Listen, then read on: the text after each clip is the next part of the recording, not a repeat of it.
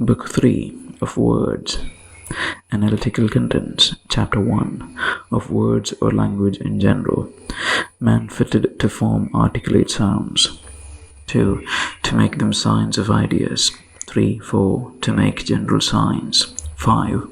Words ultimately derived from such as signify sensible ideas. 6. Distribution. Chapter 2 of the signification of words. 1. Words are sensible signs of necessary for communication. 2, 3. Words are the sensible signs of his ideas who uses them. 4. Words often secretly referred first to the ideas in other men's minds. 5. Secondly, to the reality of things. 6. Words by use readily excite ideas. 7. Words often used without signification. 8. Their signification perfectly arbitrary. Chapter 3 of General Terms. The greatest part of words general. 2.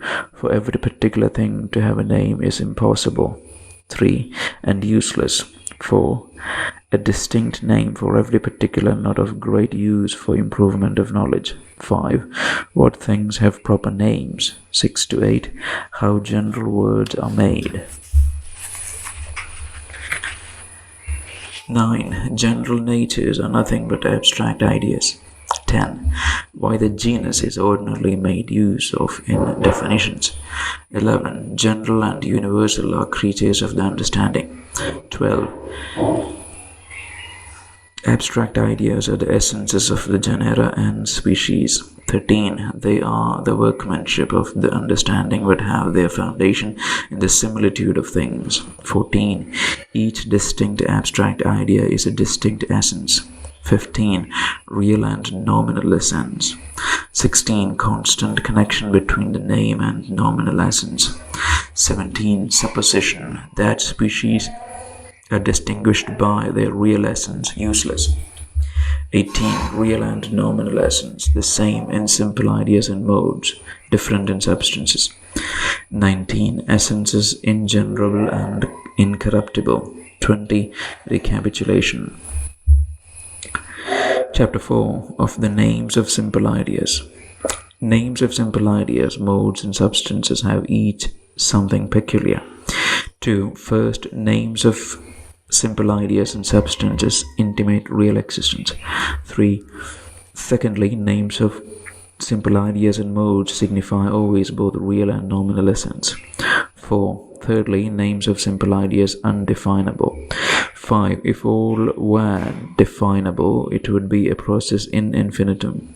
6. What a definition is. 7. Simple ideas, why undefinable. 8, 9. Instances. 10. Light. 11. Simple ideas, why undefinable, further explained. 12, 13. The contrary shown in complex ideas by instances of a statue and rainbow. 14. Complex ideas definable only when the simple ideas of which they consist have been got from experience. 15. Fourthly, names of simple ideas least doubtful. 16. Fifthly, simple ideas have few accents in linea praedicamentari. 17. Sixthly, names of simple ideas stand for ideas not at all arbitrary. Chapter 5 of the names of mixed modes and relations. 1. They stand for abstract ideas as other general names. 2. First, the ideas they stand for are made by the understanding. 3. Secondly, made arbitrarily and without patent. 4. How this is done. 5. Evidently arbitrary in that the idea is often before the existence. 6. Instances: murder, incest, stabbing. 7. But still subservient to the end of language. 8. Whereof the intranslatable words of diverse languages are a proof. 9. This shows species to be made for communication. 10, 11. In mixed modes, it is the name that ties the combination together and makes it a species. 12. For the originals of mixed modes, we look no further than the mind, which also shows them to be the workmanship of the understanding. 13. Their being made by the understanding without patterns shows the reason why they are so compounded. 14. Names of mixed modes stand always for their real essences. 15. Why their names are usually got before their ideas. 16. Reason of my being so large on this subject. Chapter 6 of the Names of Substances. 1. The common names of substances stand for sorts. 2. The essence of each sort is the abstract idea. 3. The nominal and real essence different. 4 to 6. Nothing essential to individuals. 7, 8. The nominal essence bounds the species. 9. Not the real essence which we know not. 10. Not substantial forms which we know less. 11. That the nominal essence is that whereby we distinguish species, further evidence from spirits. 12. Whereof there are probably numberless species. 13. The nominal essence that of the species proved from water and ice. 14 to 17. Difficulties against a certain number of real essences. 18 to 20. Our nominal essences of substances, not perfect collections of properties. 21. But such a collection as our names stand for. 22. Our abstract ideas are to us the measures of the species, instance in that of man. 23. Species not distinguished by generation. 24. Not by substantial forms. 25. The specific essences are made by the mind. 26 to 27. Therefore, very various and uncertain. 28. But not so arbitrary as mixed modes. 29. Though very imperfect. 30. Which yet serves for common converse. 31. Essences of species under the same name, very different. 32. The more general our ideas are, the more incomplete and partial they are. 33. This all accommodated to the end of speech. 34. Instance in cassowaries. 35. Men make the species instance gold. 36, 37. Though nature make the similitude. 38. Each abstract idea is an essence. 39. Genera and species in order to naming instance watch. 40. Species of artificial things less confused than natural. 41. Artificial things of distinct species. 42. Substances alone have proper names. 43. Difficult to lead another by words into the thoughts of things stripped of those abstract ideas we give them. 44, 45. Instances of mixed modes in kinea and neuf. 46, 47. Instances of substances in zahab. 48. Their ideas imperfect and therefore various. 49. Therefore, to fix their species, a real essence is supposed. 50. Which supposition is of no use. 51. Conclusion. Chapter 7 of Particles. 1. Particles connect parts or whole sentences together. 2. In them consists the art of well speaking. 3, 4. They show what relation the mind gives to its own thoughts. 4. They are all marks of some action or intimation of the mind. 5. Instance in but. 6. This matter of the use of particles but lightly touched here. Chapter 8 of Abstract and Concrete Terms. 1. Abstract terms not predictable one of another and why. 2. They show the difference of our ideas. Chapter 9 of the Imperfection of Words. 1. Words are used for recording and communicating our thoughts. 2. Any words will serve for recording. 3. Communication by words, civil or philosophical.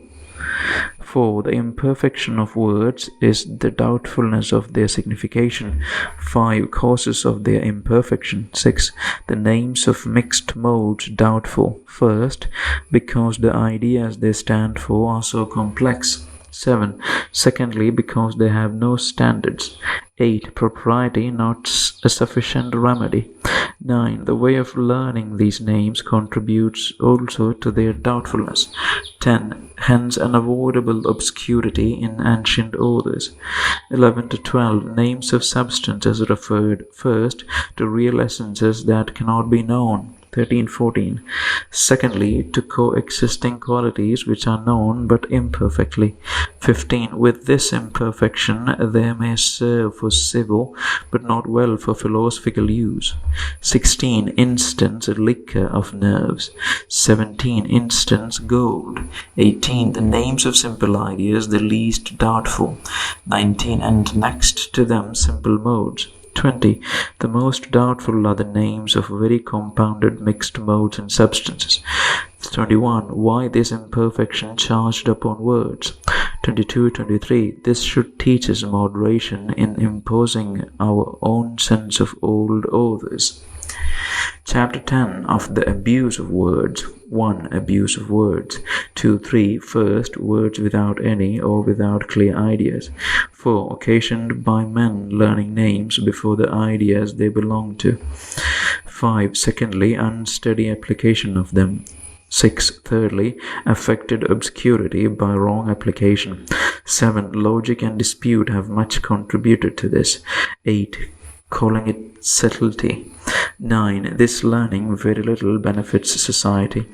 10. But destroys the instruments of knowledge and communication. 11. As useful as to confound the sounds of the letters. 12. This art has perplexed religion and justice. 13. And ought not to pass for learning. 14. Fourthly, taking words for things. 15. Instance in matter. 16. This makes errors lasting. 17. Fifthly, setting them for what they cannot signify. 18. V.g. putting them for the real essences of substances.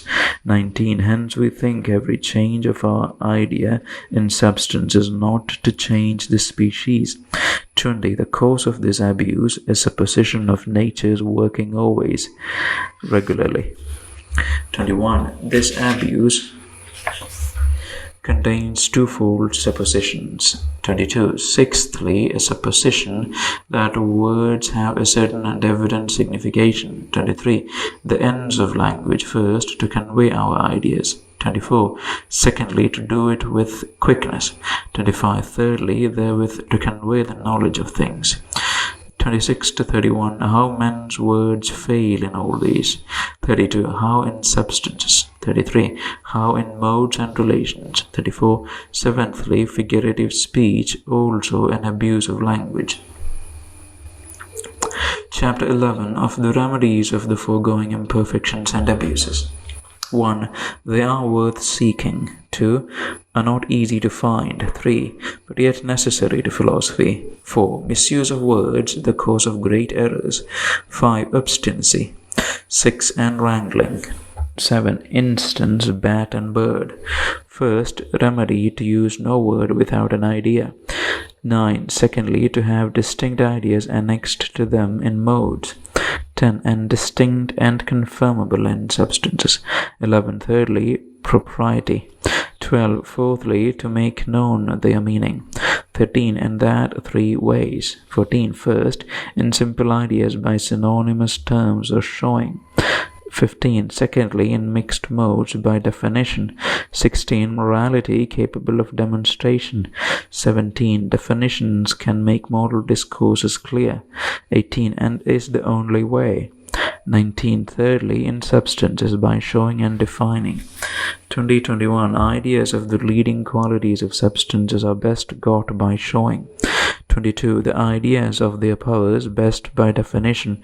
23. A reflection on the knowledge of spirits. 24. Ideas also of substances must be conformable to things. 25. Not easy to be made so. 26. Fifthly, by constancy in their signification. 27. When the variation is to be explained. Chapter 1 of Words or Language in General. God, having designed man for a sociable creature, made him not only with an inclination and under a necessity to have fellowship with those of his own kind, but furnished him also with language, which was to be the great instrument and common tie of society. Man, therefore, had by nature his organs so fashioned as to be fit to frame articulate sounds, which we call words. But this was not enough to produce language, for parrots and several other birds will be taught to make articulate sounds distinct enough, which yet by no means are capable of language. Besides articulate sounds, therefore, it was further necessary that he should be able to use these sounds as signs of internal conceptions, and to make them stand as marks for the ideas within his own mind, whereby they might be made known to others, and the thoughts of men's minds be conveyed from one to another. But neither was this sufficient to make words so useful as they ought to be. It is not enough for the perfection of language that sounds can be made signs of ideas, unless those signs can be so made use of as to comprehend several particular things. For the multiplication of words would have perplexed their use, had every particular thing need a distinct name to be signified by. To remedy this inconvenience, language had yet a further improvement in the use of general terms, whereby one word was made to mark a multitude of particular existences, which advantageous use of sounds was obtained only by the difference of the ideas they were made signs of, those names becoming general which are made to stand for general ideas, and those remaining particular where the ideas they are used for are particular. Besides these names which stand for ideas, there be other words which men make use of, not to signify any idea, but the want or absence of some ideas, simple or complex, or all ideas together, such as are nihil in Latin, and in English ignorance and barrenness, all which negative or privative words cannot be said properly to belong to or signify no ideas, for then they would be perfectly insignificant sounds, but they relate to positive ideas and signify their absence. It may also lead us a little towards the original of all our notions and knowledge, if we remark how great a dependence our words have on common sensible ideas, and how those which are made use of to stand for actions and notions quite removed from sense, have their rise from thence and from obvious sensible ideas, and transferred to more abstruse significations, and made to stand for ideas that come not under the cognizance of our senses, v.g. to imagine, apprehend, comprehend, adhere, conceive, instill, disgust, disturbance, tranquility, etc., are all words taken from the operations of sensible things and applied to certain modes of thinking. Spirit in its primary signification is breath. Angel, a messenger, and I doubt not, but if we could trace them to other sources, we should find in all languages the names which stand for things that fall not under our senses to have had their first rise from sensible ideas, by which we may give some kind of guess what kind of notions they were and whence derived, which filled their minds, who were the first beginners of languages, and how nature, even in the naming of things, unawares suggested to men the originals and principles of all their knowledge, whilst to give names that might have known to others any operations they felt in themselves, or any other ideas that came not under their senses, they were fain to borrow words from ordinary known ideas of sensation, by that means to make others the more easily to conceive those operations they experimented in themselves, which made no outward sensible appearances.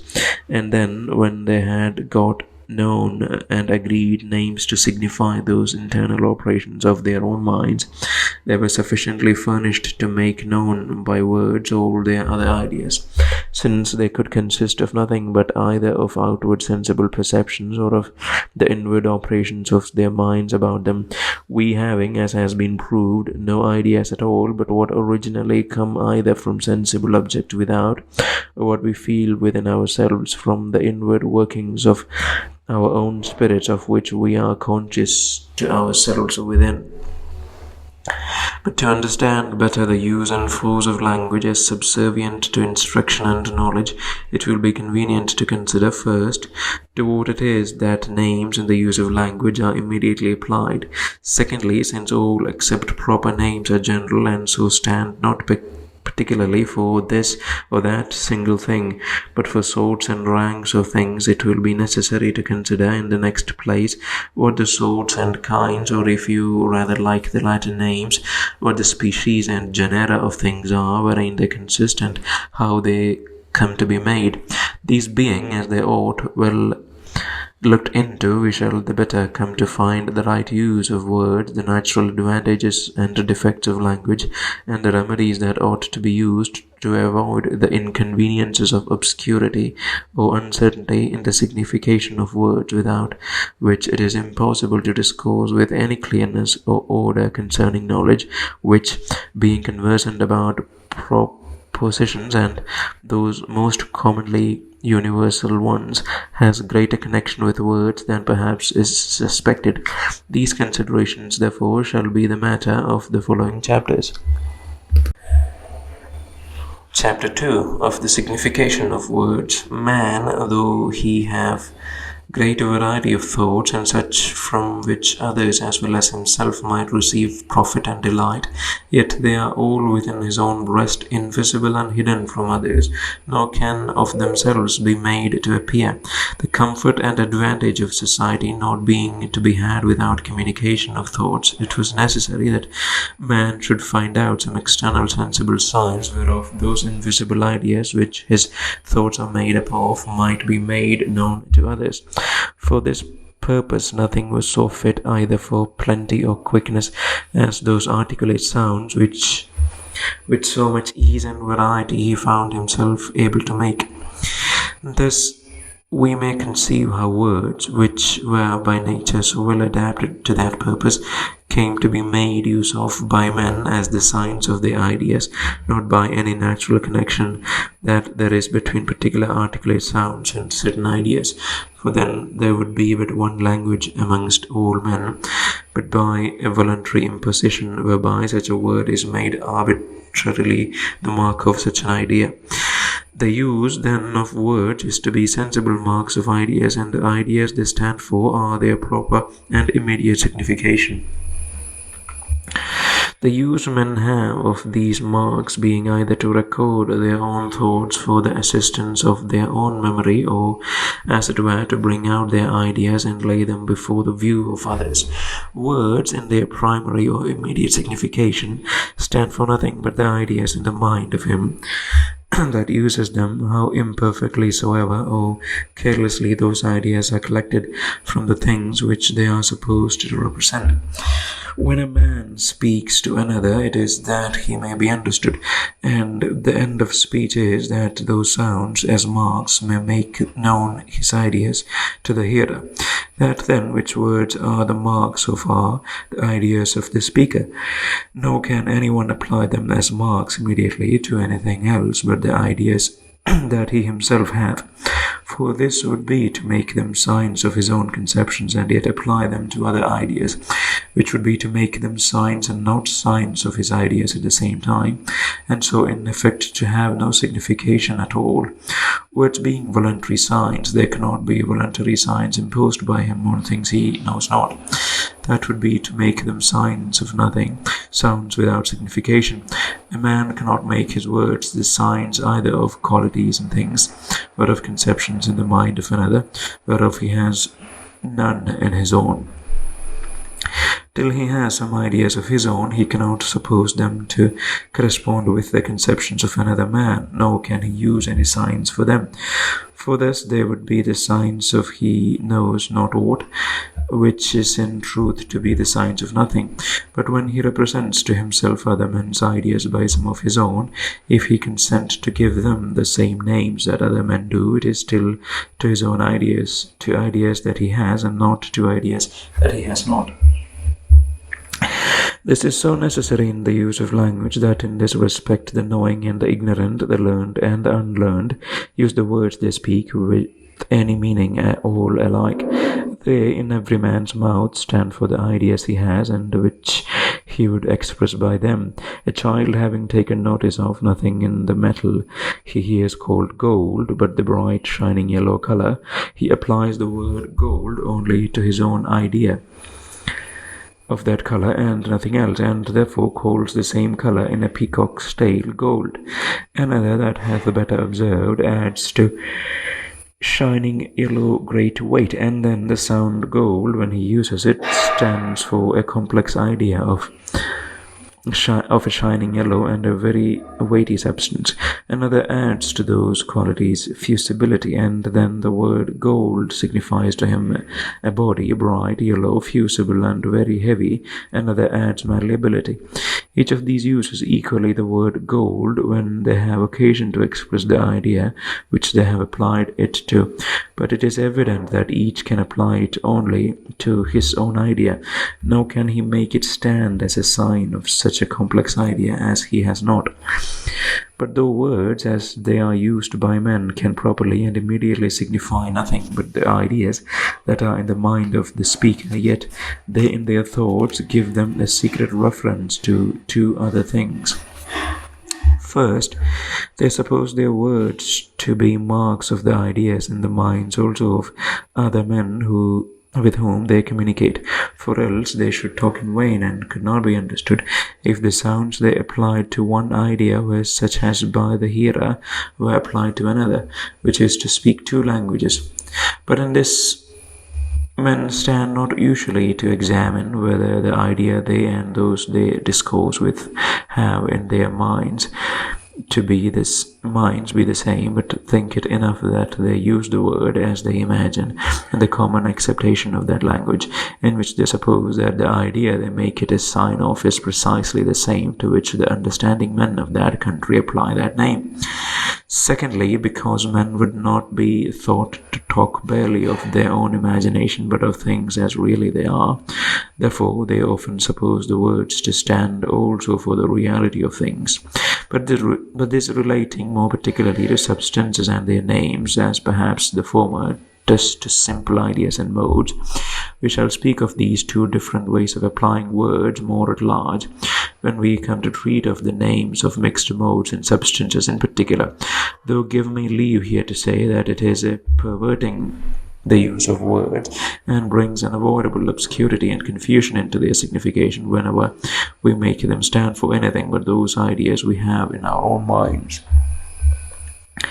Concerning words also, it is further to be considered first, that they being immediately the signs of men's ideas, and by that means the instruments whereby men communicate their conceptions and express to one another those thoughts and imaginations they have within their own breasts, there comes by constant use to be such a connection between certain sounds and the ideas they stand for, that the names heard almost as readily excite certain ideas as if the objects themselves, which are apt to produce them, did actually affect the senses, which is manifestly so in all obvious sensible qualities and in all substances that frequently and familiarly occur to us.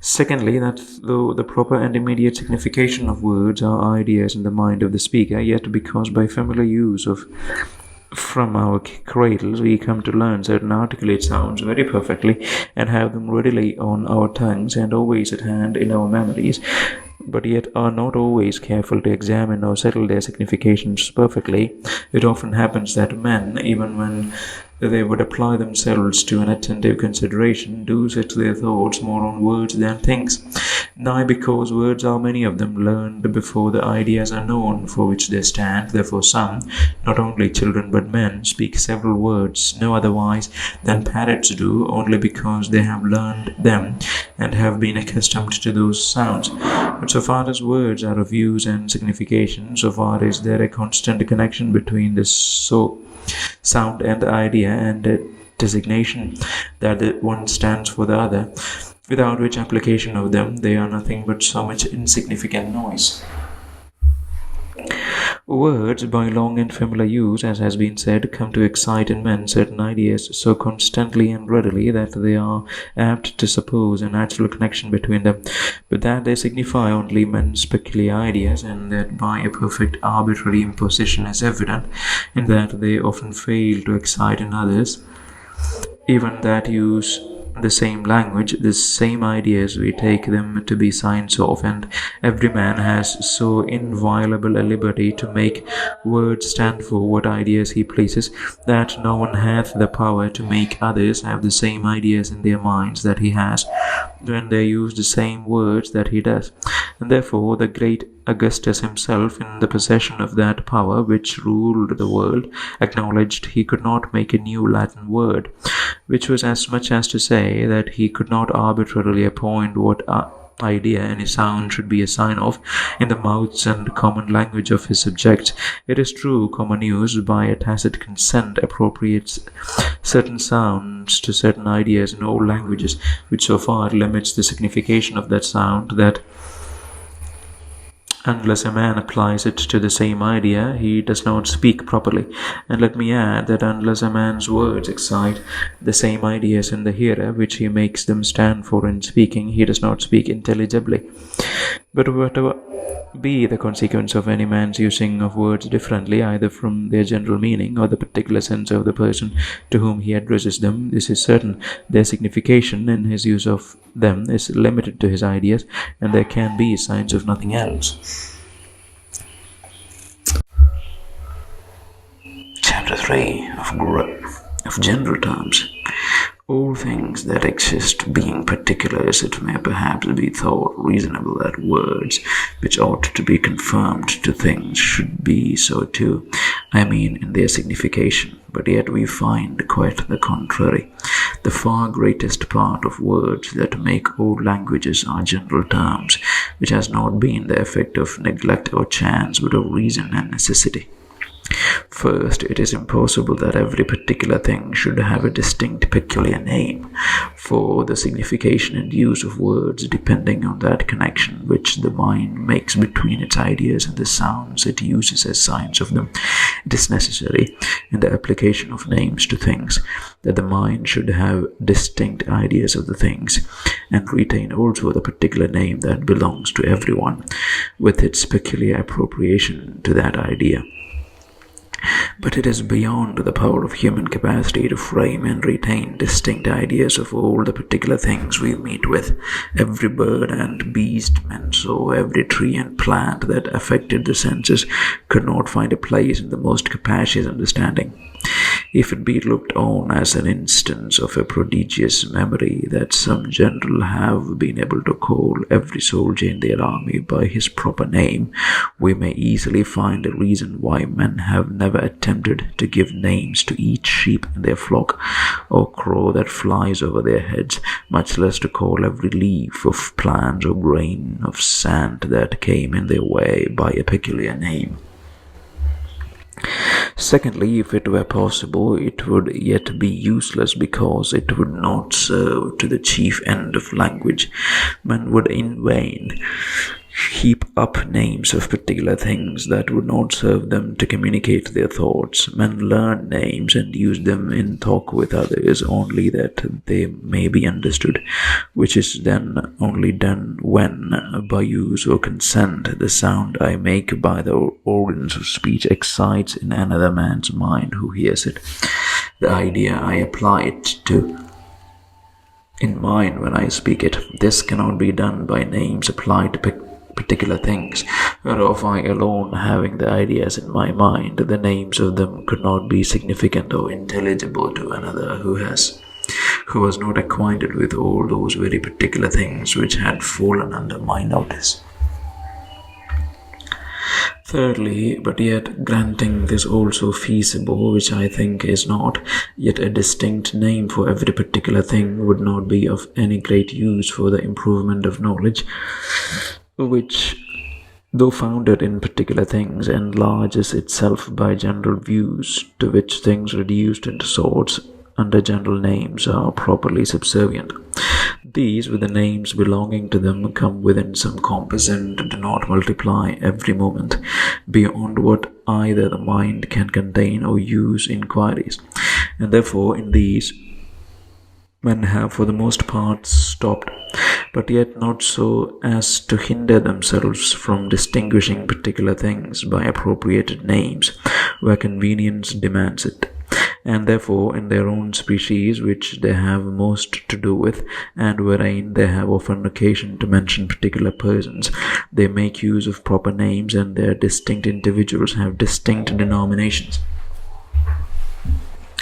Besides persons, countries also, cities, rivers, mountains, and other the like distinctions of place have usually found peculiar names, and that for the same reason, they being such as men have often an occasion to mark particularly, and as it were set before others in their discourses with them.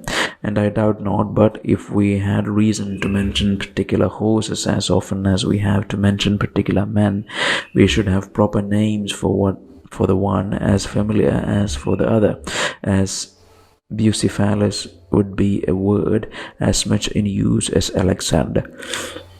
And therefore we see that amongst jockeys, horses have their proper names to be known and distinguished by as commonly as their servants, because amongst them there is often occasion to mention this or that particular horse when he is out of sight. The next thing to be considered is how general words come to be made. For since all things that exist are only particulars, how come we by general terms, or where find we those general natures they are supposed to stand for? Words become general by being made the signs of general ideas, and ideas become general by separating from them the circumstances of time and place and any other ideas that may determine them to this or that particular existence.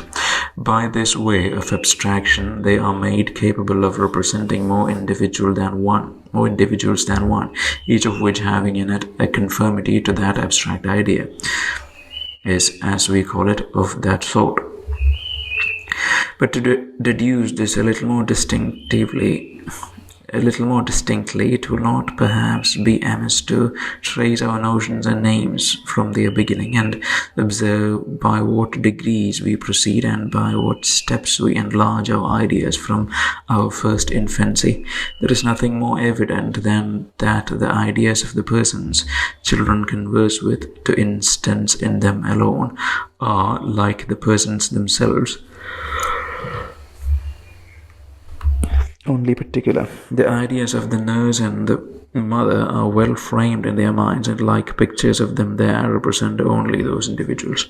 The names they first gave to them are confined to these individuals, and the names of nurse and mamma the child uses determine themselves to those persons. Afterwards, when time and larger acquaintance have made them observe that there are a great many other things in the world that, in some common agreements of shape and several other qualities, resemble their father and mother, and those persons they have been used to, they frame an idea, which they find those many particulars do partake in, and to that they give with others the name man, for example. And thus they come to have a general name and a general idea, wherein they make nothing new, but only leave out of the complex idea they had of Peter and James, Mary and Jane, that which is peculiar to each, and retain only what is common to them all. By the same way that they come by the general name and idea of man, they easily advance to more general names and notions. For, observing that several things that differ from their idea of man and cannot therefore be comprehended under that name have yet certain qualities wherein they agree with man, by retaining only those qualities and uniting them into one idea, they have again another and more general idea, to which, having given a name, they make a term of a more comprehensive extension, which new idea is made not by any new addition, but only as before by leaving out the shape and some other property signified by the name man, and retaining only a body with life, sense, and spontaneous motion comprehended under the name animal. that this is the way whereby man first formed general ideas and general names to them, I think is so evident that there needs no other proof of it but the considering of a man's self or others, and the ordinary proceedings of their minds in knowledge, and he that thinks general natures or notions are anything else but such abstract and particular ideas of more complex ones, taken at first from particular existences, will I fear be at a loss where to find them.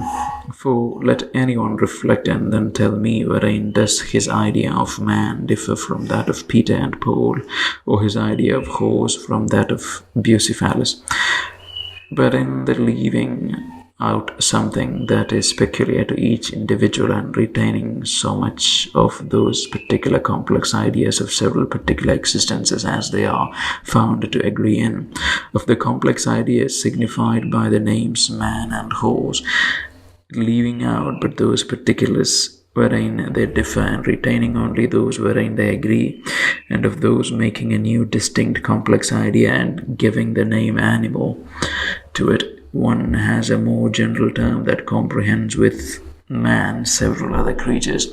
Leave out the idea of animal sense and spontaneous motion, and the remaining complex idea, made up of the remaining simple ones of body, life, and nourishment, becomes a more general one under the more comprehensive term vivens.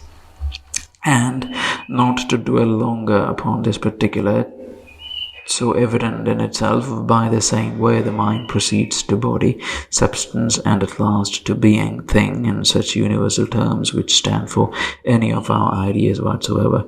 To conclude, this whole mystery of genera and species, which make such a noise in the schools, and are with justice so little regarded out of them, is nothing else but abstract ideas, more or less comprehensive, with names annexed to them, in all which this is constant and unvariable, that every more general term stands for such an idea, and is but a part of any of those contained under it.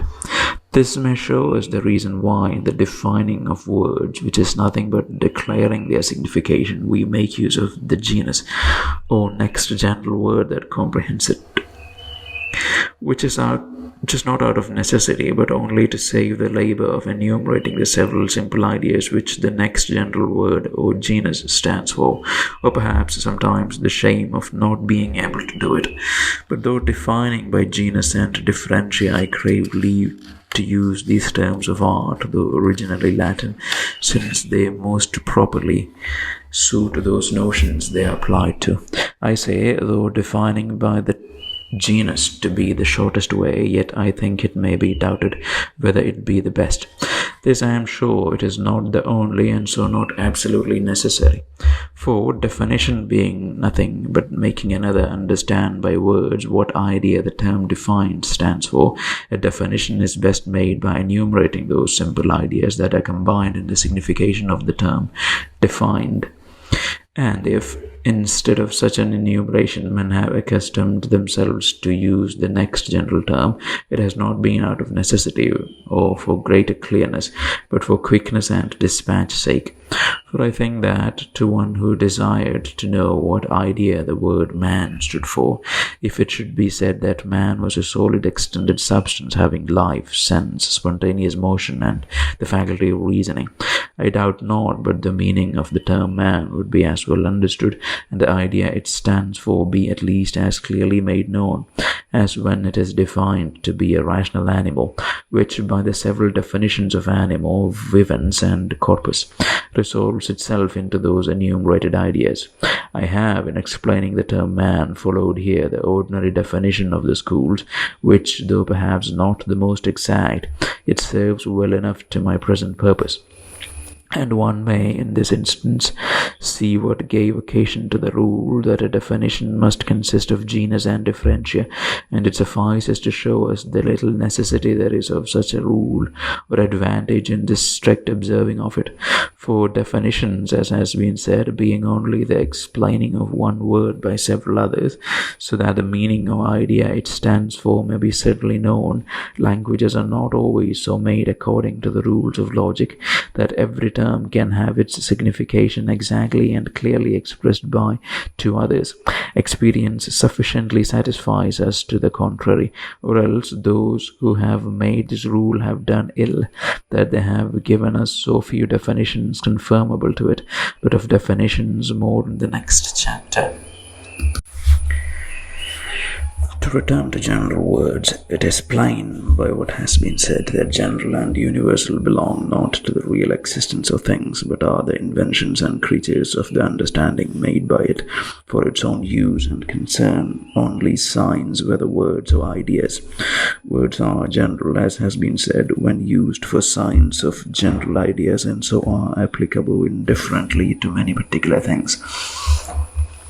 And ideas are general when they are set up as the representatives of many particular things, but universality belongs not to things themselves, which are all of them particular in their existence, even those words and ideas which in their signification are general. When therefore we quit particulars, the generals that rest are only creatures of our own making, their general nature being nothing but the capacity they are put into by the understanding of signifying or representing many particulars. For the signification they have is nothing but a relation that, by the mind of man, is added to them. The next thing, therefore, to be considered is what kind of signification is that general words have. For, as it is evident that they do not signify barely one particular thing, for then they would not be general terms but proper names. So, on the other side, it is as evident they do not signify a plurality, for man and men would then signify the same, and the distinction of numbers, as the grammarians call them, would be superfluous and useless. That then which general word signifies a sort of things, and each of them does that by being a sign of an abstract idea in the mind, to which idea as things existing are found to agree. So they come to be ranked under the name O, which is all one, be of that sort, whereby it is evident that the essences of the sort, or if the Latin word pleases better, species of things, are nothing else but these abstract ideas. For the having the essence of any species being that which makes anything to be of that species, and the conformity to the idea to which the name is annexed being that which gives a right to that name, the having the essence and the having that conformity must needs be the same thing, since to be of any species and to have a right to the name of that species is all one. As, for example, to be a man, or of the species man, and to have right to the name man is the same thing. Again, to be a man, or of the species man, and have the essence of a man is the same thing. Now, since nothing can be a man or have a right to the name man, but what has a conformity to the abstract idea that the name man stands for, nor anything be a man or have a right to the species man, but what has the essence of that species, it follows that the abstract idea for which the name stands, and the essence of the species is one and the same. For whence it is easy to observe that the essences of the sorts of things, and consequently this sorting of things, is the workmanship of the understanding that abstracts and makes those general ideas. I would not here be thought to forget, much less to deny, that nature in the production of things makes several of them alike. There is nothing more obvious, especially in the race of animals and all things propagated by seed.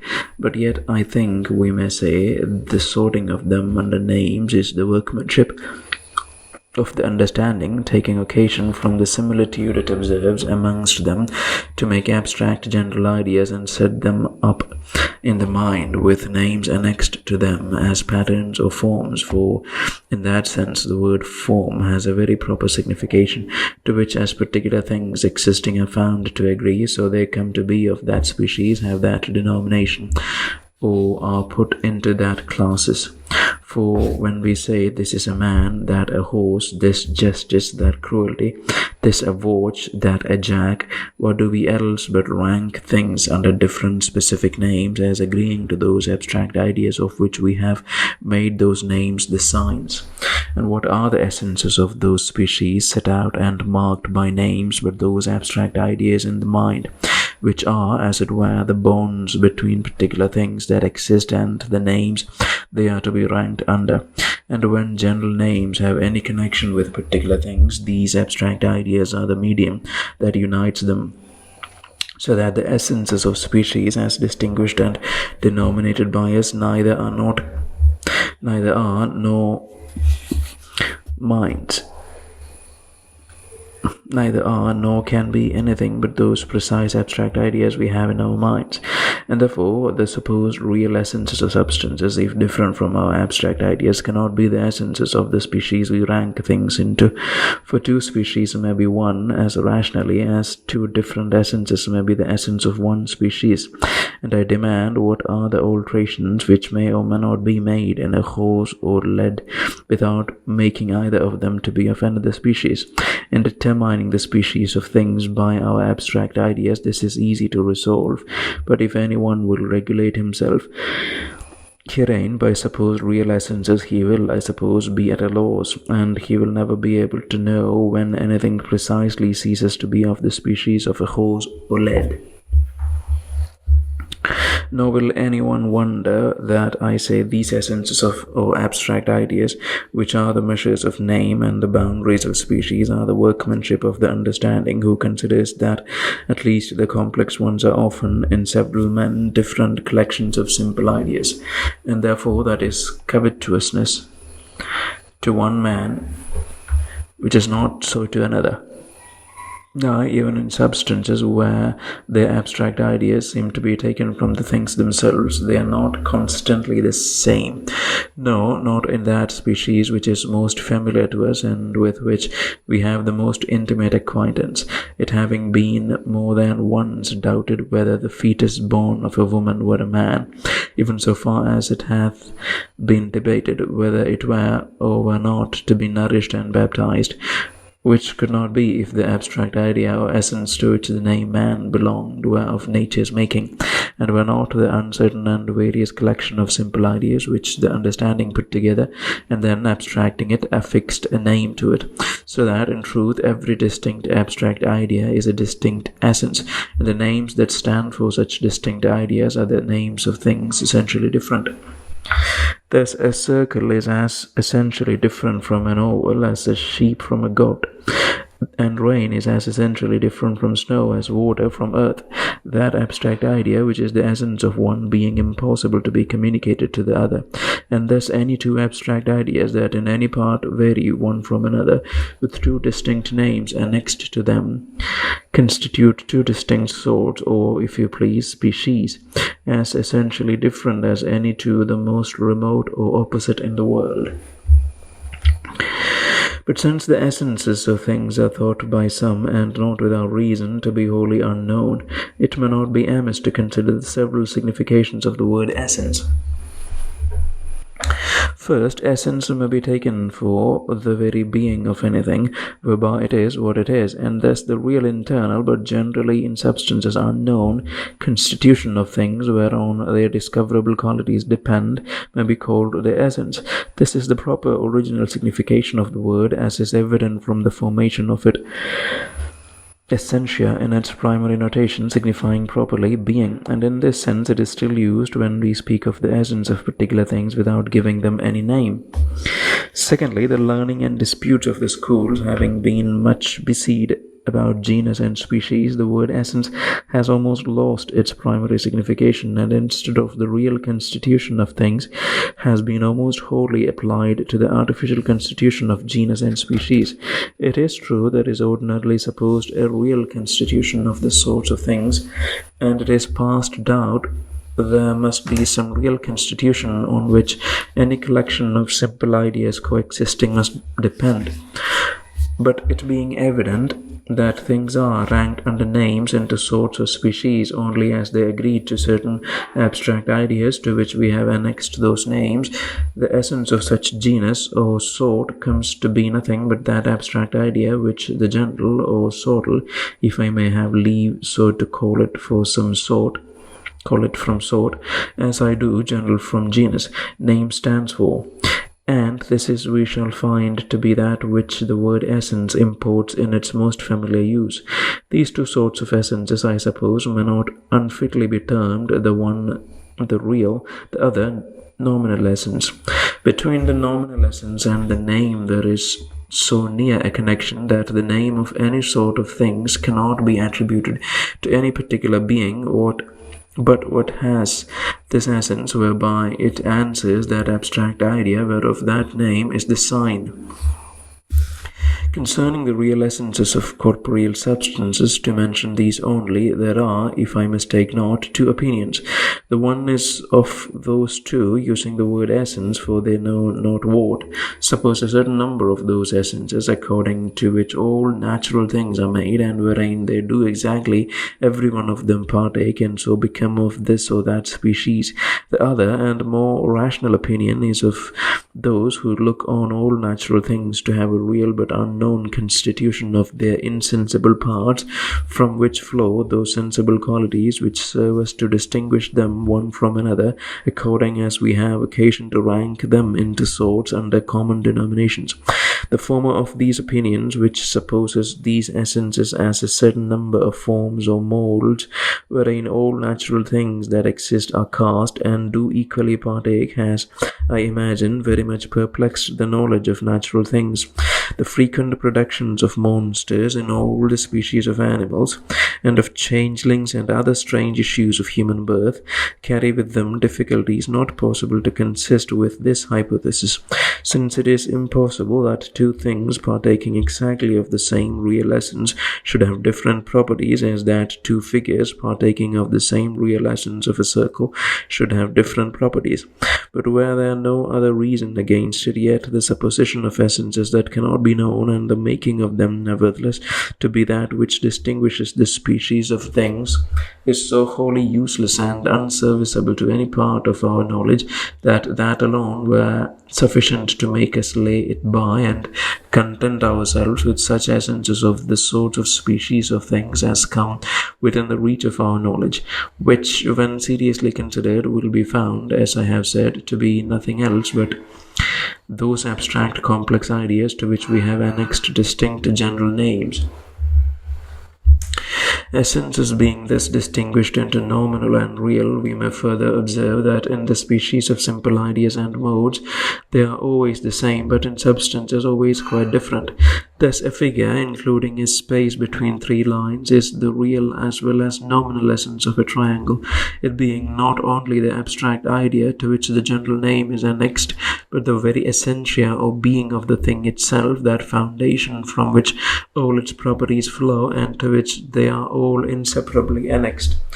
But it is far otherwise concerning that parcel of matter which makes the ring on my finger, wherein these two essences are apparently different. For it is the real constitution of its sensible parts, on which depend all those properties of color, weight, fusibility, fixedness, etc., which make it to be gold, or gives it a right to that name, which is therefore its nominal essence, since nothing can be called gold but what has a conformity of qualities to that abstract complex idea to which that name is annexed. But this distinction of essences belonging particularly to substances we shall, when we come to consider their names, have an occasion to treat of more fully.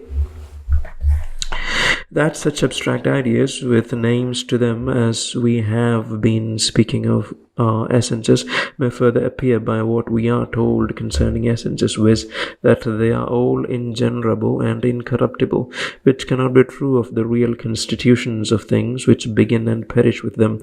All things that exist besides their author are all liable to change, especially those things we are acquainted with and have ranked into bands under distinct names and signs. Thus that which was grass today is tomorrow the flesh of a sheep, and within a few days after becomes part of a man. And all which and the like changes, it is evident their real essence, i.e. the constitution wherein the properties of these several things depend, These things dependent is destroyed and perishes with them. But essences being taken for ideas established in the mind, with names annexed to them, they are supposed to remain steadily the same, whatever mutations the particular substances are liable to. For whatever becomes of Alexander and Bucephalus, the ideas to which man and horse are annexed are supposed nevertheless to remain the same, and so the essences of those species are preserved whole and undestroyed, whatever changes happen to any or all of the individuals of those species. By this means, the essence of a species rests safe and entire without the existence of so much as one individual of that kind.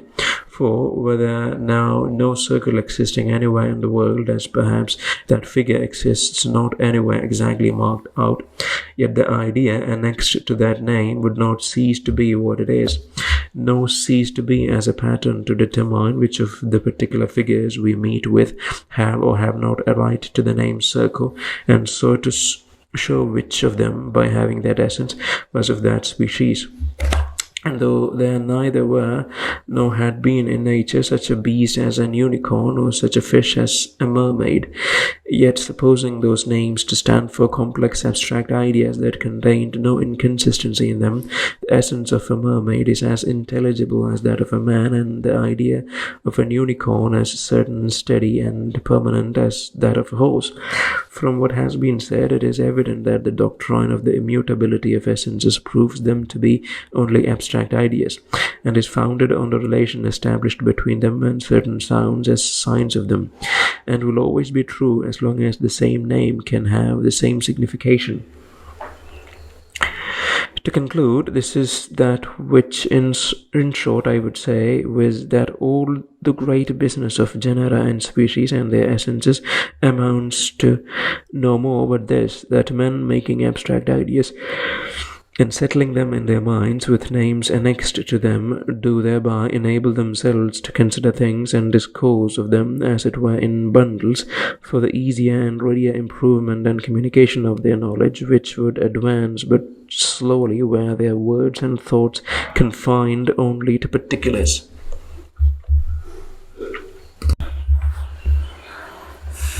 Chapter 4 of the Names of Simple Ideas. Though all words, as I have shown, signify nothing immediately but the ideas in the mind of the speaker, yet upon a nearer survey we shall find the names of simple ideas, mixed modes, under which I comprise relations to, and natural substances, have each of them something peculiar and different from the other. For example, first, the names of simple ideas and substances with the abstract ideas in the mind which they immediately signify intimate also some real existence, from which was derived their original pattern. But the names of mixed modes terminate in the idea that is in the mind and lead not the thoughts any further, as we shall see more at large in the following chapter. Secondly, the names of simple ideas and modes signify always the real as well as nominal essence of their species, but the names of natural substances signify rarely, if ever, anything but barely, the nominal essences of those species, as we shall show in the chapter that treats of the names of substances in particular. Thirdly, the names of simple ideas are not capable of any definition. The names of all complex ideas are.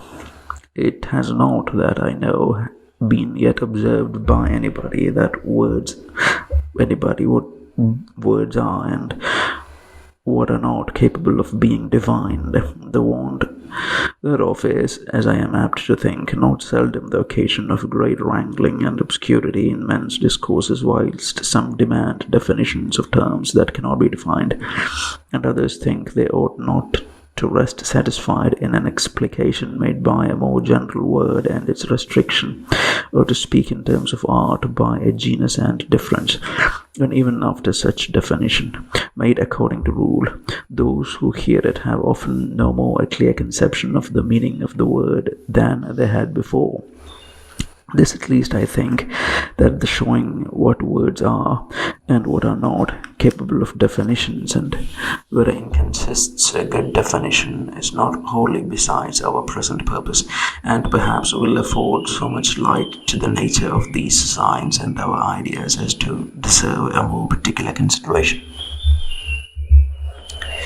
I will not here trouble myself to prove that all terms are not definable from that progress in infinitum which it will visibly lead us into if we should allow that all names could be defined. For if the terms of one definition were still to be defined by another, where at last should we stop? But I shall, from the nature of our ideas and the signification of our words, show why some names can and others cannot be defined, and which they are. I think it is agreed that a definition is nothing else but the showing the meaning of one word by several other not synonymous terms, the meaning of words being only the ideas they are made to stand for by him that uses them. The meaning of any term is then showed, or the word is defined, when by other words the idea it is made, the sign of and annexed to in the mind of the speaker, is as it were represented or set before the view of another, and thus its signification is ascertained. This is the only use and end of definitions, and therefore the only measure of what is or is not a good definition.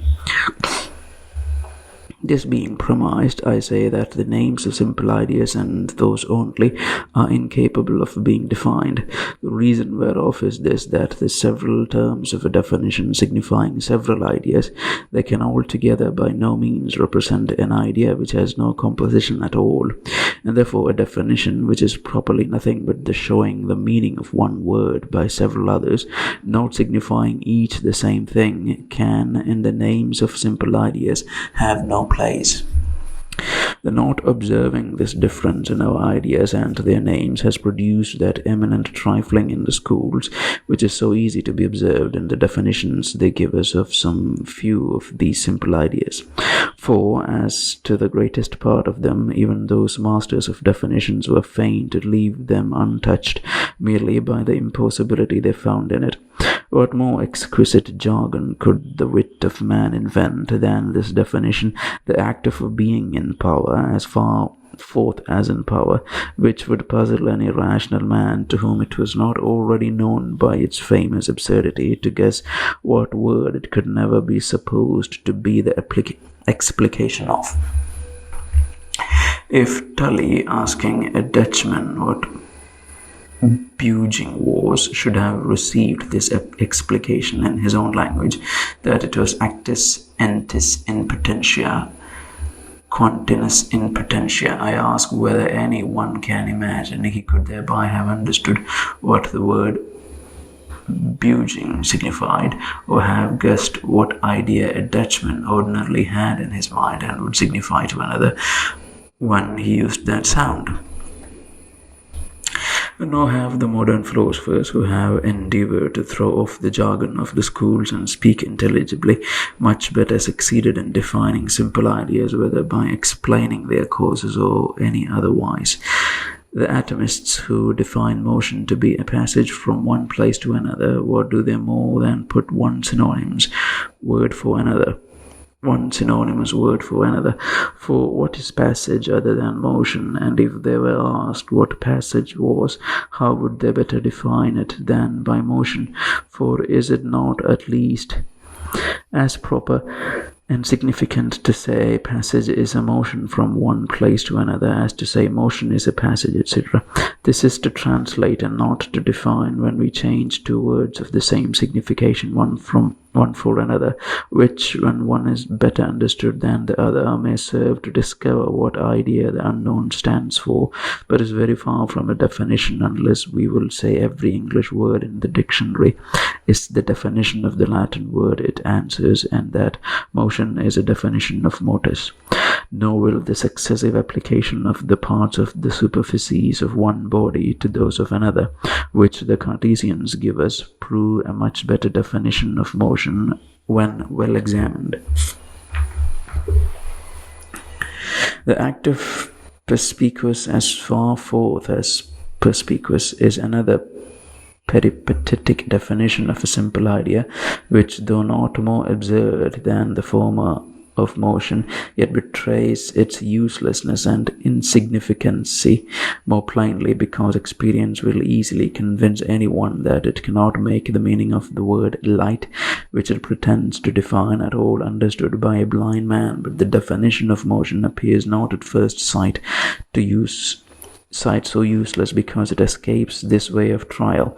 For this simple idea entering by the touch as well as sight, it is impossible to show an example of anyone who has no other way to get the idea of motion but barely by the definition of that name. Those who tell us that light is a great number of little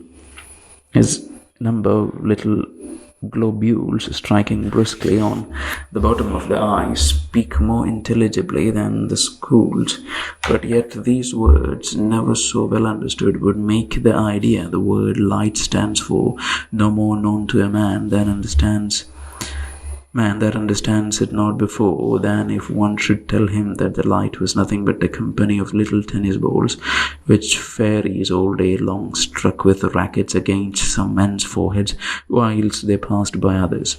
For granting this explication of the thing to be true, yet the idea of the course of light, if we had it never so exact, would no more give us the idea of light itself, as it is such a particular perception in us, than the idea of the figure and motion of a sharp piece of steel would give us the idea of that pain which it is able to cause in us. For the cause of any sensation and the sensation itself, in all the simple ideas of one sense, are two ideas, and two ideas so different and distant one from another that no two can be more so.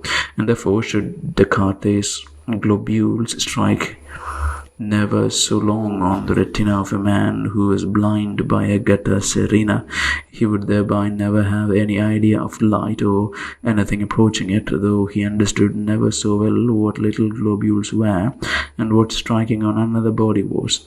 And therefore the Cartesians very well distinguish between the light which is the cause of that sensation in us and the idea which is produced in us by it, and is that which is properly light. Simple ideas, as has been shown, are only to be got by those impressions objects themselves make on our minds by the proper inlets appointed to each sort. If they are not received this way, all the words in the world made use of to explain or define any of their names will never be able to produce in us the idea it stands for. For words, being sounds, can produce in us no other simple ideas than of those very sounds, nor excite any in us but by that voluntary connection which is known to be between them and those simple ideas which common use has made them the signs of. He that thinks otherwise, let him try if any words can give him the taste of a pineapple and make him have the true idea of the relish of that celebrated delicious fruit. So far as he is told it has a resemblance with any tastes whereof he has the ideas already in his memory, imprinted there by sensible objects, not strangers to his palate, so far may he approach that resemblance in his mind. But this is not giving us that idea by a definition, but exciting in us other simple ideas by their known names, which will be still very different from the true taste of that fruit itself. In light and colors and all other simple ideas, it is the same thing, for the signification of sounds is not natural but only imposed and arbitrary, and no definition of light or redness is more fitted or able to produce either of those ideas in us than the sound light or red by itself. For to hope to produce an idea of light or color by a sound, however formed, is to expect that sounds should be visible or colors audible, and to make the ears do the office of all the other senses, which is all one as to say that we might taste, smell, and see by the ears, a sort of philosophy worthy only of Sancho Panza, who had the faculty to see Dulcinea by hearsay, and therefore he that has not before received into his mind by the proper inlet the simple idea which any word stands for can never come to know the signification of that word by any other words or sounds whatsoever put together according to any rules of definition. The only way it by applying to his senses the proper object, and so producing that idea in him for which he has learned the name already. A studious blind man who had mightily bet his head about visible objects and made use of the explication of his books and friends to understand those names of light and colors which often came in his way, bragged one day that he now understood what scarlet signified, upon which his friend, demanding what scarlet was, the blind man answered it was like the sound of a trumpet. Just such an understanding of the name of any other simple idea will he have, he who hopes to get it only from a definition or other words made use of to explain it. The case is quite otherwise in complex ideas, which consisting of several simple ones. It is in the power of words, standing for the several ideas that make that composition, to imprint complex ideas in the mind which were never there before, and so make their names be understood.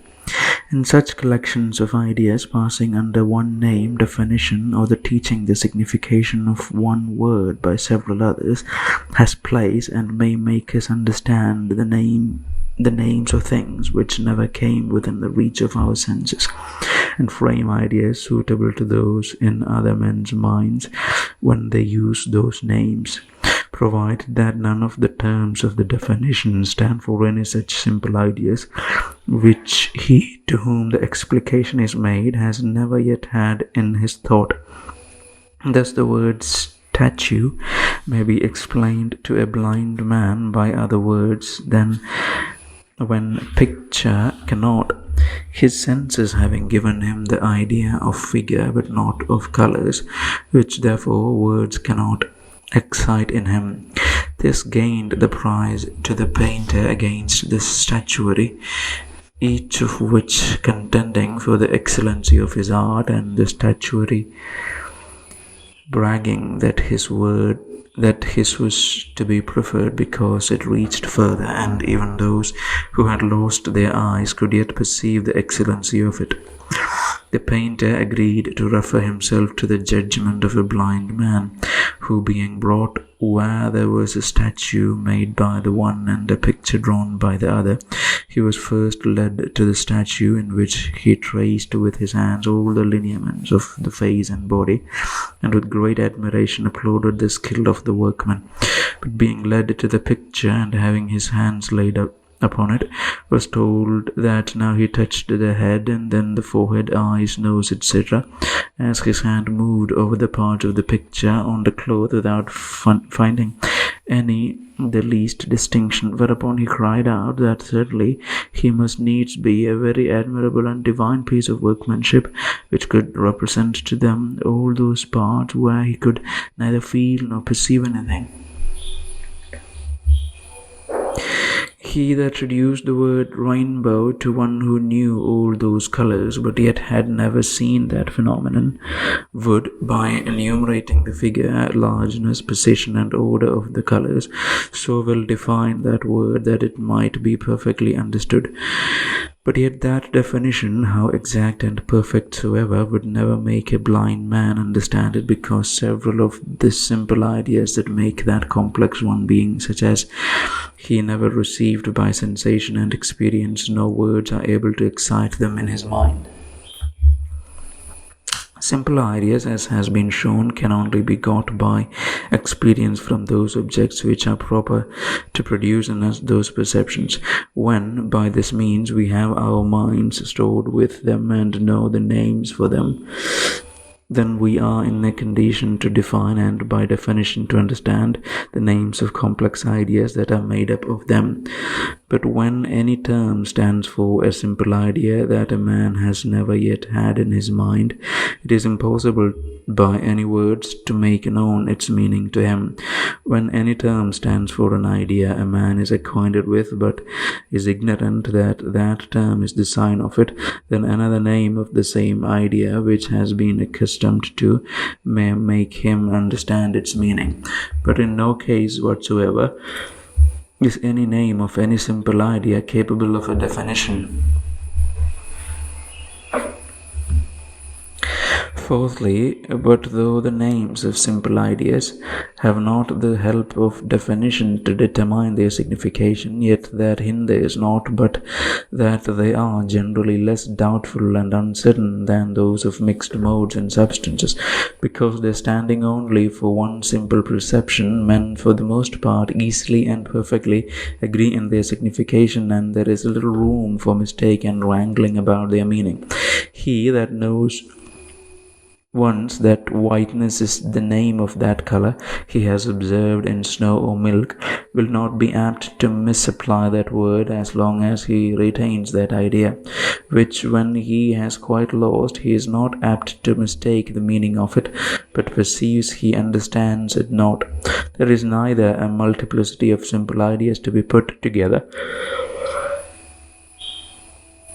which makes the doubtfulness in the names of mixed modes, no a supposed but an unknown real essence with properties depending thereon, the precise number whereof is also unknown, which makes the difficulty in the names of substances.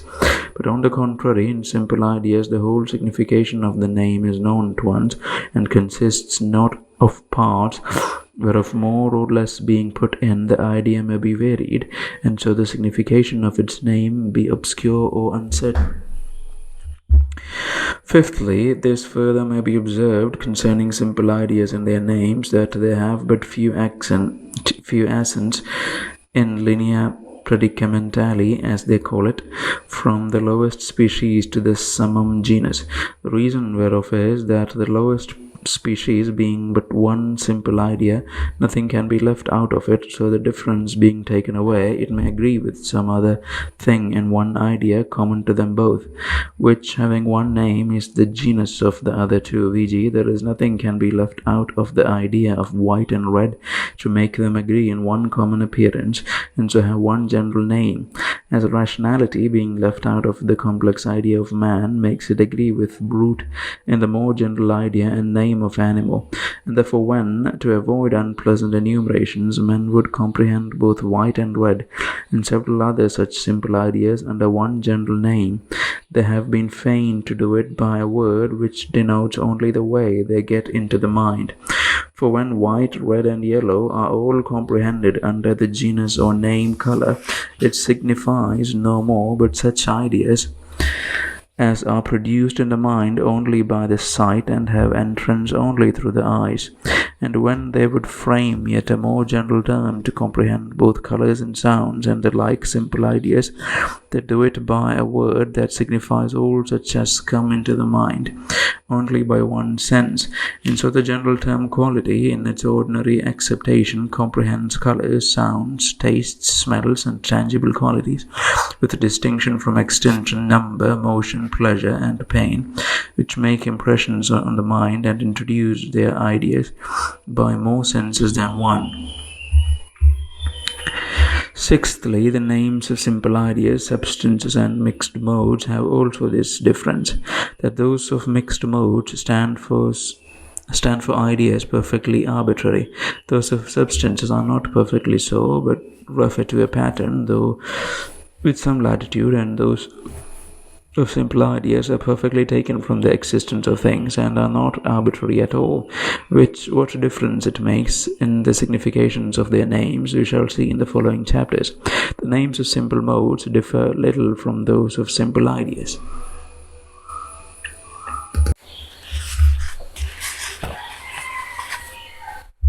Chapter 5 of the names of mixed modes and relations.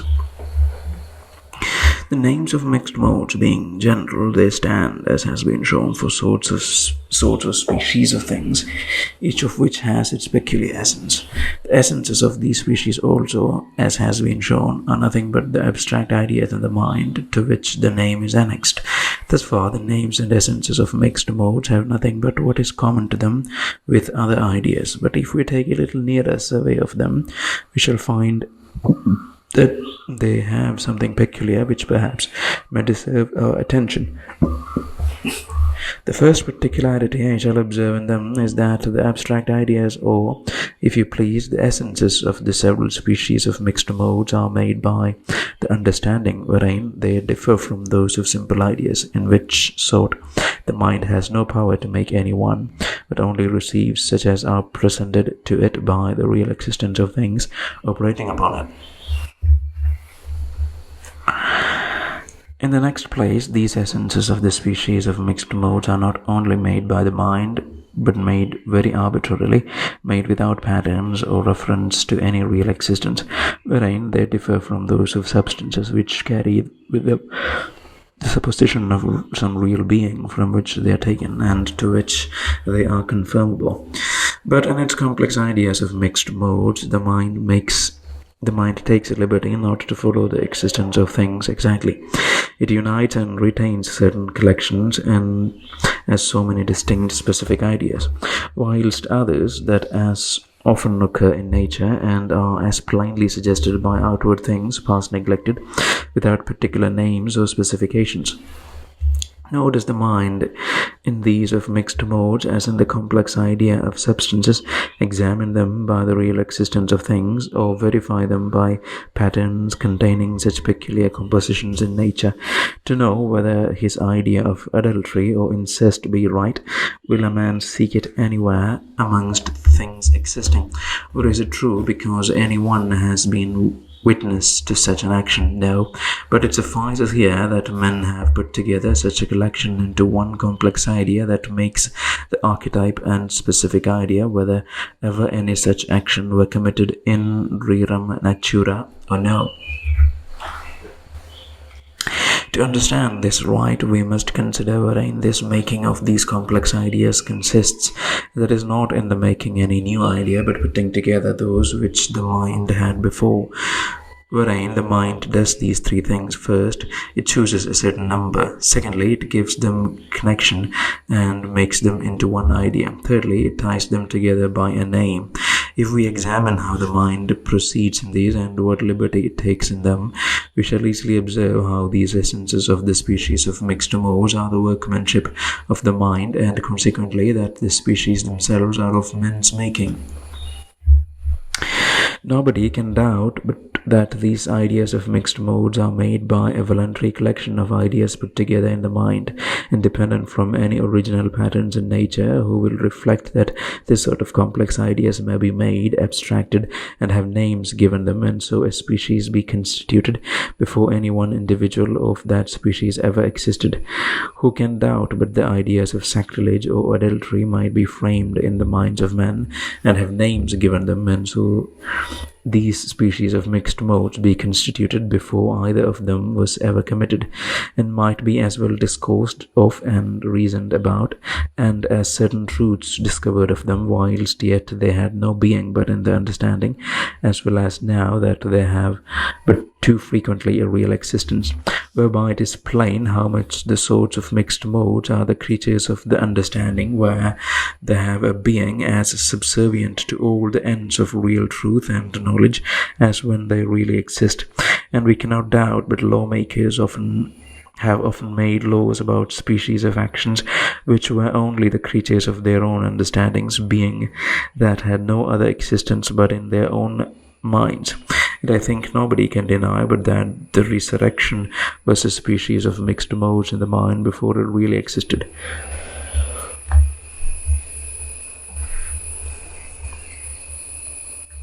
To see how arbitrarily these essences of mixed modes are made by the mind, we need but take a view of almost any of them. A little looking into them will satisfy us that it is the mind that combines several scattered independent ideas into one complex one, and by the common name it gives them, makes them the essence of a certain species without regulating itself by any connection they have in nature.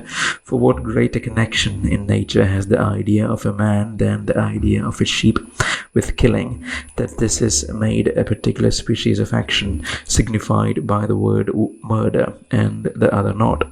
Or what union is there in nature between the idea of the relation of a father with killing than that of a son or neighbor, that those are combined into one complex idea and thereby made the essence of the distinct species parricide, whilst the other makes no distinct species at all? Though they have made killing a man's father or mother a distinct species from killing his son or daughter, yet in some other cases son and daughter are taken in too, as well as father and mother, and they are all equally comprehended in the same species as in that of incest. Thus the mind in mixed modes arbitrarily unite into complex ideas such as it finds convenient, whilst others that have altogether as much union in nature are left loose and never combined into one idea, because they have no need of one name. It is evident then that the mind, by its free choice, gives a connection to a certain number of ideas which in nature have no more union with one another than others that it leaves out. Why else is the part of the weapon, the beginning of the wound, is made with taken notice of, to make the distinct species called stabbing, and the figure and matter of the weapon left out? I do not say this is done without reason, as we shall see more by and by. But this I say, that it is done by the free choice of the mind pursuing its own ends, and that therefore these species of mixed modes are the workmanship of the understanding, and there is nothing more evident than that, for the most part, in the framing of these ideas, the mind searches not its patterns in nature, nor refers the ideas it makes to the real existence of things, but puts such together as may best serve its own purposes, without trying itself to a precise imitation of anything that really exists. But though these complex ideas or essences of mixed modes depend on the mind and are made by it with great liberty, yet they are not made at random and jumbled together without any reason at all. Though these complex ideas be not always copied from nature, yet they are always suited to the end for which abstract ideas are made, and though they be combinations made of ideas that are loose enough and have as little union in themselves as several others to which the mind never gives a connection that combines them into one idea, yet they are always made for the convenience of communication, which is the chief end of language. The use of language is, by short sounds, to signify with ease and dispatch general conceptions, wherein not only abundance of particulars may be contained, but also a great variety of independent ideas collected into one complex one. In the making, therefore, of the species of mixed modes, men have had regard only to such combinations as they had occasion to mention one to another. Those they have combined into distinct complex ideas and given names to, whilst others that in nature have as near a union are left loose and unregarded. For, to go no further than human actions themselves, if they would make distinct abstract ideas of all the varieties which might be observed in them, the number must be infinite, and the memory confounded with the plenty, as well as overcharged to little purpose. It suffices that men make and name so many complex ideas of these mixed modes, as they find they have occasion to have names for in the ordinary occurrence of their affairs. If they join to the idea of killing the idea of father or mother, and so make a distinct species from killing a man's son or neighbor, it is because of the different heinousness of the crime, and the distinct punishment is due to the murdering a man's father and mother, different to what ought to be inflicted on the murderer of a son or neighbor, and therefore they find it necessary to mention it by a distinct name, which is the end of making that distinct combination.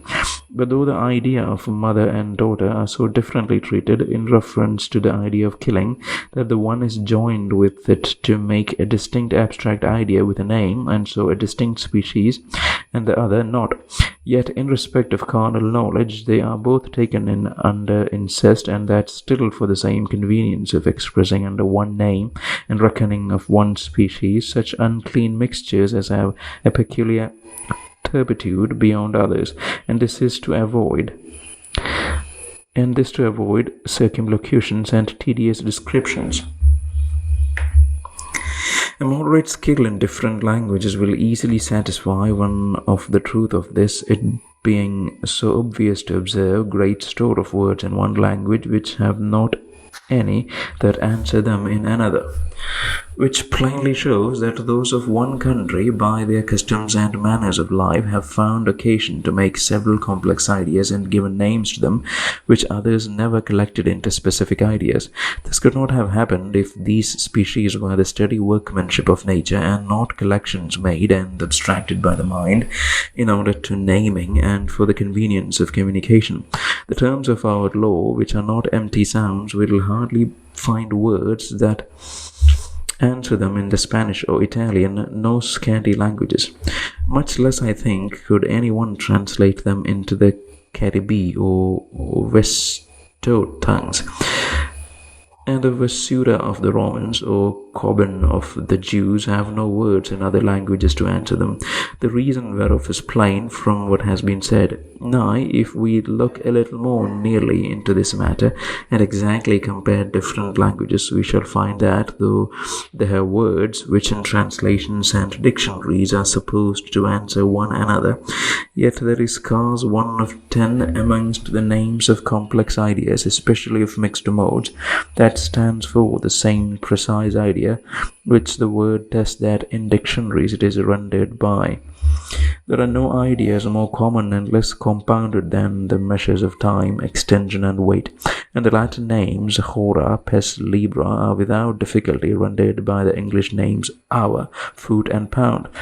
But yet there is nothing more evident than that the ideas a Roman annexed to these Latin names were very far different from those which an Englishman expresses by those English ones. And if either of these should make use of the measures that those of the other languages designed by their names, he would be quite out in his account. These are too sensible proofs to be doubted, and we shall find this much more so in the names of more abstract and compounded ideas, such as are the greatest part of those which make up moral discourses, whose names, when men come curiously to compare with those they are translated into in other languages, they will find very few of them exactly to correspond in the whole extent of their significations.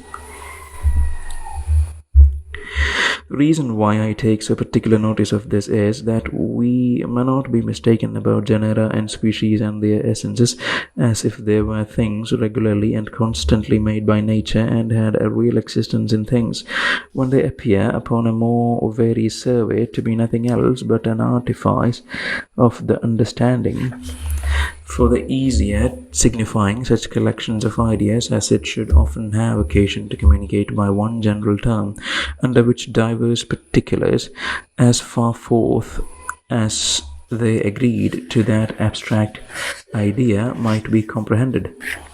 And if the doubtful signification of the word species may take it sound harsh to some, that I say the species of mixed modes are made by the understanding, yet I think it can by nobody be denied that it is the mind makes those abstract complex ideas to which specific names are given.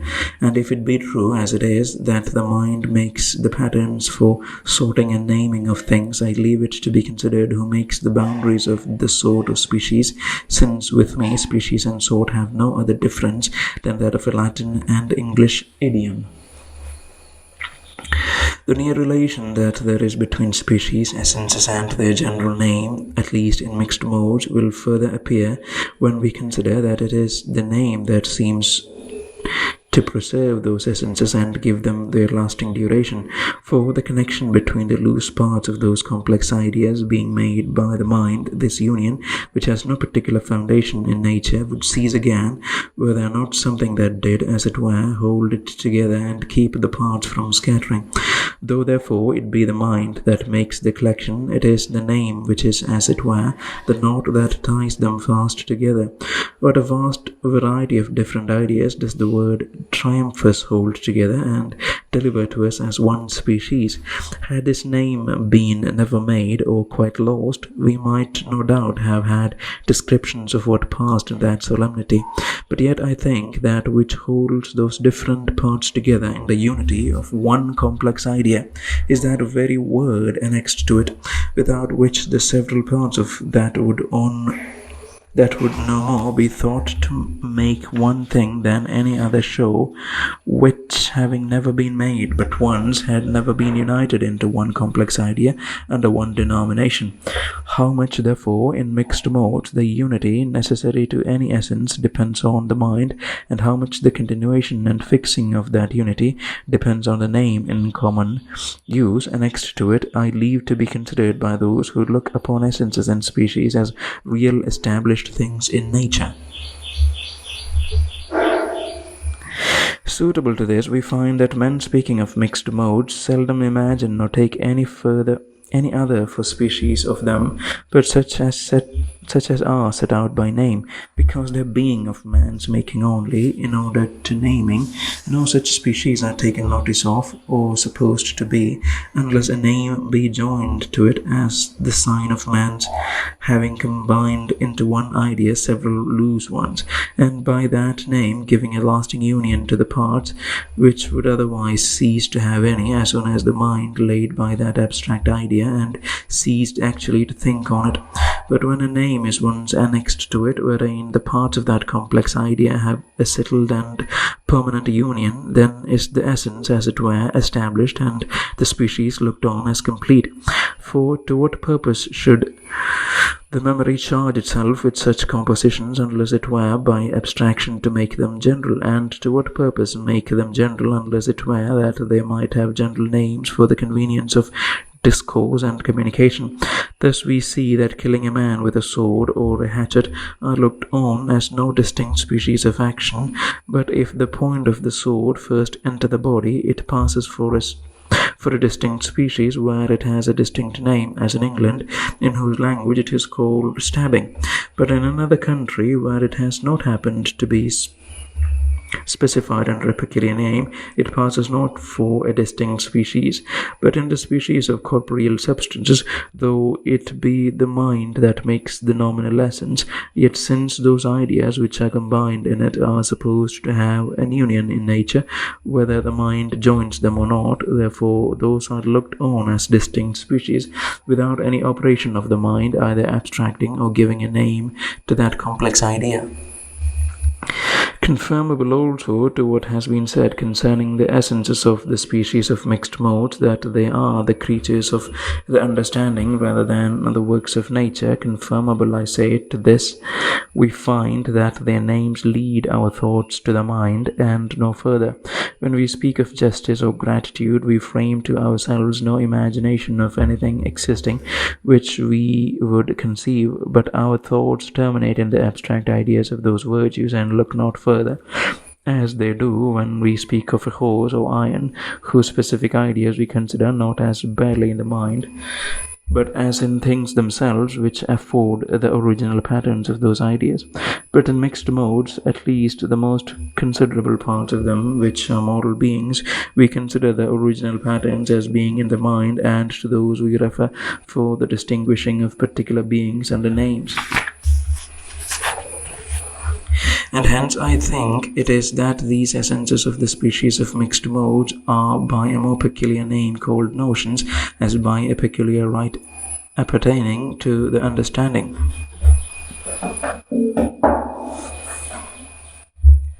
Hence, likewise, we may learn why the complex ideas of mixed modes are commonly more compounded and decompounded than those of natural substances, because their being the workmanship of the understanding, pursuing only its own ends and the conveniency of expressing, in short, those ideas it would make known to another, it does with great liberty unite often into one abstract idea things that in their nature have no coherence, and so under one term bundle together a great variety of compounded and decompounded ideas. Thus, the name of procession, what a great mixture of independent ideas of persons, habits, tapers, orders, motions, sounds, does it contain in that complex one, which the mind of man has arbitrarily put together to express by that one name, whereas the complex ideas of the sorts of substances are usually made up of only a small number of simple ones, and in the species of animals, these two, with shape and voice, commonly make the whole nominal essence. Another thing we may observe from what has been said is that the names of mixed modes always signify, when they have any determined signification, the real essences of their species, for these abstract ideas being the workmanship of the mind and not referred to the real existence of things, there is no supposition of anything more signified by that name, but barely that complex idea the mind itself has formed, which is all it would have expressed by it, and is that on which all the properties of the species depend, and from which alone they all flow. And so in these the real and nominal essence is the same, which of what concernment it is to the certain knowledge of general truth we shall see hereafter. This also may show us the reason why, for the most part, the names of fixed modes are got before the ideas they stand for are perfectly known, because there being no species of these ordinarily taken notice of, but what have names, and those species, or rather their essences, being abstract complex ideas made arbitrarily by the mind, it is convenient, if not necessary, to know the names before one endeavour to frame these complex ideas, unless a man will find his head with a company of abstract complex ideas which, others having no names for, he has nothing to do with, but to lay by and forget again. I confess that in the beginning of languages it was necessary to have the idea before one gave it the name. And so it is still where making a new complex idea, one also, by giving it a new name, makes a new word. But this concerns not languages made, which have generally pretty well provided for ideas which men have frequent occasion to have and communicate.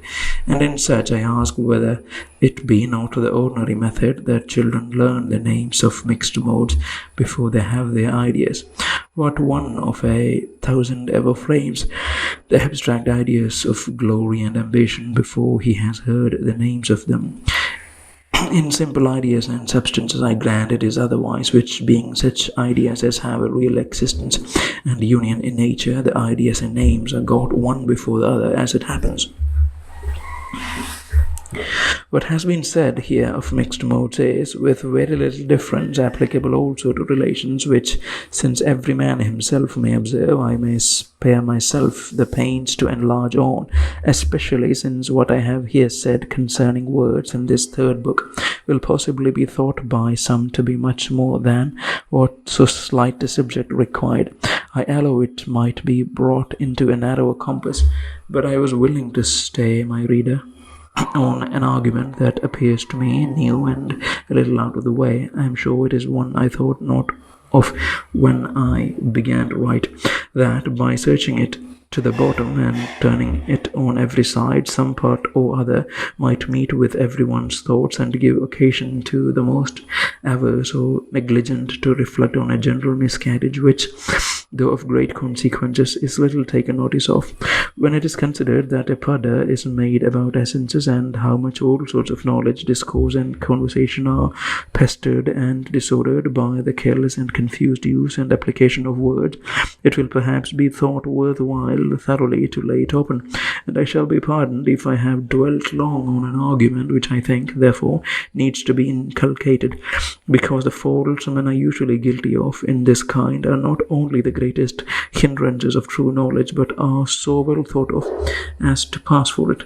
Men would often see what a small pittance of reason and truth, or possibly none at all, is mixed with those huffing opinions they are swelled with, if they would but look beyond fashionable sounds and observe what ideas are or are not comprehended under those words with which they are so armed at all points, and with which they so confidently lay about them, I shall imagine I have done some service to truth, peace, and learning, if by any enlargement on this subject I can make men reflect on their own use of language, and give them reason to suspect that, since it is frequent for others, it may also be possible for them to have sometimes very good and approved words in their mouths and writings, with very uncertain little or no signification, and therefore it is not unreasonable for them to be very herein themselves, and not to be unwilling to have them examined by others. With this design, therefore, I shall go on with what I have further to say concerning this matter.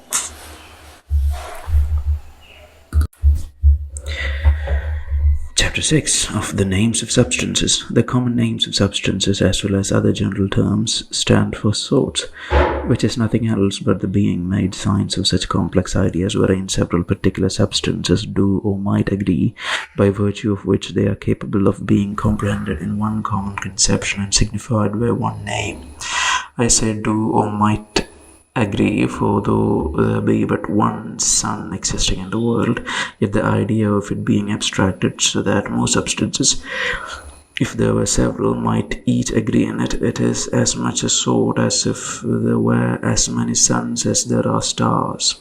There want not their reasons who think there are, and that each fixed star would answer the idea the name sun stands for, to one who was placed in due distance, which, by the way, may show us how much the sorts, or, if you please, genera and species of things, for those Latin terms signify to me no more than the English word sort, depend on such collections of ideas as men have made, and not on the real nature of things, since it is not impossible but that, in propriety of speech, that might be a sun to one which is a star to another.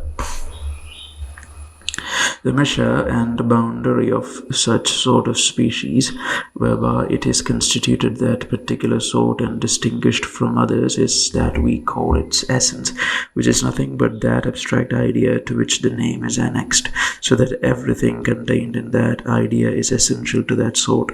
This, though it be all the essence of natural substances that we know, or by which we distinguish them into sorts, yet I call it by a peculiar name, the nominal essence, to distinguish it from the real constitution of substances upon which depends this nominal essence, and all the properties of that sort, which, therefore, as has been said, may be called the real essence. V.g., the nominal essence of gold is that complex idea the word gold stands for. Let it be, for instance, a body yellow, of a certain weight, malleable, fusible, and fixed. But the real essence is the constitution of the insensible parts of that body, on which those qualities and all the other properties of gold depend. How far these two are different, though they are both called essence, is obvious at first sight to discover. For though perhaps voluntary motion with sense and reason joined to a body of a certain shape be the complex idea to which I and others annex the name man, and so be the nominal essence of the species so called, yet nobody will say that complex idea is the real essence and source of all those operations which are to be found in any individual of that sort. The foundation of all those qualities which are the ingredients of our complex idea is something quite different, and had we such a knowledge of that constitution of man from which his faculties of moving, sensation, and reasoning and other powers flow, and on which his so regular shape depends, as it is possible angels have, and it is certain his maker has, we should have a quite other idea of his essence, that what now is contained in our definition of that species, be it what it will, and our idea of any individual man would be as far different from what it now is, as is his who knows all the springs and wheels and other contrivances within of the famous clock at Strasbourg, from that which a gazing countryman has of it, who barely sees the motion of the hand, and hears the clock strike, and observes only some of the outward appearances. That essence, in the ordinary use of the word, relates to sorts, and that it is considered in particular beings no further than as they are ranked into sorts appears from hence. That, take but away the abstract ideas by which we sort individuals and rank them under common names, and then the thought of anything essential to any of them instantly vanishes. We have no notion of the one without the other, which plainly shows their relation. It is necessary for me to be as I am. God and nature has made me so, but there is nothing I have is essential to me. An accident or disease may very much alter my color or shape. A fever or foe may take away my reason or memory or both, and an apoplexy leave neither sense nor understanding nor life. Other creatures of my shape may be made with more and better or fewer and worse faculties than I have, and others may have reason and sense in a shape and body very different from mine. None of these are essential to the one or the other, or to any individual whatever, till the mind refers it to some sort of species or things, and then presently, according to the abstract idea of that sort, something is found essential. Let any one examine his own thoughts, and he will find that as soon as he supposes or speaks of essential, the consideration of some species or the complex idea signified by some general name comes into his mind, and it is in reference to that this or that quality is said to be essential, so that if it be asked whether it be essential to me or any other particular corporeal being to have reason, I say no more than it is essential to this white thing I write on to have words in it. But if that particular being be to be counted of the sort man, and to have the name man given it, then reason is essential to it, supposing reason is to be a part of the complex idea the name man stands for. As it is essential to this thing I write on to certain words, if I will give it the name treatise and rank it under that species. So that essential and not essential relate only to our abstract ideas, and the names annexed to them, which amounts to no more than this, that whatever particular thing has not in it those qualities which are contained in the abstract idea, which any general term stands for, cannot be ranked under that species, nor be called by that name, since that abstract idea is the very essence of that species. Thus, if the idea of body with some people be bare extension or space, then solidity is not essential to body. If others make the idea to which they give the name body to be solidity and extension, then solidity is essential to body. That therefore, and that alone, is considered as essential, which makes a part of the complex idea the name of a sort stands for, without which no particular thing can be reckoned of that sort, nor be entitled to that name. Should there be found a parcel of matter that had all the other qualities that are in iron, but wanted obedience to the lodestone, and would neither be drawn by it nor receive direction from it, would any one question whether it wanted anything essential? It would be absurd to ask whether a thing really existing wanted anything essential to it, or could it be demanded whether this made an essential or specific difference or no, since we have no other measure of essential or specific but our abstract ideas. And to talk of specific differences in nature without reference to general ideas and names is to talk unintelligibly, for I would ask any one what is sufficient to make an essential difference in nature between any two particular beings, without any regard had to some abstract idea which is looked upon as the essence and standard of a species. All such patterns and standards being quite laid aside, particular beings, considered barely in themselves, will be found to have all their qualities equally essential, and everything in each individual will be essential to it, or, which is more, nothing at all. For though it may be reasonable to ask whether obeying the magnet be essential to iron, yet I think it is very improper and insignificant to ask whether it be essential to the particular parcel of matter I cut my pen without considering it under the name iron, or as being of a certain species. And if, as has been said, our abstract ideas which have names annexed to them are the boundaries of species, nothing can be essential but what is contained in those ideas. It is true, I have often mentioned a real essence distinct in substances from those abstract ideas of them which I call their nominal essence. By this real essence, I mean that real constitution of anything, which is the foundation of all those properties that are combined in and are constantly found to coexist with one nominal essence, that particular constitution which everything has within itself without any relation to anything without it. But essence, even in this sense, relates to a sort and supposes a species, for being that real constitution on which the properties depend, it necessarily supposes a sort of things, properties belonging only to species and not to individuals, which is, supposing the nominal essence of gold to be a body of such a peculiar color and weight, with malleability and fusibility, the real essence is that constitution of the parts of matter on which these qualities and their union depend, and is also the foundation of its solubility in acorrhea and other properties accompanying that complex idea. Here are essences and properties, but all upon supposition of a sort or general abstract idea, which is considered as immutable, but there is no individual parcel of matter to which any of these qualities are so annexed as to be essential to it or inseparable from it. That which is essential belongs to it as a condition whereby it is of this or that sort. But take away the consideration of its being ranked under the name of some abstract idea, and then there is nothing necessary to it, nothing inseparable from it.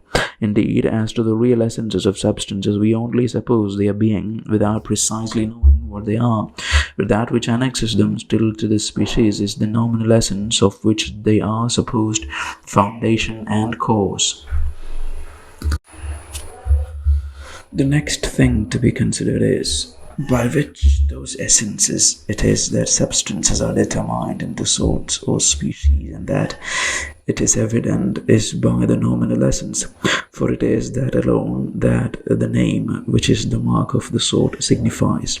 It is impossible, therefore, that anything should determine the sorts of things which we rank under general names, but that idea which that name is designed as a mark for, which is that, as has been shown, which we call nominal essence.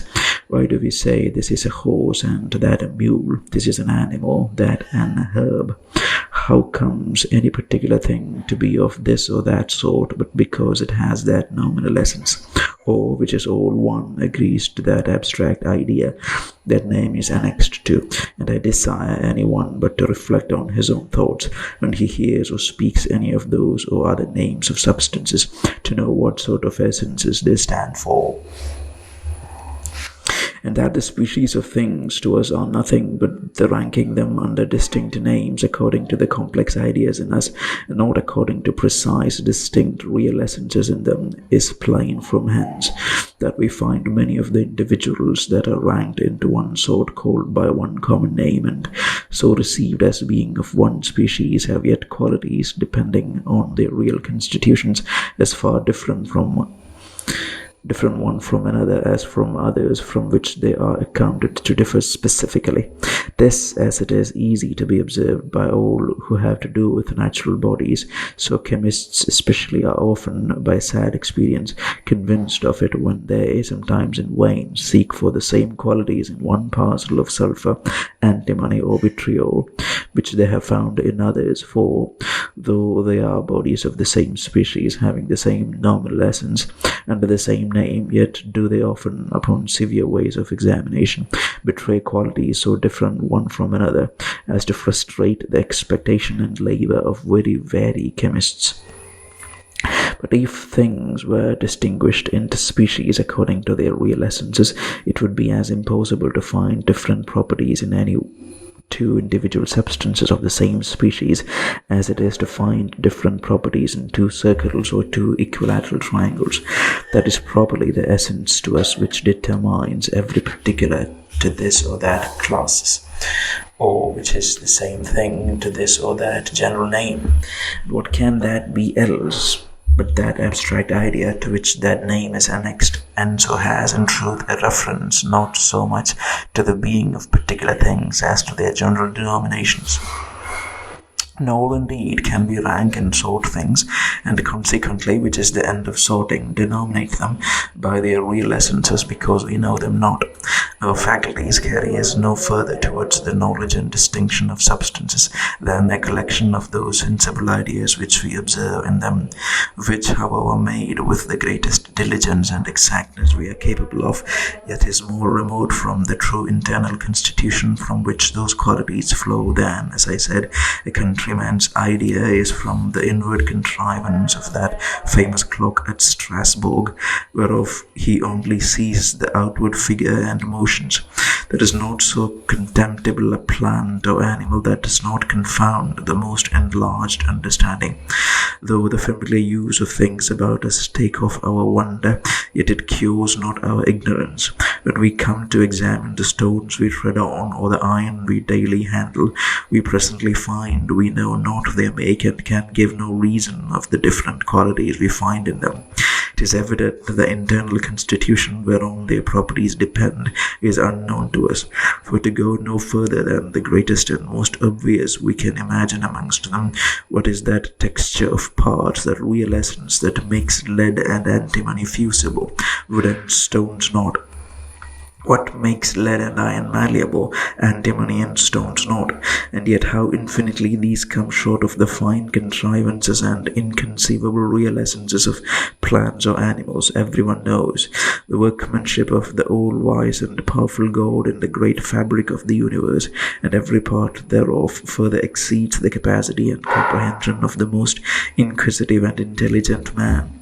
Then the best contrivance of the most ingenious man doth the conceptions of the most ignorant of rational creatures. Therefore we in vain pretend to range things into sorts, and dispute them into certain classes under names, by their real essences that are so far from our discovery or comprehension. A blind man may as soon sort things by their colours, and he that has lost his smell as will distinguish a lily and a rose by their odours, as by those internal constitutions which he knows not.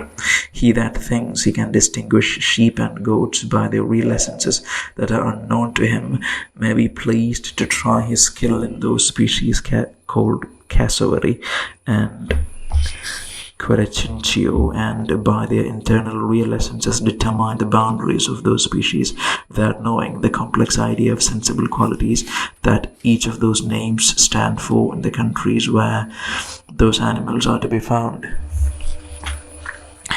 Those, therefore, who have been taught that the several species of substances had their distinct internal substantial forms, and that it was those forms which made the distinction of substances into their true species and genera, were led yet further out of the way by having their minds set upon fruitless inquiries after substantial forms, wholly unintelligible, and whereof we have scarce so much as any obscure or confused conception in general. That our ranking and distinguishing natural substances into species consists in the nominal essences the mind makes, and not in the real essences to be found in the things themselves, is further evident from our ideas of spirits. For the mind getting, only by reflecting on its own operations, those simple ideas which it attributes to spirits, it hath or can have no other option of spirit, no other notion of spirit, but by attributing all those operations it finds in itself to a sort of beings, without consideration of matter. And even the most advanced notion we have of God is but attributing the same simple ideas which we have got from reflection on what we find in ourselves, and which we conceive to have more perfection in them than would be in their absence, attributing, I say, those simple ideas to him in an unlimited degree. Thus, having got from reflecting on ourselves the idea of existence, knowledge, power, and pleasure, each of which we find it better to have than to want, and the more we have of each the better, joining all these together with infinity to each of them, we have the complex idea of an eternal, omniscient, omnipotent, infinitely wise and happy being. And though we are told that there are different species of angels, yet we know not how to frame distinct, specific ideas of them, not out of any conceit that the existence of more species than one of spirits is impossible, but because having no more simple ideas, nor being able to frame more applicable to such beings, but only those few taken from ourselves and from the actions of our own minds in thinking and being delighted and moving several parts of our bodies, we can no otherwise distinguish in our conceptions the several species of spirits one from another, but by attributing those operations and powers we find in ourselves to them in a higher or lower degree, and so have no very distinct specific ideas of spirits, except only of God, to whom we attribute both the duration and all those other ideas with infinity, to the other spirits with limitation. Nor, as I humbly conceive, do we between God and them in our ideas put any difference by any number of simple ideas which we have of one and not of the other, but only that of infinity. All the particular ideas of existence, knowledge, will, power, and motion, etc., being ideas derived from the operations of our minds, we attribute all of them to all sorts of spirits, with the difference only of degrees. To the utmost we can imagine, even infinity, when we find frame as well as we can an idea of the first being, who, yet it is certain, is infinitely more remote in real excellency of his nature from the highest and perfectest of all created beings than the greatest man, nigh purest seraphim, is from the most contemptible part of matter, and consequently must infinitely exceed what our narrow understandings can conceive of him. It is not impossible to conceive, nor repugnant to reason, that there may be many species of spirits as much separated and diversified one from another by distinct properties whereof we have no ideas, as the species of sensible things are distinguished one from another by qualities which we know and observe in them. That there should be more species of intelligent creatures above us than there are of sensible and material below us is probable to me, from hence that in all the visible corporeal world we see no chasms or gaps, all quite down from us. The descent is by easy steps and a continued series of things that in each remove differ very little one from the other. There are fishes that have wings and are not strangers to the airy region, and there are some birds that are inhabitants of the water, whose blood is cold as fishes, and their flesh so like in taste that the scrupulous are allowed them on fish days. There are animals so near of kin both to birds and beasts that they are in the middle between both. Amphibious animals link the terrestrial and aquatic together. Seals live at land and sea, and porpoises have the warm blood and entrails of a hog, not to mention what is confidently reported of mermaids or seamen. There are some brutes that seem to have as much knowledge and reason as some that are called men, and the animal and vegetable kingdoms are so nearly joined that if you will take the lowest of one and the highest of the other, there will scarce be perceived any difference between them, and so on, till we come to the lowest and the most inorganical parts of matter. We shall find everywhere that the several species are linked together and differ but in almost insensible degrees, and when we consider the infinite power and wisdom of the Maker, we have reason to think that it is suitable to the magnificent harmony of the universe and the great design and infinite goodness of the Architect, that the species of creatures should also, by gentle degrees, ascend upward from us toward his infinite perfection, as we see they gradually descend from us downwards. Which, if it be probable, we have reason then to be persuaded that there are far more species of creatures above us than there are beneath, we being in degrees of perfection much more remote from the infinite being of God than we are from the lowest state of being, and that which approaches nearest to nothing. And yet of all those distinct species, for the reasons above said, we have no clear distinct ideas.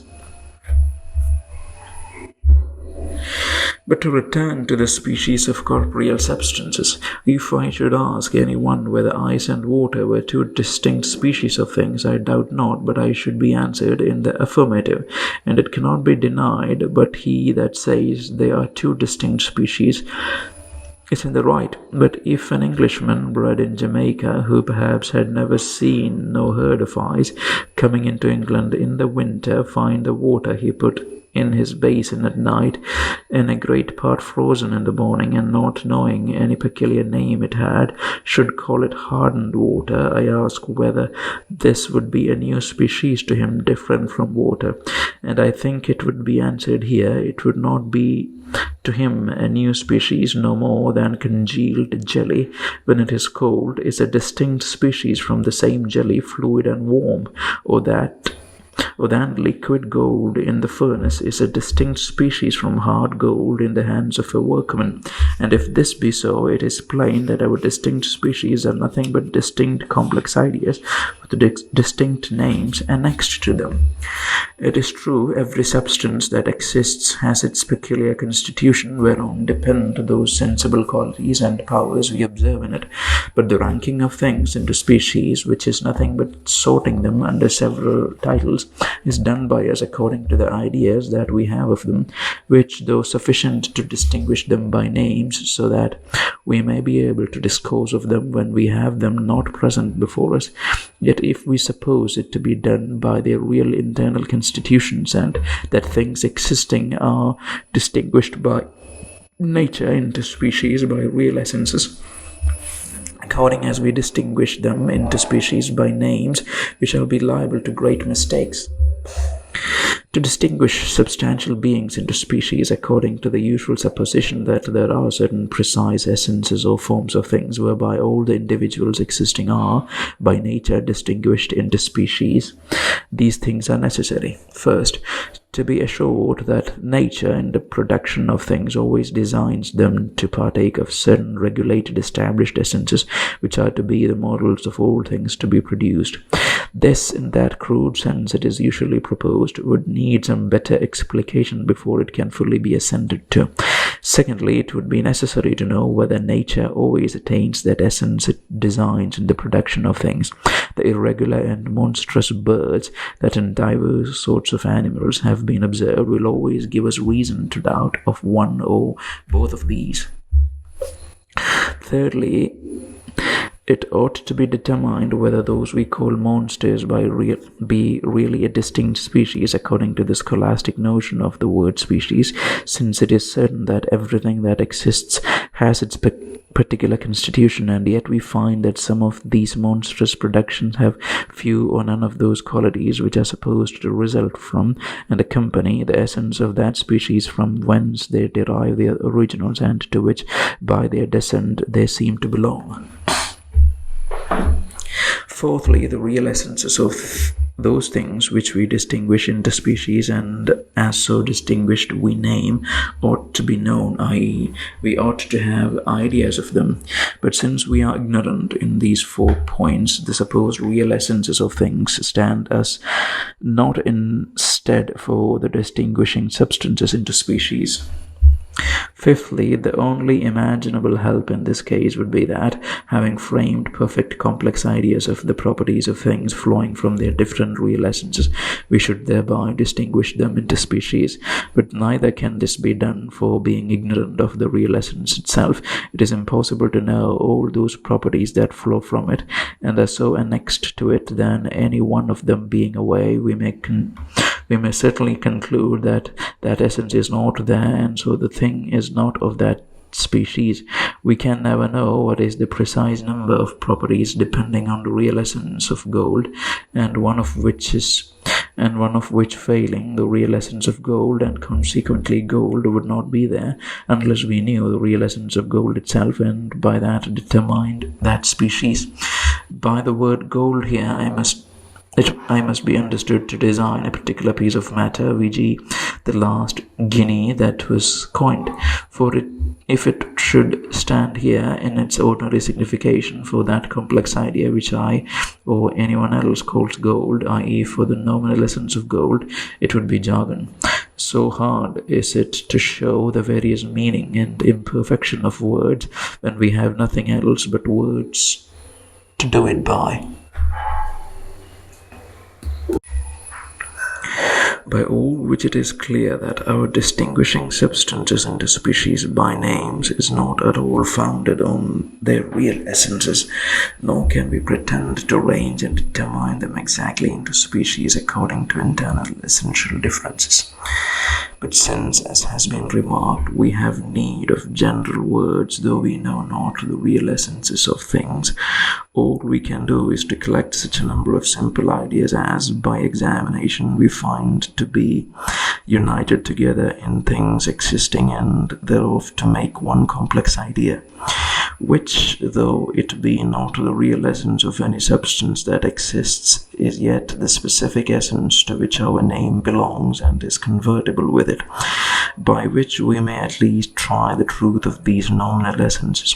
For example, there be that say that the essence of body is extension. If it be so, we can never mistake in putting the essence of anything for the thing itself. Let us then in discourse put extension for body, and when we would say that body moves, let us say that extension moves, and see how ill it would look. He that should say that one extension by impulse moves another extension would, by the bare expression, sufficiently show the absurdity of such a notion. The essence of anything in respect of us is the whole complex idea comprehended and marked by that name, and in substances, besides the several distinct simple ideas that make them up, the confused one of substance or of an unknown support and cause of their union is always apart. And therefore the essence of a body is not bare extension, but an extended solid thing. And so to say, an extended solid thing moves or impels another is all one and as intelligible as to say body moves or impels. Likewise, to say that a rational animal is capable of conversation is all one as to say a man, but no one will say that rationality is capable of conversation, because it makes not the whole essence to which we give the name man. There are creatures in the world that have shapes like ours, but are hairy and want language and reason. There are naturals amongst us that have perfectly our shape, but want reason, and some of them language too. There are creatures, as it is said, sit, fight, spinus, octorum, but there appears no contradiction that there should be such, that with language and reason and a shape in other things agreeing with ours have hairy tails, others where the males have no beards, and others where the females have. If it be asked whether these be all men or no of all human species, it is plain the question refers only to the nominal essence. For those of them to whom the definition of the word man or the complex idea signified by the name agrees are men, and the other not. But if the inquiry be made concerning the supposed real essence, and whether the internal constitution and frame of these several creatures be specifically different, it is wholly impossible for us to answer no part of that going into our specific idea. Only we have reason to think that where the faculties or outward frame so much differs, the internal constitution is not exactly the same. But what difference in the real internal constitution makes a specific difference, it is in vain to inquire, whilst our measures of species be as they are only our abstract ideas which we know, and not that internal constitution which makes no part of them. Shall the difference of hair only on the skin be a mark of a different internal specific constitution between a changeling and a drill, when they agree in shape and want of reason and speech? And shall not the want of reason and speech be a sign to us of different real constitutions and species between a changeling and a reasonable man? And so of the rest, if we pretend that distinction of species of sorts is fixedly established by the real frame and secret constitutions of things. Nor let anyone say that the power of propagation in animals by the mixture of male and female, and in plants by seeds, keeps the supposed real species distinct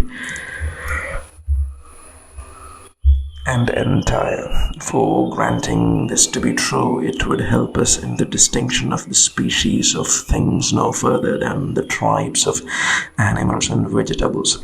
What must we do for the rest? but in those two it is not sufficient. For if history lie not, women have conceived by drills, and what real species by that measure such a production will be in nature will be a new question. And we have reason to think this is not impossible, since mules and jamarts, the one from the mixture of an ass and a mare, the other from the mixture of a bull and a mare, are so frequent in the world. I once saw a creature that was the issue of a cat and a rat, and had the plain marks of both about it, wherein nature appeared to have followed the pattern of neither sort alone, but to have jumbled them both together, to which he that shall add the monstrous productions that are so frequently to be met with in nature will find it hard, even in the race of animals, to determine by the pedigree of what species every animal's issue is, and be at a loss about the real essence, which he thinks certainly conveyed by generation, and he has alone a right to the specific name. But further, if the species of animals and plants are to be distinguished only by propagation, must I go to the Indies to see the sire and dam of the one, and the plant from which the seed was gathered that produced the other, to know whether this be a tiger or that tea? Upon the whole matter, it is evident that it is their own collections of sensible qualities that men make the essences of their several sorts of substances, and that their real internal structures are not considered by the greatest part of men in assorting them, much less were any substantial forms ever thought on by any but those who have in this one part of the world learned the language of the schools, and yet those ignorant men who pretend not any insight into the real essences nor trouble themselves about substantial forms, but are content with knowing things one from another by their sensible qualities, are often better acquainted with their differences, can more nicely distinguish them from their uses, and better know what they expect from each than those learned, quick-sighted men who look so deep into them and talk so confidently of something more hidden and essential. But supposing that the real essences of substances were discoverable by those that would severely apply themselves to that inquiry, yet we could not reasonably think that the ranking of things under general names was regulated by those internal real constitutions or anything else but their obvious appearances, since languages in all countries have been established long before sciences, so that there have not been philosophers or logicians or such who have troubled themselves about forms and essences that have made general names that are in use amongst the several nations of men.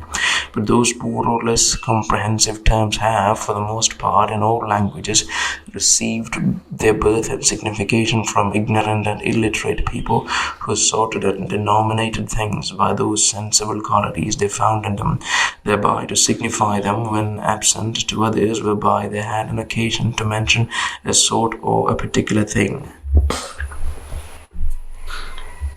Since then it is evident that we sort and name substances by their nominal and not by their real essences, the next thing to be considered is how and by whom these essences come to be made. As to the latter, it is evident they are made by the mind and not by nature, for were they nature's workmanship, they could not be so various and different in several men as experience tells us they are. For if we will examine it, we shall not find the nominal essence of any one species of substances in all men the same, no, not of that which of all others we are the most intimately acquainted with. It could not possibly be that the abstract idea to which the name man is given should be different in several men if it were of nature's making, and that to one it should be animal rationale, and to another animal implume, bipus, latis, unquibus. He that annexes the name to a complex idea made up of sense and spontaneous motion joined to a body of such a shape has thereby one essence of the species man, and he that, upon further examination, adds rationality, has another essence of the species he calls man, by which means the same individual will be a true man to the one, which is not so to the other. I think there is scarce anyone will allow this upright figure, so well known, to be the essential difference of the species man, and yet how far men determine of the sorts of animals rather by their shape than descent is very visible, since it has been more than once debated whether several human fetuses should be preserved or received to baptism or no, only because of the difference of their outward configuration from the ordinary make of children, without knowing whether they were not as capable of reason as infants cast in another mould, some whereof, though of an approved shape, are never capable of as much appearance of reason all their lives as is to be found in an ape or an elephant, and never give it signs of being acted by a rational soul. Whereby it is evident that the outward figure, which only was found wanting, and not the faculty of reason, which nobody could know would be wanting in its due season, was made essential to the human species. The learned divine and lawyer must, on such occasions, renounce his sacred definition of animal rationale and constitute some other essence of the human species. Monsieur Menage furnishes us with an example worth the taking notice of on this occasion. When the abbots of Saint Martin, says he, was born, he had so little of the figure of a man that it bespake him rather a monster. It was for some time under deliberation whether he should be baptized or no. However, he was baptized and declared a man provisionally till time should show what he would prove. Nature had moulded him so untowardly that he was called all his life the abbot or lotru, i.e. ill-shaped. He was of Caen. This child, we see, was very near being excluded out of the species of man barely by his shape.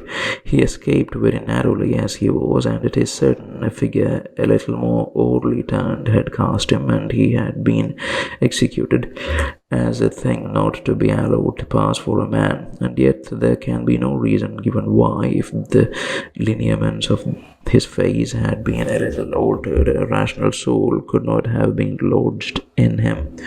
Why a visage somewhat longer, or a nose flatter, or a wider mouth could not have consisted, as well as the rest of his ill figure, with such a soul, such parts as made him, disfigured as he was, capable to be a dignitary in the church. Wherein then would I gladly know consist the precise and unmovable boundaries of that species? It is plain, if we examine, there is no such thing made by nature and established by her amongst men. The real essence of that or any other sort of substances, it is evident we know not, and therefore are so determined in our nominal essences which we make ourselves, that if several men were to be asked concerning some oddly shaped fetus as soon as born, whether it were a man or no, it is past doubt one should meet with different answers, which could not happen if the nominal essences whereby we limit and distinguish the species of substances were not made by man with some liberty, but were exactly copied from precise boundaries set by nature, whereby it distinguished all substances into certain species. Who would undertake to resolve what species that monster was of which is mentioned by Lycidas, with a man's head and a hog's body,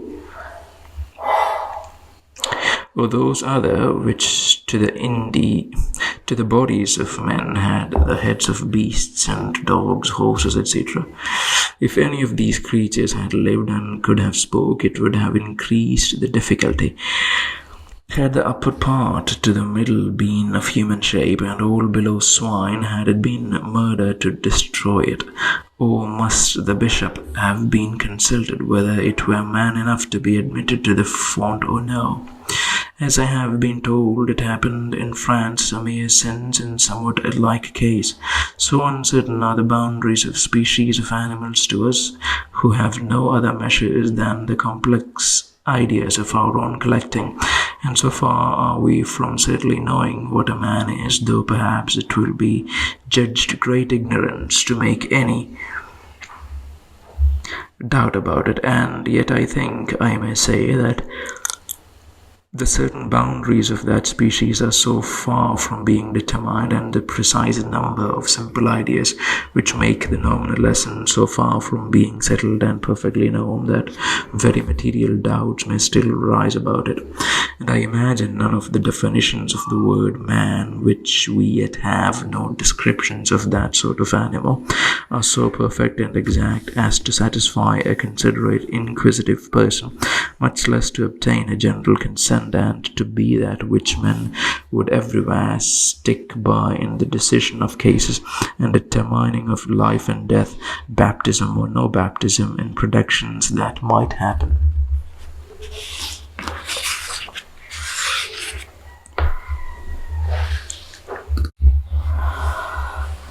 But though these nominal essences of substances are made by the mind, they are not yet made so arbitrarily as those of mixed modes.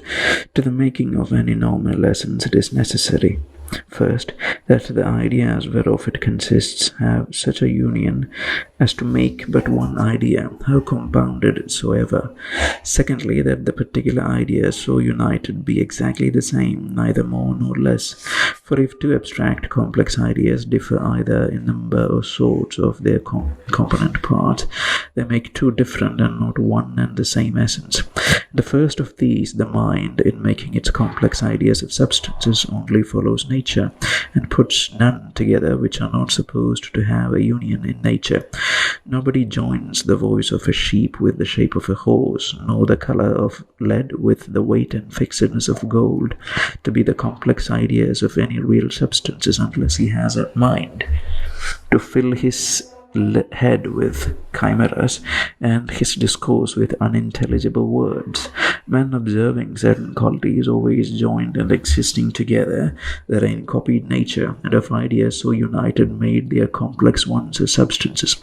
For though men may make what complex ideas they please and give what names to them they will, yet if they will be understood when they speak of things really existing, they must in some degree conform their ideas to the things they would speak of, or else men's language will be like that of Babel, and every man's words being intelligible only to himself would no longer serve to conversation and the ordinary affairs of life, if the ideas they stand for be not some way answering the common appearances and agreement of substances as they really exist.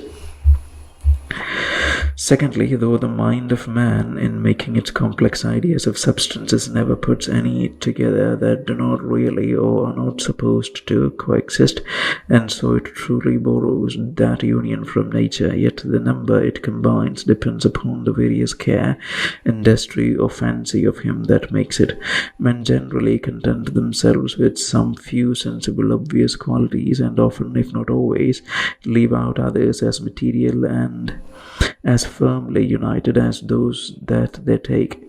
Of sensible substances there are two sorts, one of organized bodies, which are propagated by seed, and in these the shape is that which to us is the leading quality and most characteristical part that determines the species. And therefore in vegetables and animals an extended solid substance of such a certain figure usually serves the turn. For however some men seem to prize their definition of animal rationale, yet should there a creature be found that had language and reason, but partaked not of the usual shape of a man, I believe it would hardly pass for a man, how much soever it were animal rationale. And if Balaam's ass had all his life discoursed as rationally as he did once with his master, I doubt yet whether anyone would have thought him worthy the name man, or allowed him to be of the same species with himself. As in vegetables and animals, it is the shape. So in most other bodies not propagated by seed, it is the color we must fix on and are most led by. Thus, where we find the color of gold, we are apt to imagine all the other qualities comprehended in our complex idea to be there also. And we commonly take these two obvious qualities, which shape and color, for so presumptive ideas of several species that in a good picture we readily say, this is a lion and that a rose. This is a gold and that a silver goblet, only by the different figures and colors represented to the eye by the pencil.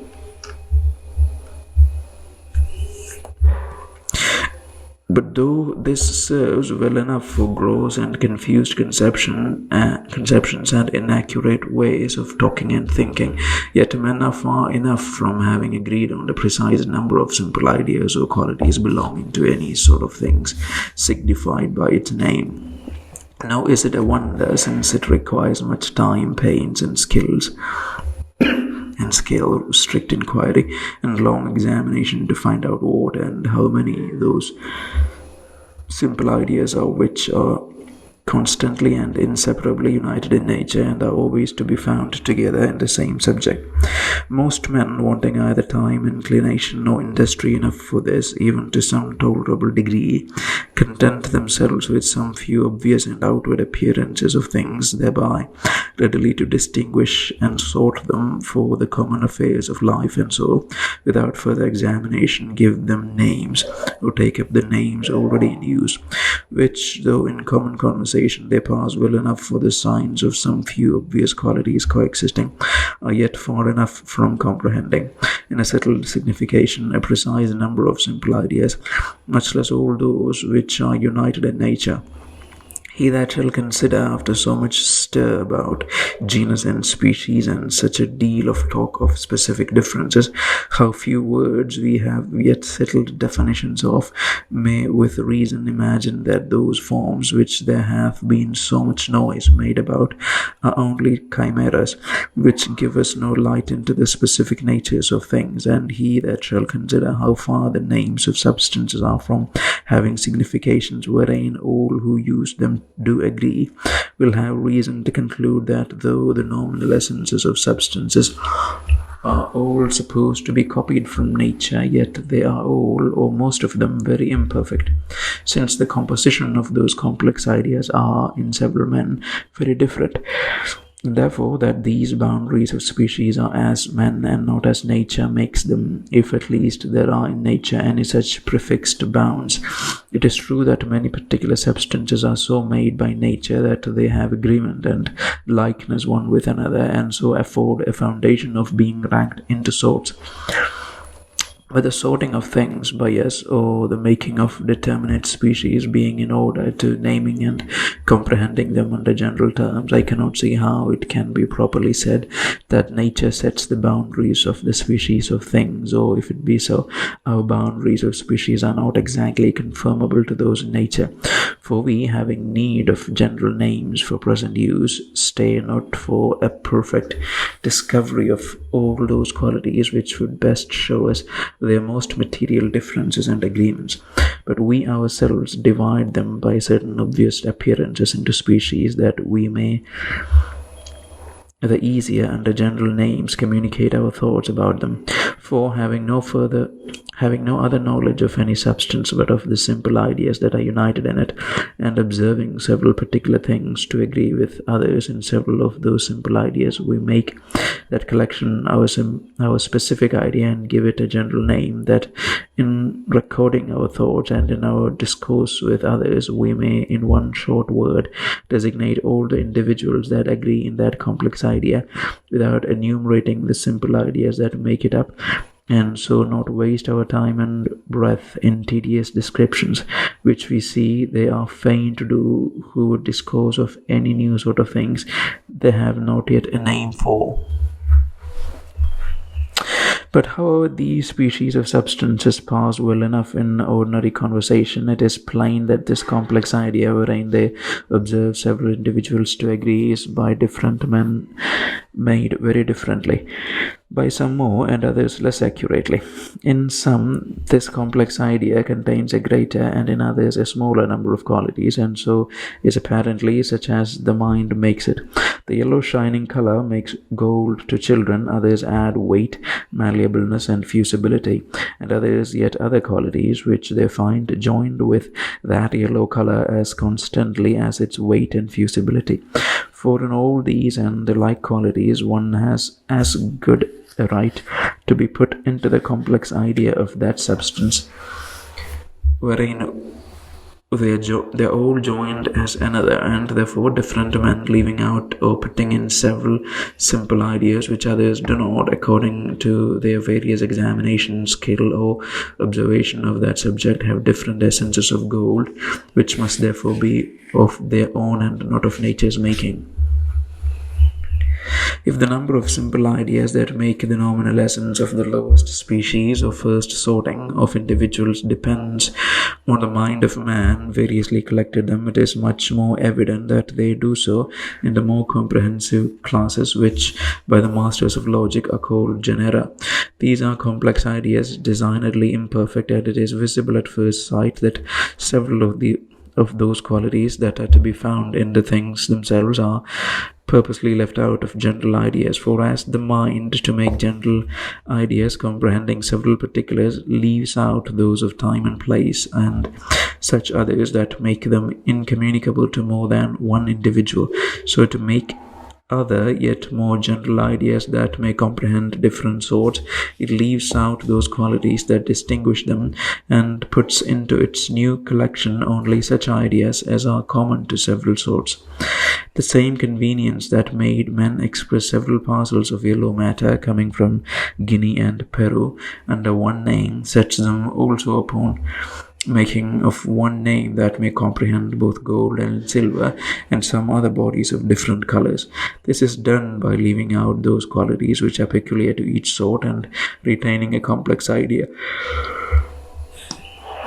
made up of those that are common to them all, to which the name metal being annexed, there is a genus constituted, the essence whereof being that abstract idea containing only malleableness and fusibility, with certain degrees of weight and fixedness, wherein some bodies of several kinds agree, leaves out the color and other qualities peculiar to gold and silver, and the other sort comprehended under the name metal.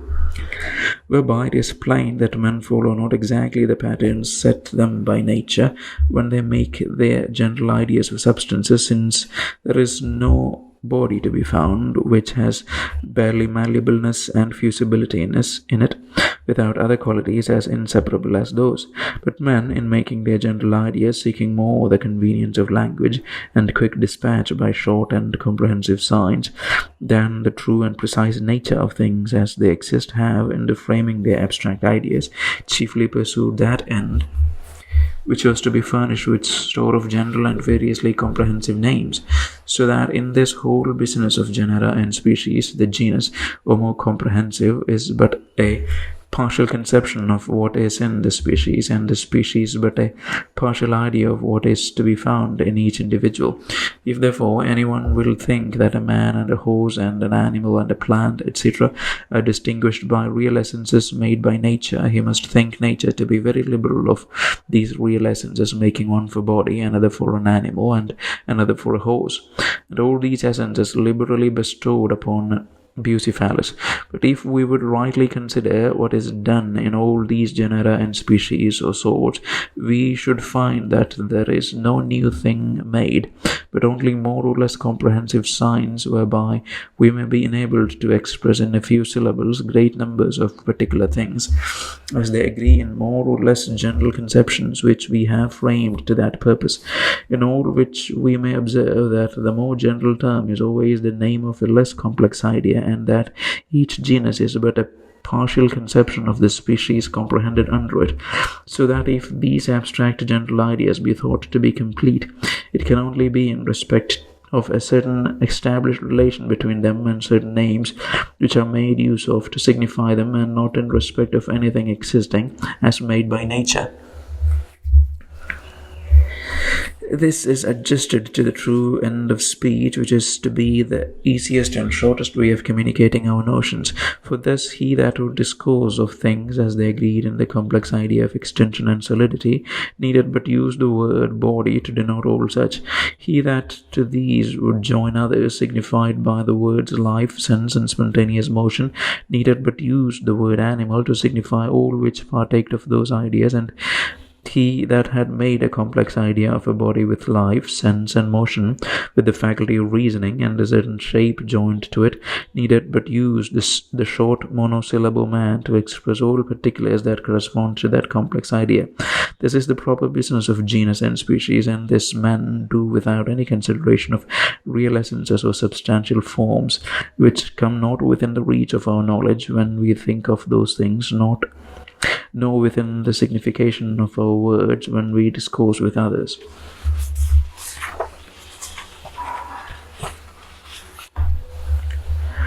Were I to talk with any one of a sort of birds I lately saw in St. James Park, about 3 or 4 feet high, with a covering of something between feathers and hair, of a dark brown colour, without wings, but in the place thereof 2 or 3 little branches coming down like sprigs of Spanish broom, long great legs, with feet only of 3 claws, and without a tail.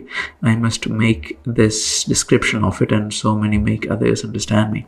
But when I am told that the name of it is casuaris, I may then use that word to stand in discourse for all my complex idea mentioned in that description, though by that word, which is now become a specific name, I know no more of the real essence or constitution of that sort of animals than I did before, and knew probably as much of the nature of that species of birds before I learned the name as many Englishmen do of swans or herons, which are specific names very well known of sorts of birds common in England. From what has been said, it is evident that men make sorts of things, for it being different essences alone that make different species, it is plain that they who make those abstract ideas, which are the nominal essences, do thereby make the species or sort. Should there be a body found having all the other qualities of gold except malleableness, it would no doubt be made a question whether it were gold or not, i.e., whether it were of that species. This could be determined only by that abstract idea to which everyone annexed the name gold, so that it would be true gold to him and belong to that species who included not malleableness in his nominal essence signified by the sound gold, and on the other side it would not be true gold, or of that species to him who included malleableness in his specific idea. And who, I pray, is it that makes these diverse species even under one and the same name, but men that make 2 different abstract ideas consisting not exactly of the same collection of qualities? Nor is it a mere supposition to imagine that a body may exist wherein the other obvious qualities of gold may be without malleableness, since it is certain that gold itself will be sometimes so eager, as artists call it, that it will as little endure the hammer as glass itself. What we have said of the putting in or leaving out of malleableness in the complex idea that the name gold is by anyone annexed to may be said of its peculiar weight, fixedness, and several other the like qualities. For whatever is left out or put in, it is still the complex idea to which that name is annexed that makes the species, and as any particular parcel of matter answers that idea, so the name of the sort belongs truly to it, and it is of that species. And as anything is true gold, perfect metal, all which determination of the species, it is plain, depends on the understanding of man making this or that complex idea. This, then, in short, is the case. Nature makes many particular things which do agree one with another in many sensible qualities, and probably too in their internal frame and constitution. But it is not this real essence that distinguishes them into species. It is men who, taking occasion from the qualities they find united in them, and wherein they observe often several individuals to agree, range them into sorts in order to their naming, for the convenience of comprehensive signs, under which individuals, according to their conformity to this or that abstract idea come to be ranked as under ensigns. So that this is of the blue, that the red regiment, this is a man, that a drill, and in this I think consists the whole business of genus and species. I do not deny, but nature, in the constant production of particular beings, makes them not always new and various, but very much alike and of kin one to another. But I think it nevertheless true that the boundaries of the species whereby men sort them are made by men, since the essences of the species distinguished by different names are, as has been proved, of man's making, and seldom adequate to the internal nature of the things they are taken from, so that we may truly say such a manner of sorting of things in the workmanship of men. One thing I doubt not, but will seem very strange in this doctrine, which is that from what has been said it will follow that each abstract idea with a name to it makes a distinct species. But who can help it, if truth will have it so? For so it must remain till somebody can show us the species of things limited and distinguished by something else. And let us see that general terms signify not our abstract ideas, but something different from them. I would fain know why a shock and a hound are not as distinct species as a spaniel and an elephant. We have no other idea of the different essence of an elephant and a spaniel than we have of the different essence of a shock and a hound. All the essential difference whereby we know and distinguish them one from another, consisting only in the different collection of simple ideas to which we have given those different names. How much the making of species and genera is in order to general names, and how much general names are necessary, if not to the being, yet at least to the completing of a species and making it pass for such, will appear, besides what has been said above concerning ice and water, in a very familiar example. A silent and a striking watch are but one species to those who have but one name for them. But he that has the name watch for one and clock for the other, and distinct complex ideas to which those names belong, to him they are different species. It will be said perhaps that the inward contrivance and constitution is different between these two, which the watchmaker has a clear idea of, and yet it is plain they are but one species to him, then he has but one name for them. For what is sufficient in the inward contrivance to make a new species? There are some watches that are made with 4 wheels, others with 5. Is this a specific difference to the workman? Some have strings and fusees, and others none. Some have the balance loose, and others regulated by a spiral spring, and others by hawk's bristles. Are any or all of these enough to make a specific difference to the workman that knows each of these and several other different contrivances in the internal constitutions of watches? It is certain that these hath a real difference from the rest, but whether it be an essential, a specific difference or no, relates only to the complex idea to which the name watch is given, as long as they all agree in the idea which that name stands for.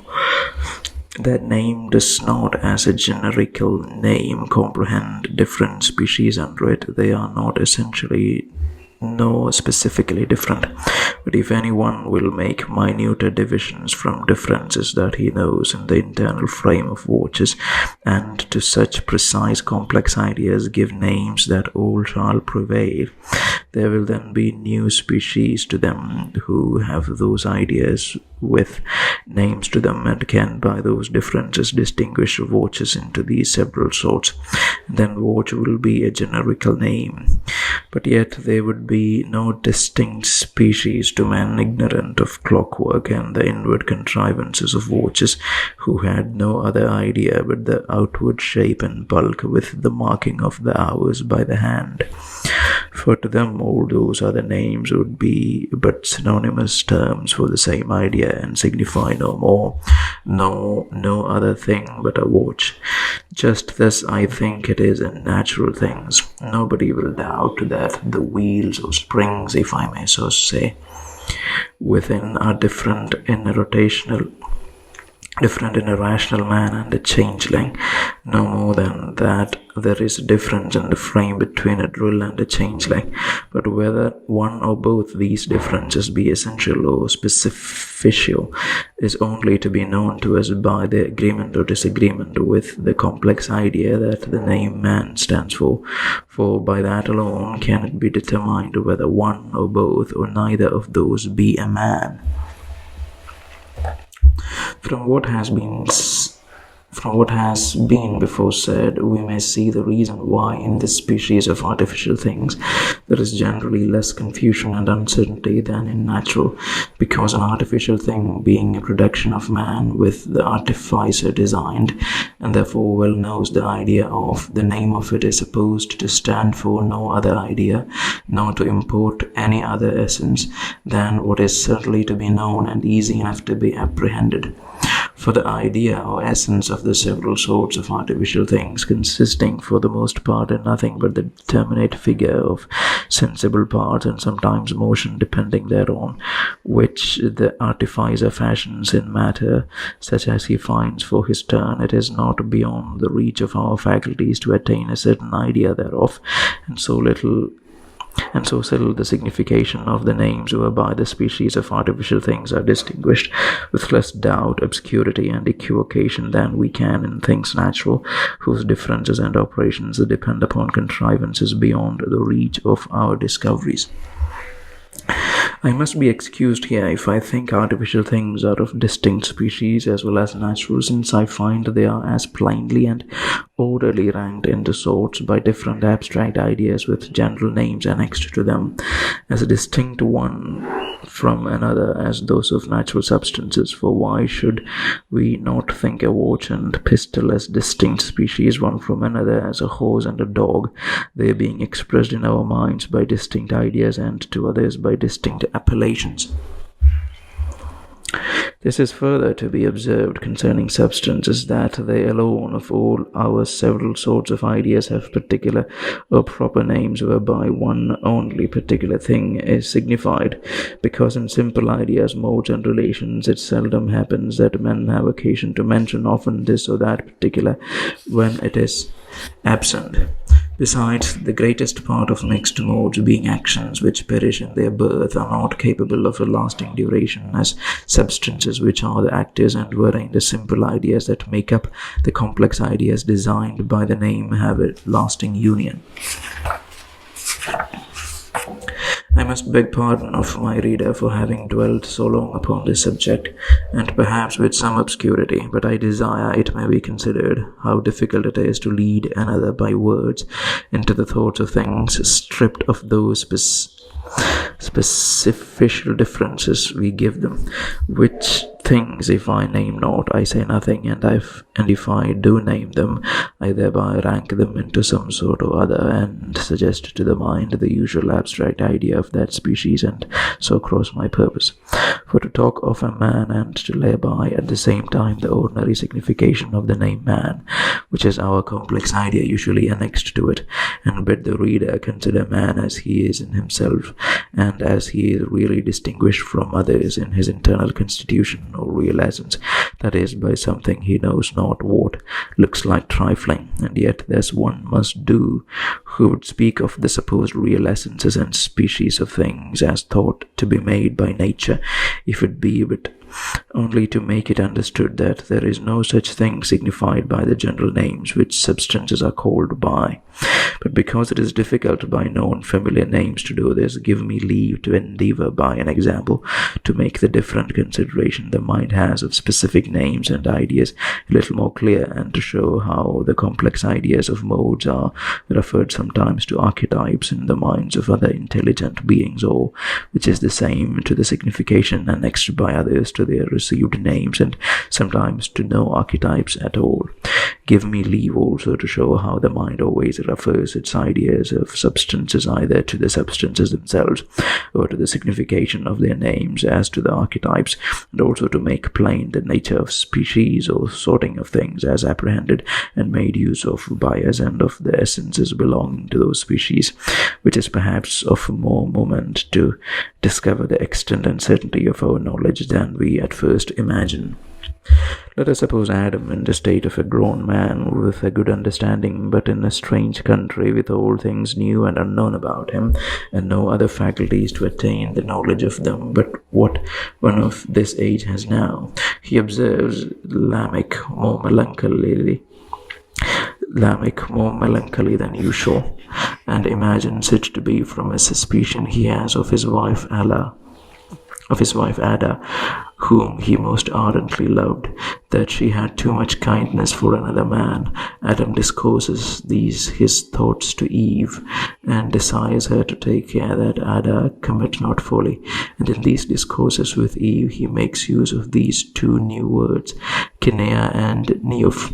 In time Adam's mistake appears, for he finds Lamech's trouble proceeded from having killed a man, but yet the two names, Kinea and Neoph, the one standing for suspicion in the husband of his wife's disloyalty to him, the other for the act of committing disloyalty, lost not their distinct significations.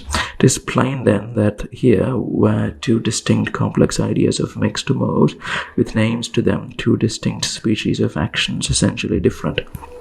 I ask wherein consisted the essences of these two distinct species of actions, and it is plain it consisted in a precise combination of simple ideas, different in one from the other. I ask whether the complex idea in Adam's mind, which he called Kinea, were adequate or not, and it is plain it was, for it being a combination of simple ideas which he, without any regard to any archetype, without respect to anything as a pattern, voluntarily put together, abstracted, and gave the name Kinea to express in short to others by that one sound all the simple ideas contained and united in that complex one. It must necessarily follow that it was an adequate idea, his own choice having made that combination. It had all in it he intended it should, and so could not but be perfect, could not but be adequate, it being referred to no other archetype which it was supposed to represent. These words, Kinea and Neoph, by degrees grew into common use, and then the case was somewhat altered. Adam's children had the same faculties, and thereby the same power that he had, to make what complex ideas of mixed modes they pleased in their own minds, to abstract them and make what sounds they pleased the signs of them. But the use of names being to make our ideas within us known to others, that cannot be done but when the same sign stands for the same idea in two who would communicate their thoughts and discourse together. Those, therefore, of Adam's children that found these two words, Kinea and Neoph, in familiar use, could not take them for insignificant sounds, but must needs conclude they stood for something, for certain ideas, abstract ideas, there being general names, which abstract ideas were the essences of the species distinguished by those names. If therefore they would use these words as names of species already established and agreed on, they were obliged to conform the ideas in their minds, signified by these names, to the ideas that they stood for in other men's minds, as to their patterns and archetypes. And then indeed their ideas of these complex modes were liable to be inadequate, as being very apt, especially those that consisted of combinations of many simple ideas, not to be exactly conformable to the ideas in other men's minds, using the same names, though for this there be usually a remedy at hand, which is to ask the meaning of any word we understand, not of him that uses it, it being as impossible to know certainly what the words jealousy and adultery, which I think answer Kinea and Neoph, stand for in another man's mind with whom I would discourse about them, as it was impossible in the beginning of language to know what Kinea and Neoph stood for in another man's mind without explication, there being voluntary signs in every one. Let us now also consider, after the same manner, the names of substances in their first application. One of Adam's children, roving in the mountains, lights on a glittering substance which pleases his eye. Home he carries it to Adam, who upon consideration of it finds it to be hard, to have a bright yellow color, and an exceeding great weight. These perhaps at first are all the qualities he takes notice of in it, and abstracting this complex idea consisting of a substance having that peculiar bright yellowness and a weight very great in proportion to its bulk, he gives the name Zahab to denominate and mark all substances that have these sensible qualities in them. It is evident now that in this case Adam acts quite differently from what he did before in forming those ideas of mixed modes to which he gave the names Kinia and Neoph. Further, he put ideas together only by his own imagination, not taken from the existence of anything, and to them he gave names to denominate all things that should happen to agree to those his abstract ideas, without considering whether any such thing did exist or not. The standard there was of his own making, but in the forming his idea of this new substance he takes the quite contrary course. Here he has a standard made by nature, and therefore, being to represent that to himself by the idea he has of it, even when it is absent, he puts in no simple idea into his complex one, but what he has the perception of from the thing itself. He takes care that his idea be conformable to this archetype, and intends the name should stand for an idea so conformable. This piece of matter thus denominated Zahab by Adam, being quite different from any he had seen before. Nobody, I think, will deny to be a distinct species and to have its peculiar essence, and that the name Zahab is the mark of the species and a name belonging to all things partaking in that essence. But here it is plain the essence Adam made the name Zahab stand for was nothing but a body hard, shining, yellow, and very heavy. But the inquisitive mind of man, not content with the knowledge of these, as I may say, superficial qualities, puts Adam upon further examination of this matter. He therefore knocks and beats it with flints to see what was discoverable in the inside. He finds it yield to blows, but not easily separate into pieces. He finds it will bend without breaking. It will not now. It is not now ductility to be added to his former idea and made part of the essence of the species that name Zahab stands for. Further trials discover fusibility and fixedness. Are not they also, by the same reason that any of the others were to be put into the complex idea signified by the name Zahab? If not, what reason will there be shown more for the one than the other? If these must, then all the other properties which any further trials shall discover in this matter ought by the same reason to make a part of the ingredients of the complex idea which the name Zahab stands for, and so be the essence of the species marked by that name. Which properties, because they are endless, it is plain that the idea made after this fashion by this archetype will be always inadequate. But this is not all. It would also follow that the names of substances would not only have, as in truth they have, but would also be supposed to have different significations as used by different men, which would very much combat the use of language. For if every distinct quality that were discovered in any matter by any one was supposed to make a necessary part of the complex idea signified by the common name given to it, it must follow that men must suppose the same word to signify different things in different men, since they cannot doubt but different men may have discovered several qualities in substances of the same denomination which others know nothing of. To avoid this, therefore, they have supposed a real essence belonging to every species from which these properties all flow, and would have their name of the species stand for that. But they, not having any idea of that real essence in substances, and their words signifying nothing but the ideas they have, that which is done by this attempt is only to put the name or sound in the place instead of the thing having that real essence, without knowing what the real essence is. And this is that which men do when they speak of species of things, as supposing them made by nature and distinguished by real essences.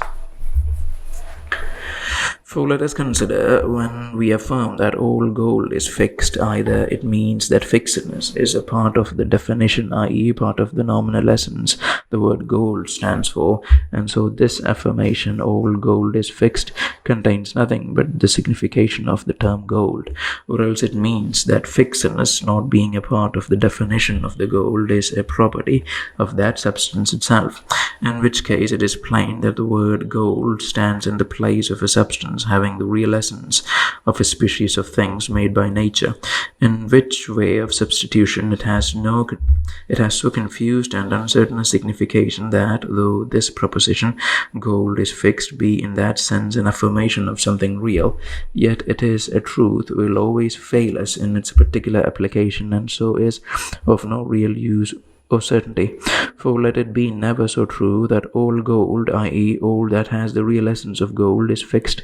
What serves this for, whilst we know not in this sense what is or is not gold? For if we know not the real essence of gold, it is impossible we should know what parcel of matter has that essence, and so whether it be true gold or no.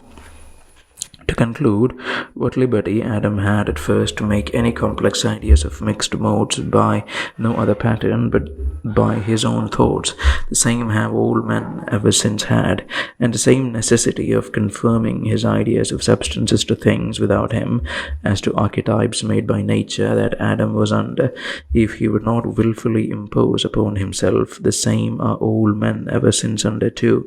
The same liberty also that Adam had of affixing any new name to any idea, the same has anyone still, especially the beginners of languages, if we can imagine any such, but only with this difference, that in places where men in society have already established a language amongst them, the significations of words are very verily and sparingly to be altered, because men, being furnished already with names for their ideas, and common use having appropriated no names to certain ideas, an affected misapplication of them cannot but be very ridiculous.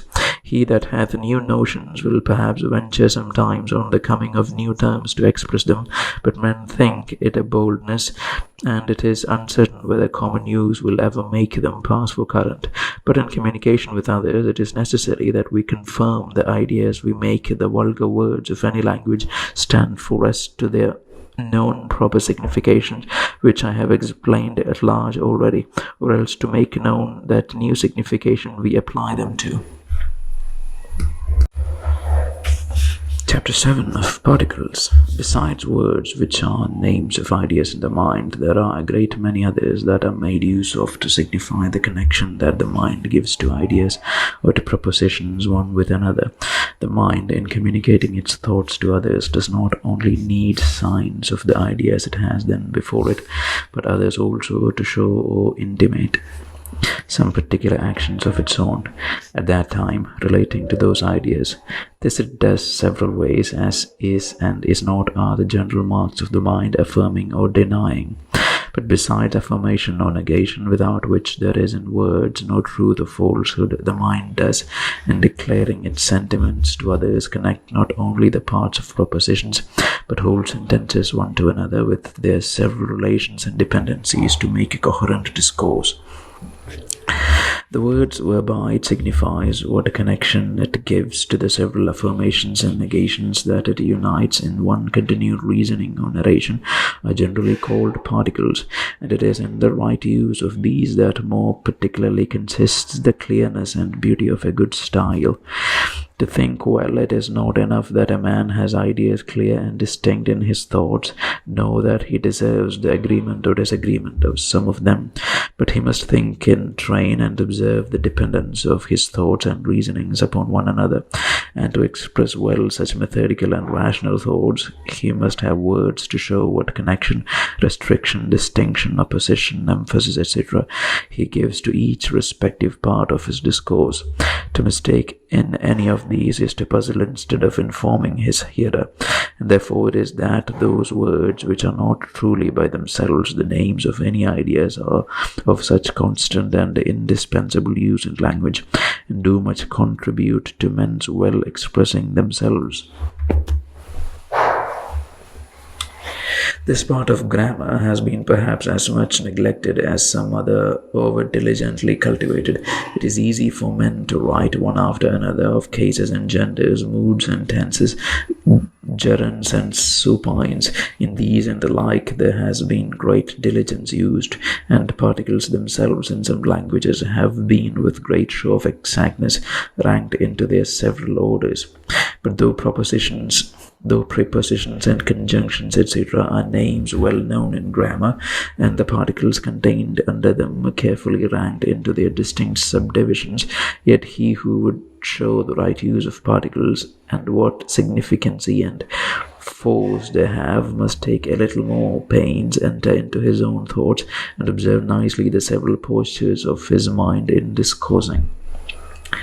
Neither is it enough for the explaining of these words to render them, as is usual in dictionaries, by words of another tongue which come nearest to their signification, for what is meant by them is commonly as hard to be understood in one as another language.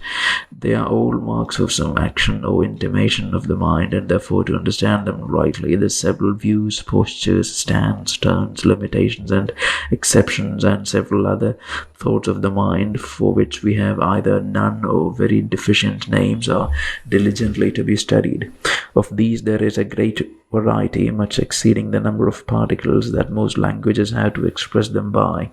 Therefore it is not to be wondered that most of these particles have diverse and sometimes almost opposite significations. In the Hebrew tongue there is a particle consisting of but one single letter, of which there are reckoned up, as I remember, 70, I am sure above 50 several significations. But is a particle, but none more familiar in our language, and he that says it is a discretive conjunction and that it answers to sed Latin or mice in French thinks he has sufficiently explained it. But yet it seems to me to intimate several relations the mind gives to the several propositions or parts of them which it joins by this monosyllable. First, but, to say no more, here it intimates a stop of the mind in the course it was going before it came quite to the end of it. Secondly, I saw but two plans. Here it shows that the mind limits the sense to what is expressed with a negation of all other. Thirdly, you pray, but it is not that God would bring you to the true religion. Fourthly, but that he would confirm you in your own. The first of these buts intimates his opposition in the mind or something otherwise than it should be. The latter shows that the mind makes a direct opposition between that and what goes before it. Fifthly, all animals have sense, but a dog is an animal. Here it signifies a little more, but that the latter proposition is joined to the former as the minor of a syllogism.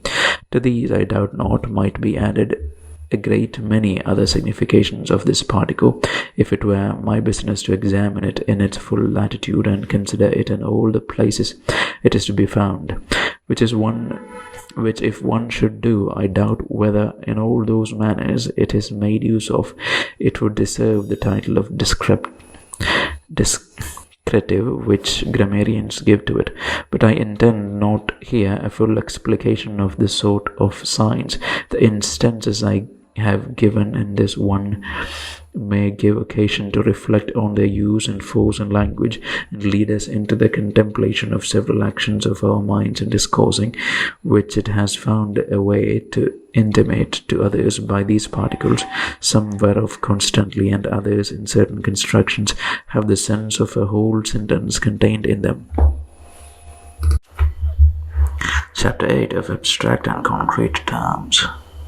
The ordinary words of language and our common use of them would have given us light into the nature of our ideas if they had been but considered with attention. The mind, as has been shown, has a power to abstract its ideas, and so they become essences, general essences whereby the sorts of things are distinguished. Now, each abstract idea being distinct so that any two the one can never be the other, the mind will, by its intuitive knowledge, perceive their difference, and therefore in propositions no two whole ideas can ever be affirmed one of another. This we see in the common use of language, which permits not any two abstract words or names of abstract ideas to be affirmed one of another. For how near of kin soever they may seem to be, and how certain soever it is that man is an animal or rational or white, yet every one at first hearing perceives the falsehood of these propositions. Humanity is animality or rationality or whiteness, and this is as evident as any of the most hallowed maxims.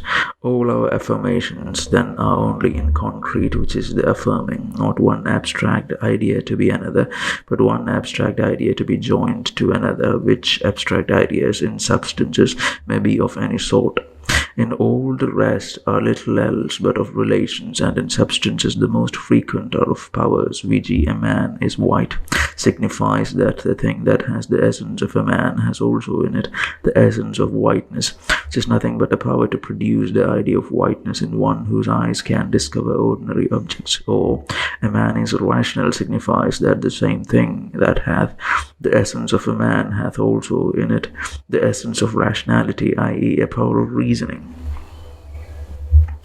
This distinction of names shows us also the difference of our ideas, for if we observe them, we shall find that our simple ideas have all abstract as well as concrete names, the one whereof is, to speak the language of grammarians, a substantive, the other an adjective, as whiteness white, sweetness sweet. The like also holds in our ideas of modes and relations, as justice just, equality equal, only with this difference that some of the concrete names of relations amongst men chiefly are substantives, as paternitas, pater, whereof if it were easy to render reason. But as to our ideas of substances, we have very few or no abstract names at all.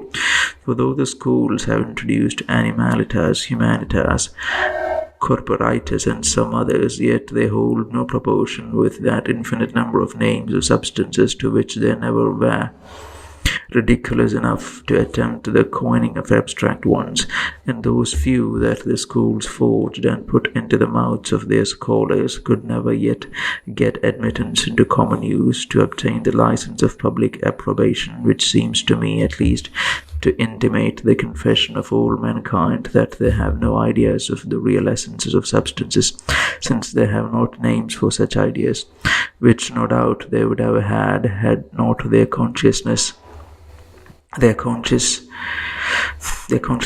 themselves of their ignorance of them kept them from so idle an attempt.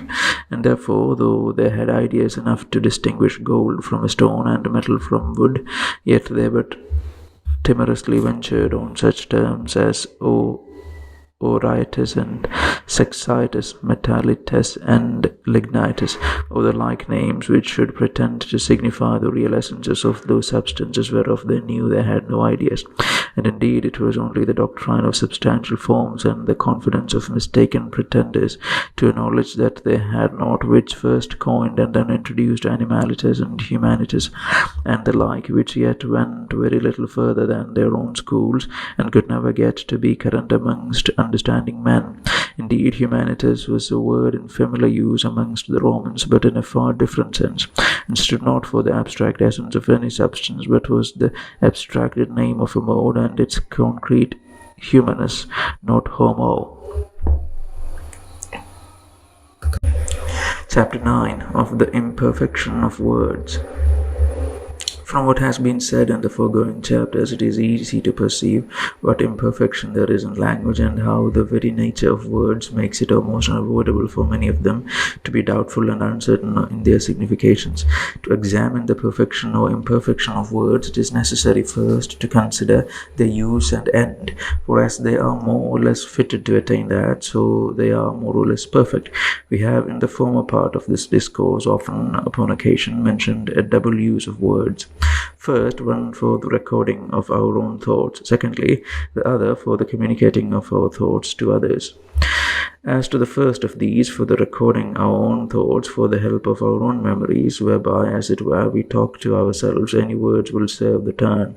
For since sounds are voluntary and indifferent signs of any ideas, a man may use what words he pleases to signify his own ideas to himself, and there will be no imperfection in them if he constantly use the same sign for the same idea. For then he cannot fail of having his meaning understood, wherein consists the right use and perfection of language. Secondly, as to communication by words, that too has a double use, one civil, two philosophical. First, by their civil use I mean such a communication of thoughts and ideas by words as may serve for the upholding common conversation and commerce about the ordinary affairs and conveniences of civil life in the societies of men, one amongst another. Secondly, by the philosophical use of words, I mean such a use of them as may serve to convey the precise notions of things and to express in general propositions certain and undoubted truths which the mind may rest upon and be satisfied with in its search after true knowledge. These two uses are very distinct, and a great deal less exactness will serve in the one than in the other, as we shall see in what follows. The chief end of language and communication belong to be understood. Words serve not well for that end, neither in civil nor philosophical discourse. When any word does not excite in the hearer the same idea which it stands for in the mind of the speaker. Now, since sounds have no natural connection with our ideas, but have all their signification from the arbitrary imposition of men, the doubtfulness and uncertainty of their signification, which is the imperfection we here are speaking of, has its cause more in the ideas they stand for than in any incapacity there is in one sound more than in another to signify any idea, for in that regard they are all equally perfect. That then which makes doubtfulness and uncertainty in the signification of some more than other words is the difference of ideas they stand for. Words having naturally no signification, the idea which each stands for must be learned and retained by those who would exchange thoughts and hold unintelligible discourse with others in any language. But this is the hardest to be done, where, first, the ideas they stand for are very complex and made up of a great number of ideas put together. Secondly, where the ideas they stand for have no certain connection in nature, and so no settled standard anywhere in nature existing to rectify and adjust them by. Thirdly, when the signification of the word is referred to a standard, which standard is not easy to be known. Fourthly, where the signification of the word and the real essence of the thing are not exactly the same. These are difficulties that attend the signification of several words that are intelligible. Those which are not intelligible at all, such as names standing for any simple ideas which another has not organs or faculties to attain, as the names of colors to a blind man or sounds to a deaf man, need not here be mentioned. In all these cases we shall find an imperfection in words, which I shall more at large explain in their particular application to our several sorts of ideas. For if we examine them, we shall find that the names of mixed modes are most liable to doubtfulness and imperfection for the two first of these reasons, and the names of substances chiefly for the two latter. First, the names of mixed modes are, many of them, liable to great uncertainty and obscurity in their signification. 1. Because of the great composition these complex ideas are often made up of. To make words serviceable to the end of communication, it is necessary, as has been said, that they excite in the hearer exactly the same idea they stand for in the mind of the speaker. Without this, men fill one another's heads with noise and sounds, but convey not thereby their thoughts, and lay not before one another their idea, which is the end of discourse and language. But when a word stands for a very complex idea that is compounded and decompounded, it is not easy for men to form and retain that idea so exactly as to make the name in common use stand for the same precise idea without any the least variation. Hence it comes to pass that men's names of very compound ideas, such as for the most part are moral words, have seldom in two different men the same precise signification, since one man's complex idea seldom agrees with another's, and often differs from his own from that which he had yesterday or will have tomorrow. 2. Because The names of mixed modes, for the most part, want standards in nature, whereby men rectify and adjust their significations. Therefore, they are very various and doubtful. They are assemblages of ideas put together at the pleasure of the mind, pursuing its own ends of discourse, and suited to its own notions, whereby it designs not to copy anything really existing, but to denominate and rank things as they come to agree with those archetypes or forms it has made. He that first brought the word sham or wheedle or banter in use put together as he thought fit those ideas he made it stand for, and as it is with any new names of modes that are now brought into any language, so it was with the old ones when they were first made use of.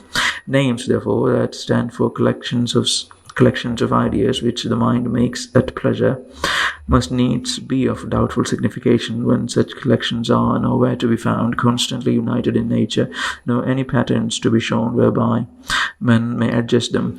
What the word murder or sacrilege, etc., signifies can never be known from things themselves. There be many of the parts of those complex ideas which are not visible in the action itself. The intention of the mind or the relation of holy things which make a part of murder or sacrilege have no necessary connection with the outward and visible action of him that commits either, and the pulling the trigger of the gun with which the murder is committed, and his old action that perhaps is visible has no natural connection with those other ideas that make up the complex one named murder. They have their union and combination only from the understanding which unites them under one name, but uniting them without any rule or pattern, it cannot be but that the signification of the name that stands for such voluntary collections should be often various in the minds of different men, who have scarce any standing rule to regulate themselves and their notions by in such arbitrary ideas. It is true common use, that is, the rule of propriety, may be supposed here to afford some aid to settle the signification of language, and it cannot be denied but that in some measure it does. Common use regulates the meaning of words pretty well for common conversation, but nobody having an authority to establish the precise signification of words, nor determine to what ideas anyone shall annex them. Common use is not sufficient to adjust them to philosophical discourses, there being scarce any name of any very complex idea, to say nothing of others, which in common use has not a great latitude, and which, keeping within the bounds of propriety, may not be made the sign of far different ideas. Besides, the rule and the measure of propriety itself being nowhere established, it is often a matter of dispute whether this or that way of using a word be propriety of speech or no, from all which it is evident that the names of such kind of very complex ideas are naturally liable to this imperfection, to be of doubtful and uncertain signification, and even in men that have a mind to understand one another, do not always stand for the same idea in speaker and hearer. Though the names glory and gratitude be the same in every man's mouth through a whole country, yet the complex collective idea which everyone thinks on or intends by that name is apparently very different in men using the same language. The way also wherein the names of mixed modes are ordinarily learned does not a little contribute to the doubtfulness of their signification.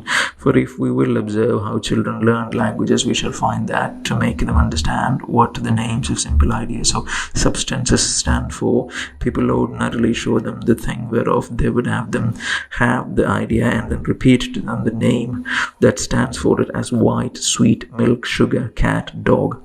But as for mixed modes, especially the most material of them, model words, the sounds are usually learned first, and then to know what complex ideas they stand for, they are either beholden to the explication of others, or, which happens for the most part, are left to their own observation and industry, which being little laid out in the search of the true and precise meaning of names. These model words are in most men's mouths little more than bare sounds, or when they have any, it is for the most part but a very loose and undetermined and consequently obscure and confused signification. And even those themselves who have with more attention settled their notions do yet hardly avoid the inconvenience to have them stand for complex ideas different from those which other, even intelligent and studious men make them the signs of. Where shall one find any either controversial debate or familiar discourse concerning honor, faith, grace, religion, church, etc., wherein it is not easy to observe the different notions men have of them? which is nothing but this, that they are not agreed in the signification of those words, nor have in their minds the same complex ideas which they make them stand for, and so all the contests that follow thereupon are only about the meaning of a sound. And hence we see that in the interpretation of laws, whether divine or human, there is no end. Comments beget comments, and explications make new matter for explications, and of limiting, distinguishing, varying the signification of these moral words there is no end. These ideas of men's making are, by men still having the same power, multiplied in infinitum. Many a man who is pretty well satisfied of the meaning of a text of scripture or clause in the code at first reading has, by consulting commentators, quite lost the sense of it, and by these elucidations given rise or increase to his doubts and drawn obscurity upon the place. I say not this that I think commentary is needless, but to show how uncertain the names of mixed modes naturally are, even in the mouths of those who had both the intention and the faculty of speaking as clearly as language was capable to express their thoughts. What obscurity this has unavoidably brought upon the writings of men who have lived in remote ages and different countries, it will be needless to take notice, since the numerous volumes of learned men enjoying their thoughts that way proves more than enough to show what attention, study, sagacity, and reasoning are required to find out the true meaning of ancient authors. But there being no writings we have any great concernment to be very solicitous about the meaning of, but those that contain either truths we are required to believe or laws we are to obey, and draw inconveniences on us when we mistake or transgress, we may be less anxious about the sense of other authors, who, writing but their own opinions, we are under no greater necessity to know them than they know ours. Our good or evil, depending not on their decrees, we may safely be ignorant of their notions, and therefore in the reading of them, if they do not use their words with the due clearness and perspicuity, we may lay them aside, and without any injury done them, resolve thus with ourselves: si non vis intelligii debes negligere.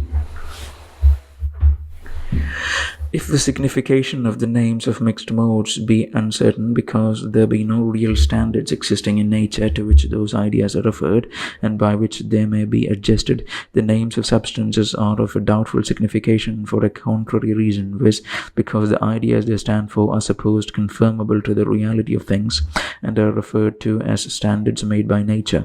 In our ideas of substances, we have not the liberty, as in mixed modes, to frame what combinations we think fit to be the characteristical notes to rank and denominate things by.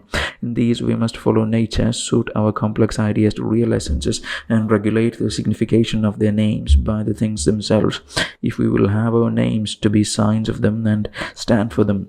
Here, it is true, we have patterns to follow, but patterns that will make the signification of their names very uncertain, for names must be of a very unsteady and various meaning, if the ideas they stand for be referred to standards without us, that either cannot be known at all or can be known but imperfectly and uncertainly. The names of substances have, as has been shown, a double reference in their ordinary use. First, sometimes they are made to stand for, and so their signification is supposed to agree to, the real constitution of things, from which all their properties flow, and in which they all center. But this real constitution, or, as it is apt to be called, essence, being utterly unknown to us, any sound that is put to stand for it must be very uncertain in its application, and it will be impossible to know what things are, or ought to be called horse or antimony, when those words are put for real essences that we have no ideas of at all. And therefore, in this supposition, the names of substances being referred to standards that cannot be known, their significations can never be adjusted and established by those standards. Secondly, the simple ideas that are found to coexist in substances being that which their names immediately signify, these, as united in the several sorts of things, are the proper standards to which their names are referred, and by which their significations may be well rectified. But neither will these archetypes so well serve to this purpose as to leave these names without very various and uncertain significations, because these simple ideas that coexist are united in the same object, being very numerous and having all an equal right to go into the complex specific idea which the specific name is to stand for, men, though they propose to themselves the very same subject to consider, yet frame very different ideas about it, and so the name they use for it unavoidably comes to have in several men very different significations. The simple qualities which make up the complex ideas, being most of them powers in relation to changes which they are apt to make in or receive from other bodies, are almost infinite. He that shall but observe what a great variety of alterations any one of the baser metals is apt to receive from the different application only of fire, and how much a greater number of changes any of them will receive in the hands of a chemist by the application of other bodies, will not think it strange that I count the properties of any sort of bodies not easily to be collected and completely known by the ways of inquiry which our faculties are capable of, there being therefore at least so many that no man can know the precise and definite number. They are differently discovered by different men according to their various skill, attention, and ways of handling, who therefore cannot choose but have different ideas of the same substance, and therefore make the signification of its common name very various and uncertain. For the complex ideas of substances being made up of such simple ones as are supposed to coexist in nature, everyone has a right to put into his complex idea those qualities he has found to be united together. For though in the substance of gold one satisfies himself with a color and weight, yet another thinks solubility in aqua regia as necessary to be joined with that color in his idea of gold, as any one does its fusibility, solubility in aqua regia being a quality as constantly joined with its color and weight as fusibility or any others put into it ductility or fixedness, etc., as they have been taught by tradition or experience. Who of all these has established the right signification of the word gold, or who shall be the judge to determine? Each has his standard in nature which he appeals to, and with reason thinks he has the same right to put into his complex ideas signified by the word gold those qualities which upon trial he has found united, as another who has not so well examined has to leave them out, or a third who has made other trials has to put in others. For the union in nature of these qualities being the true ground of their union in one complex idea, who can say one of them has more reason to be put in or left out than another? From hence it will unavoidably follow that the complex ideas of substances in men using the same names for them will be very various, and so the significations of those names very uncertain. Besides, there is scarce any particular thing existing which in some of its simple ideas does not communicate with a greater, and in others a less number of particular beings, who shall determine in this case which are those that are to make up the precise collection that is to be signified by the specific name, or can with any just authority prescribe which obvious or common qualities are to be left out, or which more secret or more particular are to be put into the signification of the name of any substance, all which together seldom or never fail to produce that various and doubtful signification in the names of substances, which causes such uncertainty, disputes, or mistakes when we come to a philosophical use of them. It is true, as to civil and common conversation, the general names of substances regulated in their ordinary signification by some obvious qualities, as by the shape and figure in things of known seminal propagation, and in other substances for the most part by color joined with some other sensible qualities, do well enough to design the things men would be understood to speak of, and so they usually conceive well enough the substances meant by the word gold or apple to distinguish the one from the other. But in philosophical inquiries and debates, where general truths are to be established and consequences drawn from positions laid down, there the precise signification of the names of substances will be found not only not to be well established, but also very hard to be so. For example, he that shall make malleability or a certain degree of fixedness a part of his complex idea of gold, may make propositions concerning gold and draw consequences from them that will truly and clearly follow from gold taken in such a signification. But yet such as another man can never be forced to admit, nor be convinced of their truth, who makes not malleableness or the same degree of fixedness part of that complex idea that the name gold in his use of it stands for. This is a natural and almost unavoidable imperfection in almost all the names of substances in all languages whatsoever, which men will easily find when, once passing from confused or loose notions, they come to more strict and close inquiries. For then they will be convinced how doubtful and obscure those words are in their signification, which in ordinary use appeared very clear and determined. I was once in a meeting of very learned and ingenious physicians, where by chance there arose a question whether any liquor passed through the filaments of the nerves.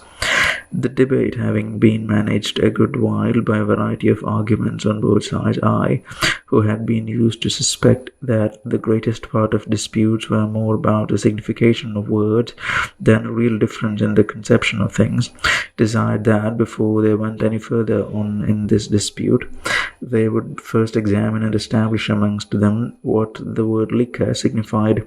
They at first were a little surprised at the proposal, and had there been persons less ingenious, they might perhaps have taken it for a very frivolous or extravagant one, since there was no one there that thought not himself to understand very perfectly what the word liquor stood for, which I think too none of the most perplexed names of substances. However, they were pleased to comply with my motion, and upon examination found that the signification of that word was not so settled or certain as they had all imagined, but that each of them made it a sign of a different complex idea. This made them perceive that the main of their dispute was about the signification of that term, and that they differed very little in their opinions concerning some fluid and subtle matter passing through the conduits of the nerves, though it was not so easy to agree whether it was to be called liquor or no, a thing which, when considered, they thought it not worth the contending about. How much this is the case in the greatest part of disputes that men are engaged so hotly in, I shall perhaps have an occasion in another place to take notice. Let us only here consider a little more exactly the forementioned instance of the word gold, and we shall see how hard it is precisely to determine its signification. I think all agree to make it stand for a body of a certain yellow shining color, which being the idea to which children have annexed that name, the shining yellow part of a peacock's tail is properly to them gold. Others, finding fusibility joined with that yellow color in certain parcels of matter, make of that combination a complex idea to which they give the name gold, to denote a sort of substances, and so exclude from being gold all such yellow shining bodies as by fire will be reduced to ashes, and admit to be of that species, or to be comprehended under that name gold, only such substances as, having that shining yellow color, will by fire be reduced to fusion and not to ashes.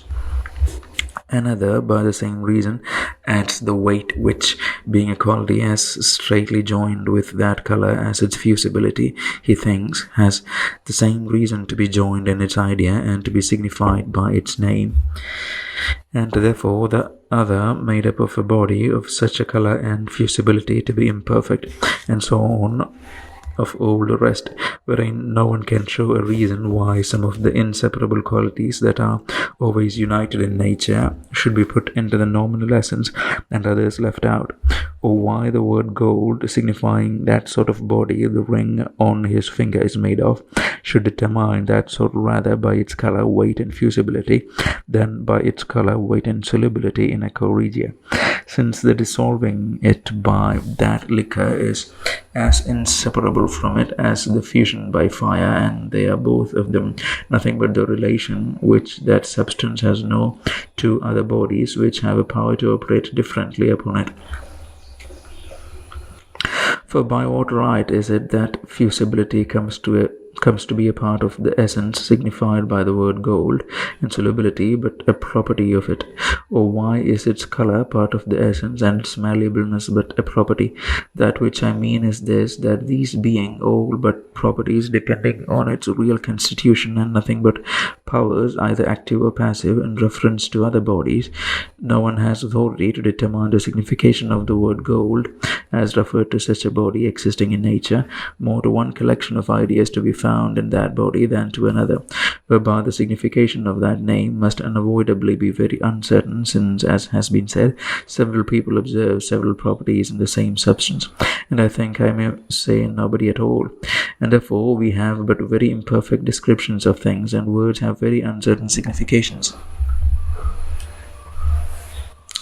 From what has been said, it is easy to observe what has been before remarked, was that the names of simple ideas are, of all others, the least liable to mistakes, and that for these reasons. First, because the ideas they stand for, being each but one single perception, are much easier got and more clearly retained than the more complex ones, and therefore are not liable to the uncertainty which usually attends those compounded ones of substances and mixed modes, in which the precise number of simple ideas that make them up are not easily agreed and so readily kept in mind.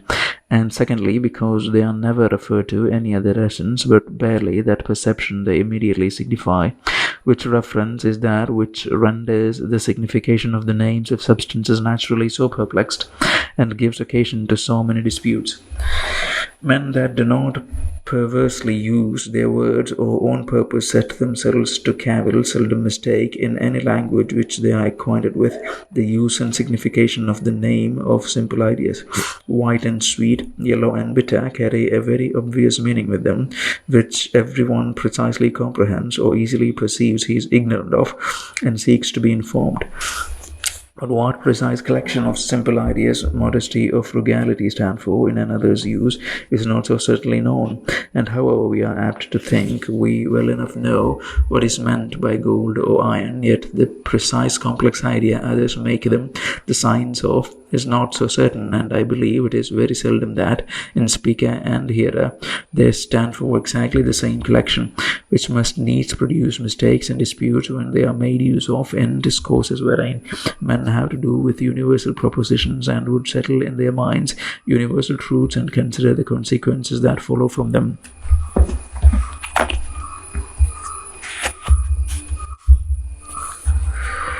By the same rule, the names of simple modes are, next to those of simple ideas, least liable to doubt and uncertainty, especially those of figure and number, of which men have so clear and distinct ideas. Whoever that had a mind to understand them mistook the ordinary meaning of 7 or a triangle, and in general the least compounded ideas in every kind have the least dubious names. Mixed modes, therefore, that are made up but of a few and obvious simple ideas usually names of no very uncertain signification, but the names of mixed modes which comprehend a great number of simple ideas are commonly of a very doubtful and undetermined meaning, as has been shown. The names of substances being annexed to ideas that are neither the real essences nor exact representations of the patterns they are referred to are liable to yet greater imperfection and uncertainty, especially when we come to a philosophical use of them. The great disorder that happens in our names of substances proceeding from the most part from our want of knowledge and inability to penetrate into their real constitutions, it may probably be wondered why I charge this as an imperfection rather upon our words than understandings. This exception has so much appearance of justice that I think myself obliged to give a reason why I have followed this method. I must confess then that when I first began this discourse of the understanding, and a good while after, I had not the least thought that any consideration of words was at all necessary to it. But when, having passed over the original and composition of our ideas, I began to examine the extent and certainty of our knowledge, I found it had so near a connection with words that, unless their force and manner of signification were first well observed, there could be very little said clearly and pertinently concerning knowledge, which, being conversant about truth, had constantly to do with propositions. And though it terminated in things, yet it was for the most part so much by the intervention of words that they seemed scarce separable from our general knowledge. At least they interpose themselves so much between our understandings and the truth which it would contemplate and apprehend that, like the medium through which visible objects pass, the obscurity and disorder do not seldom cast a mist before our eyes and impose upon our understandings. If we consider in the fallacies men put upon themselves as well as others, and the mistakes in men's disputes and notions, how great a part is owing to words and their uncertain or mistaken significations, we shall have reason to think this no small obstacle in the way to knowledge, which I conclude we are the more carefully to be warned of, because it has been so far from being taken notice of as an inconvenience, that the arts of improving it have been made the business of men's study, and obtained the reputation of learning and subtlety, as we shall see in the following chapter. But I am apt to imagine that, were the imperfections of language as the instrument of knowledge more thoroughly weighed, a great many of the controversies that make such a noise in the world would be themselves cease, and the way to knowledge, and perhaps peace too, lie a great deal opener than it does. Sure I am that the signification of words in all languages, depending very much on the thoughts, notions, and ideas of him that uses them, must unavoidably be of great uncertainty to men of the same language and country. This is so evident in the Greek authors that he that shall pursue their writings will find in almost every one of them a distinct language, though the same words. But when to this natural difficulty in every country there shall be added different countries and remote ages, wherein the speakers and writers had very different notions, tempers, customs, ornaments, and figures of speech, etc., every one of which influenced the signification of their words then, though to us now they are lost and unknown, it would become us to be charitable one to another in our interpretations or misunderstandings of those ancient writings, which, though of great concernment to be understood, are liable to the unavoidable difficulties of speech, which, if we exempt the names of simple ideas and some very obvious things, is not capable, without a constant defining the terms, of conveying the sense and intention of the speaker without any manner of doubt and uncertainty to the hearer. And in discourses of religion, law, and morality, as they are matters of the highest concernment, so there will be the greatest difficulty. The volumes of interpreters and commentators on the Old and New Testament are but two manifest proofs of this. Though everything said in the text be infallibly true, yet the reader may be, nay, cannot choose but be very fallible in the understanding of it. Nor is it to be wondered that the will of God, when clothed in words, should be liable to that doubt and uncertainty which unavoidably attends that sort of conveyance, when even his Son, whilst clothed in flesh, was subject to all frailties and inconveniences of human nature, sin excepted. And we ought to magnify his goodness, that he hath spread before all the world such legible characters of his works and providence, and given all mankind so sufficient a light of reason, that they to whom this written word never came could not, whenever they set themselves to search, either doubt of the being of a God or of the obedience due to him. Since then the precepts of natural religion are plain and very intelligible to all mankind, and seldom come to be controverted, and other revealed truths which are conveyed to us by books and languages are liable to the common and natural obscurities and difficulties incident to words, methinks it would become us to be more careful and diligent in observing the former, and less magisterial, positive, and imperious in imposing our own sense and interpretations of the latter. Chapter 10 of the Abuse of Words. Besides the imperfection that is naturally in language, and the obscurity and confusion that is so hard to be avoided in the use of words, there are several wilful faults and neglects which men are guilty of in this way of communication, whereby they render these signs less clear and distinct in their signification than naturally they need to be. First, in this kind, the first and most palpable abuse is the use of words without a clear and distinct ideas, or, which is worse, signs without anything signified. Of these there are two sorts.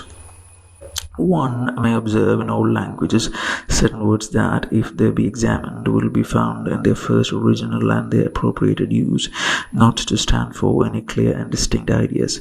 These, for the most part, several sects of philosophy and religion have introduced for their authors or promoters, either affecting something singular and out of the way of common apprehensions, or to support some strange opinions or cover some weakness of their hypothesis, seldom fail to coin new words, and such as, when they come to be examined, may justly be called insignificant terms, for having either had no determinate collection of ideas annexed to them when they were first invented, or at least such as, if well examined, will be found inconsistent. It is no wonder if afterwards, in the vulgar use of the same party, there remain empty sounds with little or no signification amongst those who think it enough to have them often in their mouths as the distinguishing characters of their church or school, without much troubling their heads to examine what are the precise ideas they stand for. I shall not need here to heap up instances. Every man's reading and conversation will sufficiently furnish him, or if he wants to be better stored, the great mint masters of this kind of terms, I mean the schoolmen and metaphysicians, under which I think the disputing natural and moral philosophers of these latter ages may be comprehended, have wherewithal abundantly to content him. To others there be who extend this, abuse it further, who take so little care to lay by words which in their primary notation have scarce any clear and distinct ideas which they are annexed to, that by any unpardonable negligence they familiarly use words which the propriety of language has affixed to very important ideas, without any distinct meaning at all. Wisdom, glory, grace, etc., words frequent enough in every man's mouth. But if a great many of those who use them should be asked what they mean by them, they would be at a stand and not know what to answer. A plain proof that, though they have learned those sounds and have them ready at their tongues' ends, yet there are no determined ideas laid up in their minds which are to be expressed to others by them.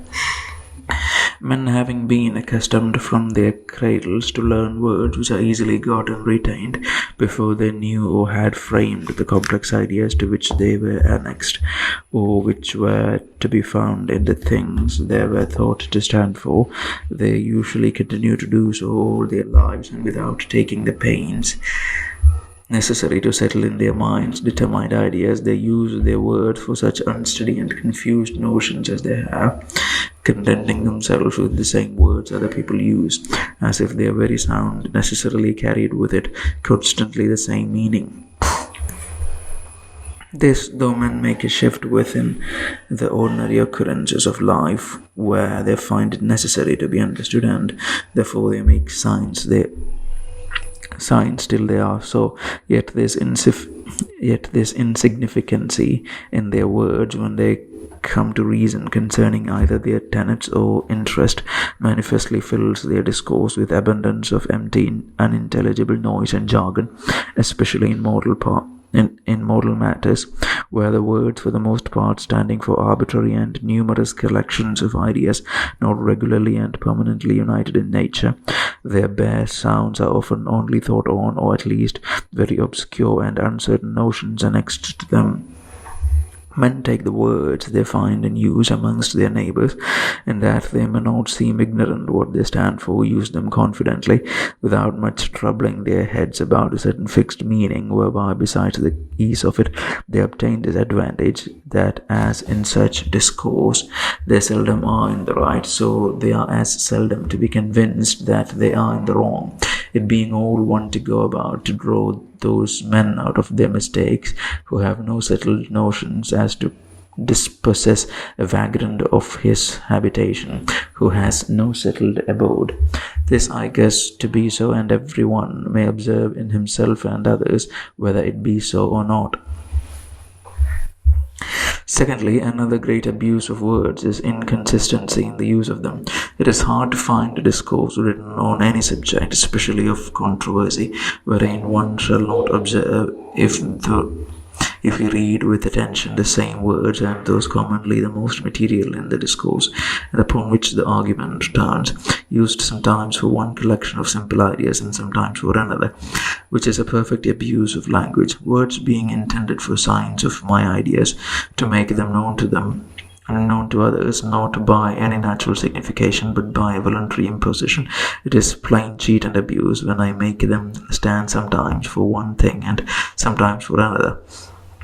The wilful doing, therefore, can be imputed to nothing but great folly or greater dishonesty, and a man in his accounts with another may with as much fairness make the characters of numbers stand sometimes for one and sometimes for another collection of units, v.g. this character 3 stands sometimes for 3, sometimes for 4, and sometimes for 8, as in his discourse or reasoning make the same words stand for different collections of simple ideas.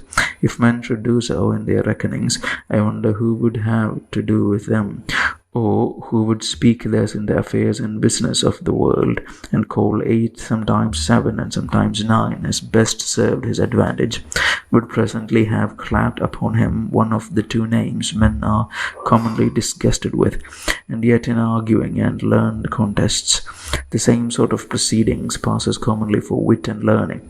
But to me it appears a greater dishonesty than the misplacing of counters and the casting up a debt, and the cheat the greater by how much truth is of greater concernment and value than money. Thirdly, another abuse of language is an affected obscurity, by either applying old words to new and unusual significations, or introducing new and ambiguous terms without defining either, or else putting them together as may confound their ordinary meaning. Though the peripatetic philosophy has been most eminent in this way, yet other sects have not been wholly clear of it. There are scarce any of them that are not cumbered with some difficulties, such as the imperfection of human knowledge, which they have been fain to cover with obscurity of terms, and to confound the signification of words which, like a mist before people's eyes, might hinder their weak parts from being discovered. That body and extension in common use stand for two distinct ideas is plain to anyone that will but reflect a little, for were their signification precisely the same, it would be as proper and as intelligible to say the body of an extension as the extension of a body. And yet there are those who find it necessary to confound their signification. To this abuse and the mischiefs of confounding the signification of words, logic and the liberal sciences, as they have been handled in the schools, have given reputation, and the admired art of disputing hath added much to the natural imperfection of languages, whilst it has been made use of and fitted to perplex the signification of words more than to discover the knowledge and truth of things. And he that will look into that sort of learned writings will find the words there much more obscure, uncertain, and undetermined in their meaning than they are in ordinary conversation. This is unavoidably to be so where men's part in learning are estimated by their skill in disputing, and if reputation and reward shall attend these conquests, which depend mostly on the fineness and niceties of words, it is no wonder if the wit of man so employed should perplex, involve, and stabilize the signification of sounds, so as never to want something to say in opposing or defending any question, the victory being adjudged not to him who had truth on his side, but the last word in the dispute. This, though a very useless skill, and that which I think the direct opposite to the ways of knowledge, hath yet passed hitherto under the laudable and esteemed names of subtlety and acuteness, and has had the applause of the schools and encouragement of one part of the learned men of the world. And no wonder, since the philosophers are old, the disputing and wrangling philosophers, I mean, such as Lucian, Vitelli, and with reason Taxis, and the schoolmen, since aiming at glory and esteem for their great and universal knowledge, easier a great deal to be pretended to than really acquired, found this a good expedient to cover their ignorance with a curious and inexplicable web of perplexed words, and procure to themselves the admiration of others by unintelligible terms, the apter to produce wonder because they could not be understood. whilst it appears in all history that these profound doctors were no wiser, no more useful than their neighbours, and brought but small advantage to human life or the societies wherein they lived, unless the coining of new words, where they produced no new things to apply them to, or the perplexing or obscuring the signification of old ones, and so bringing old things into question and dispute, were a thing profitable to the life of man or worthy commendation and reward. For, notwithstanding these learned disputants, these all-knowing doctors, it was to the unscholastic statesmen that the governments of the world owed their peace, defense, and liberties, and from the illiterate and contemned mechanic a name of disgrace, that they received the improvements of useful arts. Nevertheless, this artificial ignorance and learned gibberish prevailed mightily in these last ages by the interest and artifice of those who found no easier way to that pitch of authority and dominion they have attained than by amusing the men of business and ignorant with hard words, or employing the ingenious and idle in intricate disputes among unintelligible terms, and holding them perpetually entangled in that endless labyrinth. Besides, there is no such way to gain admittance or give defense to strange and absurd doctrines as to guard them round about with legions of obscure, doubtful, and undefined words, which yet make these retreats more like the dens of robbers or holes of foxes than the fortresses of fair warriors, which, if it be hard to get them out of, it is not for the strength that is in them, but the briars and thorns and the obscurity of the thickets they are beset with. For untruth being unacceptable to the mind of man, there is no other defense left for absurdity but obscurity. This learned ignorance and this art of keeping even inquisitive men from true knowledge hath been propagated in the world, and hath much perplexed, whilst it pretended to inform the understanding. For we see that other well-meaning and wise men, whose education and powers had not acquired that acuteness, could intelligibly express themselves to one another, and in its plain use make a benefit of language.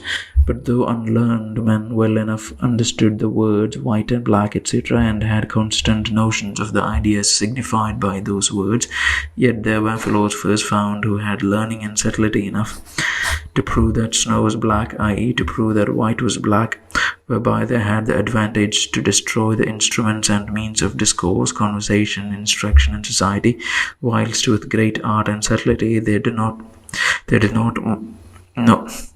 more but perplex and confound the signification of words, and thereby render language less useful than the real defects of it had made it, a gift which the illiterate had not attained to. These learned men did equally instruct men's understandings and profit their lives, as he should alter the signification of known characters, and by a subtle device of learning for surpassing the capacity of the literature dull and vulgar, should in his writing show that he could put A for B and D for E, etc., to the no small admiration and benefit of his reader, it being as senseless to put back, which is a word agreed on to stand for one sensible idea, to put it, I say, for another or the contrary idea, i.e., to call snow black, as to put this mark A, which is a character agreed on to stand for one modification of sound made by a certain motion of the organs of speech, for B, which is agreed on to stand for another modification of sound made by another certain mode of the organs of speech. Nor hath this mischief stopped in logical niceties or curious empty speculations. It hath invaded the great concernments of human life and society, obscured and perplexed the material truths of law and divinity, brought confusion, disorder, and uncertainty into the affairs of mankind, and if not destroyed, yet in a great measure rendered useless these two great rules, religion and justice, but have the greatest part of the comments and disputes upon the laws of God and man served for, but to make the meaning more doubtful and perplex the sense, but have been the effect of those multiplied curious distinctions and acute niceties, but obscurity and uncertainty, leaving the words more unintelligible and the reader more at a loss How else comes it to pass that princes, speaking or writing to their servants in their ordinary commands, are easily understood, speaking to their people in their laws are not so? And as I remarked before, does it not often happen that a man of an ordinary capacity very well understands a text or a law that he reads till he consults an expositor or goes to counsel, who by that time he hath done explaining them, makes the words signify either nothing at all or what he pleases? Whether any by interests of these professions have occasioned this, I will not here examine, but I leave it to be considered whether it would not be well for mankind, whose concernment it is to know things as they are, and to do what they ought, and not to spend their lives in talking about them, or tossing words to and fro, whether it would not be well, I say, that the use of words were made plain and direct, and that language which was given us for the improvement of knowledge and bond of society should not be employed to darken truth and unsettle people's rights, to raise mists and render unintelligible both morality and religion, or that at least, if this will happen, it should not be thought learning or knowledge to do so. Fourthly, another great abuse of words is the talking them for things. This, though it in some degree concerns all names in general, yet more particularly affects those of substances.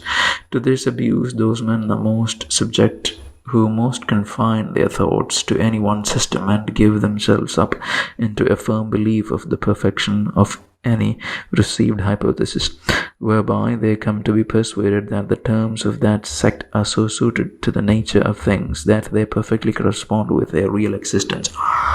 Who is there that has been bred up in the peripatetic philosophy who does not think the 10 names under which are ranked the 10 predicaments to be exactly conformable to the nature of things?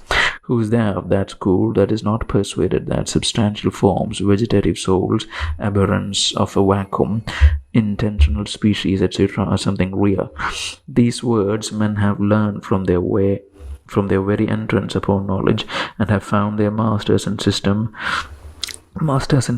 lay great stress upon them, and therefore they cannot quit the opinion that they are conformable to nature, and are the representations of something that really exists. The Platonists have their soul of the world, and the Epicureans their endeavor towards motion in their atoms when at rest. There is scarce any sect in philosophy has not a distinct set of terms that others understand not, but yet this gibberish, which in the weakness of human understanding serves so well to palliate men's ignorance and cover their errors, comes by familiar use amongst those of the same tribe to seem the most important part of language, and of all other the terms the most significant. And should aerial and ethereal vehicles come once, by the prevalency of that doctrine, to be generally received anywhere, no doubt those terms would make impressions on men's minds so as to establish them in the persuasion of the reality of such things, as much as peripatetic forms and intentional species have heretofore done. How much names taken for things are apt to mislead the understanding, the attentive reading of philosophical writers would abundantly discover, and that perhaps in words little suspected of any such misuse. I shall instance in one only, and that a very familiar one. How many intricate disputes have there been about matter, as if there were some such thing really in nature, distinct from body? As it is evident, the word matter stands for an idea distinct from the idea of body. For if the ideas these two terms stood for were precisely the same, they might indifferently in all places be put for one another. But we see that, though it be proper to say there is one matter of all bodies, one cannot say there is one body of all matters. We familiarly say one body is bigger than another, but it sounds harsh, and I think it's never used to say one matter is bigger than another. Whence comes this, then, with from hence, that though matter and body be not really distinct, but wherever there is the one there is the other, yet matter and body stand for two different conceptions, whereof the one is incomplete and but a part of the other. For body stands for a solid extended figured substance, whereof matter is but a partial and more confused conception, it seeming to me to be used for the substance and solidity of body without taking in its extension and figure. And therefore it is that, speaking of matter, we speak of it always as one, because in truth it expressly contains nothing but the idea of a solid substance, which is everywhere the same, everywhere uniform. This being our idea of matter, we no more conceive or speak of different matters in the world than we do of different solidities, though we both conceive and speak of different bodies, because extension and figure are capable of variation. But since solidity cannot exist without extension and figure, the taking matter to be the name of something really existing and that precision has no doubt produced those obscure and unintelligible discourses and disputes which have filled the heads and books of philosophers concerning materia prima, which imperfection or abuse, how far it may concern a great many other general terms, I leave to be considered. This, I think, I may at least say, that we should have a great many fewer disputes in the world if words were taken for what they are, the signs of our ideas only, and not for things themselves. For when we argue about matter or any other like term, we truly argue only about the idea we express by that sound, whether that precise idea agree to anything really existing in nature or no. And if men would tell what ideas they make their words stand for, there could not be half that obscurity or wrangling in the search or support of truth that there is. But whatever inconvenience follows from this mistake of words, this I am sure that by constant and familiar use they charm men into notions far remote from the truth of things. It would be a hard matter to persuade anyone that the words which his father or schoolmaster, the parson of the parish, or such a reverend doctor used, signified nothing that really existed in nature, which perhaps is none of the least causes that men are so hardly drawn to quit their mistakes, even in opinions purely philosophical, and where they have no other interest but truth. For the words they have a long time been used to remaining firm in their minds, it is no wonder that the wrong notions annexed to them should not be removed. Fifthly, another abuse of words is the setting them in the place of things which they do or can by no means signify. We may observe that in the general names of substances whereof the nominal essences are only known to us, when we put them into propositions and affirm or deny anything about them, we do most commonly tacitly suppose or intend they should stand for the real essence of a certain sort of substances.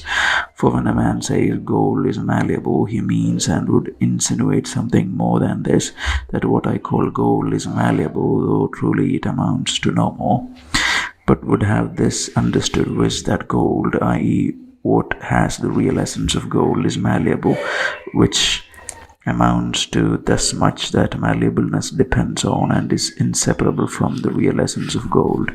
But a man not knowing wherein that real essence consists, the connection in his mind of malleableness is not truly with an essence he knows not, but only with the sound gold he puts for it. Thus, when we say that animal rationale is and animal implum vipus latis unguibus is not a good definition of a man, it is plain we suppose the name man in this case to stand for the real essence of a species, and would signify that a rational animal better described that real essence than a two-legged animal with broad nails and without feathers. For else, why might not Plato as properly make the word anthropos or man stand for his complex idea made up of the idea of a body, distinguished from others by a certain shape and other outward appearances, as Aristotle make the complex idea to which he gave the name anthropos, or man, of body and the faculty of reasoning joined together, unless the name anthropos, or man, were supposed to stand for something else than what it signifies, and to be put in the place of some other thing than the idea a man professes he would express by it. It is true that names of substances would be much more useful and propositions made in them much more certain were the real essences of substances, the ideas in our minds which those words signified.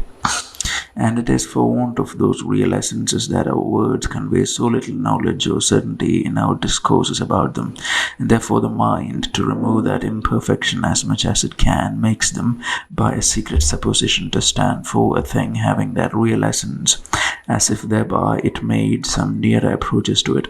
For though the word man or gold signify nothing truly but a complex idea of properties united together in one sort of substances, yet there is scarce anybody in the use of these words but often supposes each of those names to stand for a thing having the real essence on which these properties depend, which is so far from diminishing the imperfection of our words that by a plain abuse it adds to it, when we would make them stand for something which not belong in our complex idea, the name we use can no ways be the sign of.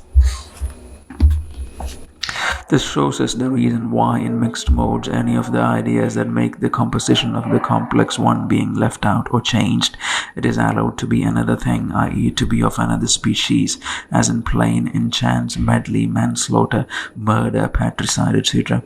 The reason whereof is because the complex idea signified by that name is the real as well as nominal essence, and there is no secret reference of that name to any other essence but that. But in substances it is not so. For though in that cold gold one puts into his complex idea what another leaves out, and vice versa, yet men do not usually think that therefore the species has changed, because they secretly in their minds refer that name and suppose it annexed to a real immutable essence of a thing existing, on which those properties depend.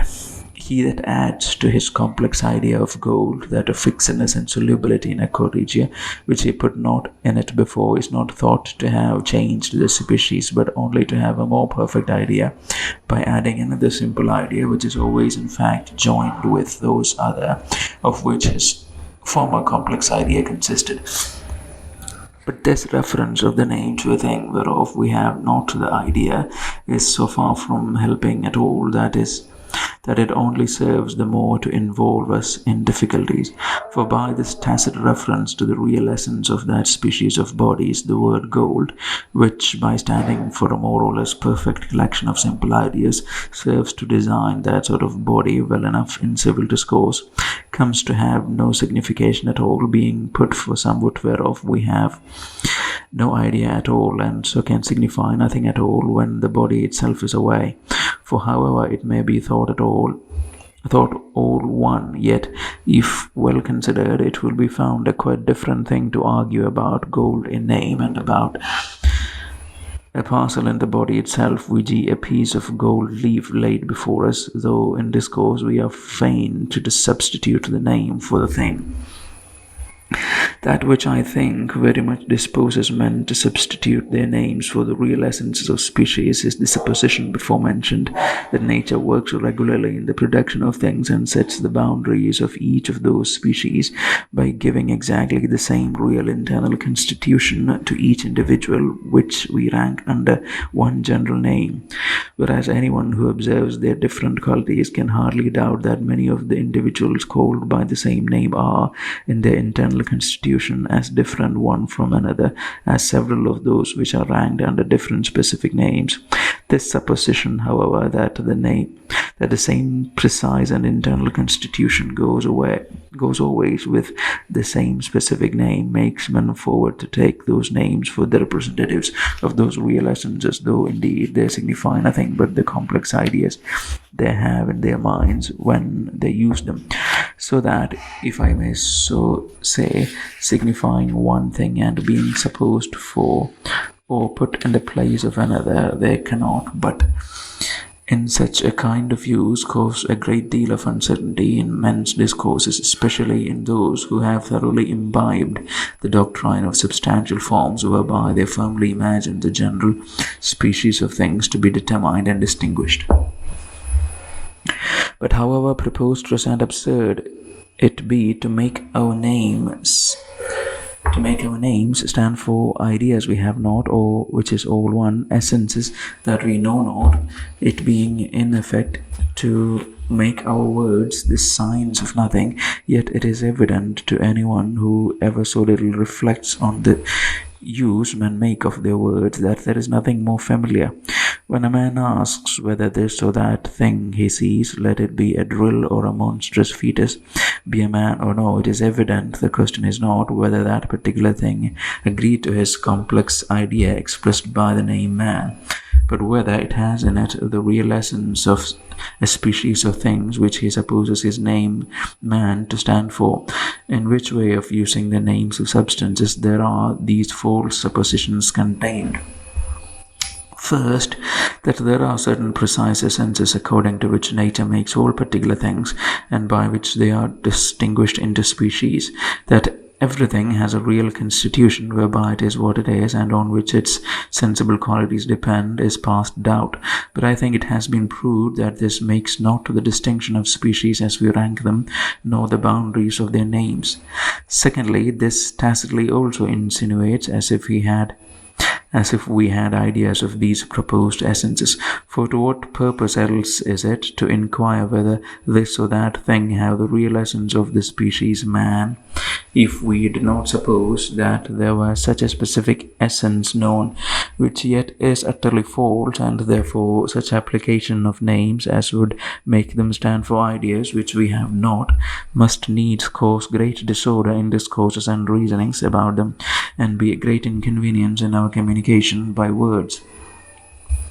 Sixthly, there remains yet another more general, though perhaps less observed, abuse of words, and that is, that men having by a long and familiar use annexed to them certain ideas, they are apt to imagine so near and necessary a connection between the names and the signification they use them in, that they forwardly suppose one cannot but understand what their meaning is, and therefore one ought to acquiesce in the words delivered, as if it were past doubt that, in the use of those common received sounds, the speaker and hearer had necessarily the same precise ideas, whence presuming that when they have in discourse used any term, they have thereby, as it were, set before others the very thing they talked of, and so likewise, taking the words of others as naturally standing for just what they themselves have been accustomed to apply them to, they never trouble themselves to explain their own or understand clearly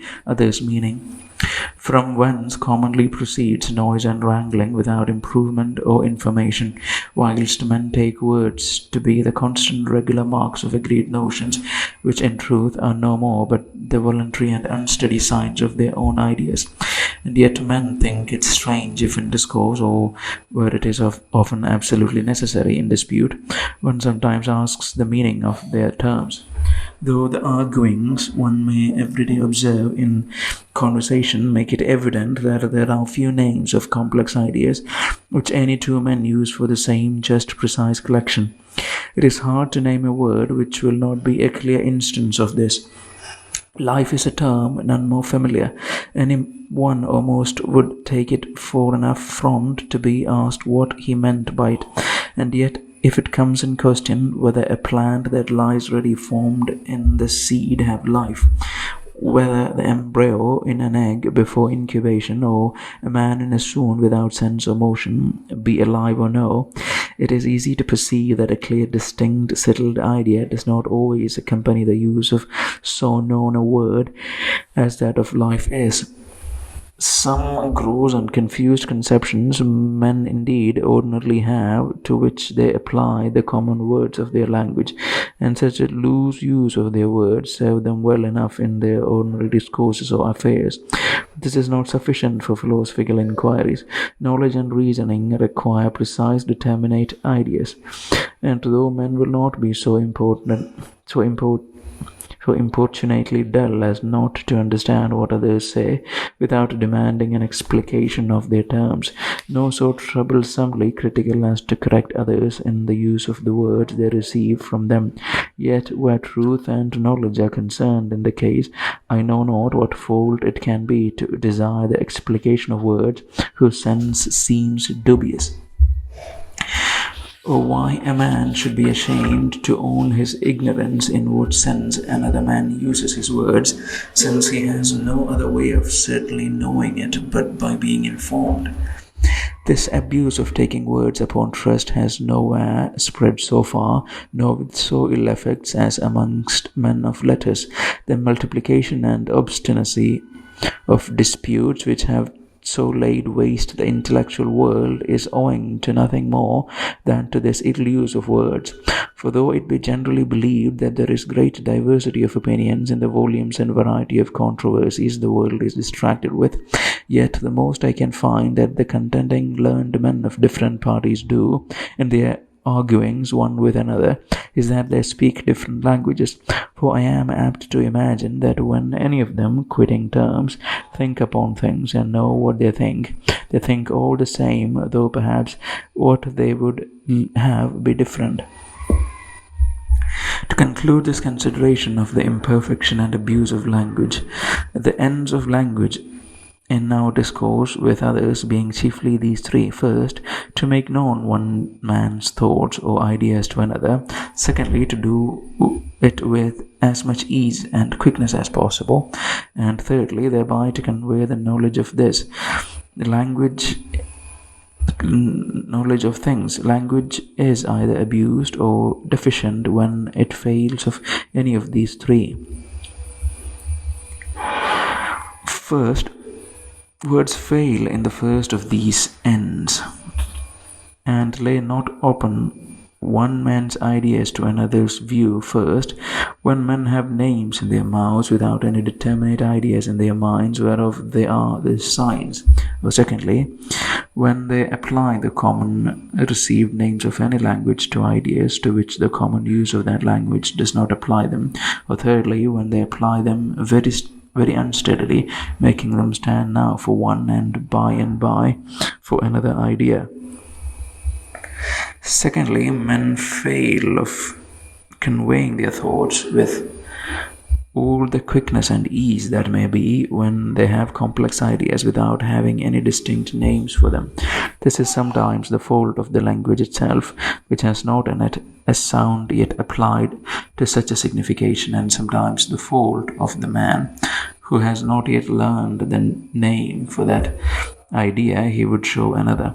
Thirdly, there is no knowledge of things conveyed by men's words when their ideas agree not to the reality of things, though it be a defect that has its original in our ideas, which are not so conformable to the nature of things as attention, study, and application might make them, yet it fails not to extend itself to our words too, when we use them as signs of real beings, which yet never had any reality or existence. First, he that hath words of any language without distinct ideas in his mind, to which he applies them, does, so far as he uses them in discourse, only make a noise without any sense or signification. And how learned soever he may seem by the use of hard words or learned terms, is not much more advanced thereby in knowledge than he would be in learning, who had nothing in his study but the bare titles of books, without possessing the contents of them. For all such words, however, put into discourse according to the right construction of grammatical rules, to the harmony of well-turned periods, do yet amount to nothing but bare sounds and nothing else. Secondly, he that has complex ideas without particular names for them would be in no better case than a bookseller who had in his warehouse volumes that lay there unbound and without titles, which he could therefore make known to others only by showing the loose sheets and communicate them only by tale.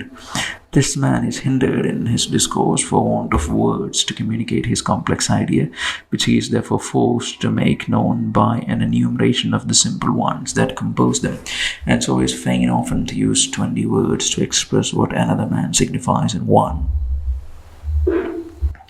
Thirdly, he that puts not constantly the same sign for the same idea, but uses the same words, sometimes in one and sometimes in another signification, ought to pass in their schools and conversation for as fair a man as he does in the market and exchange, who sells several things under the same name.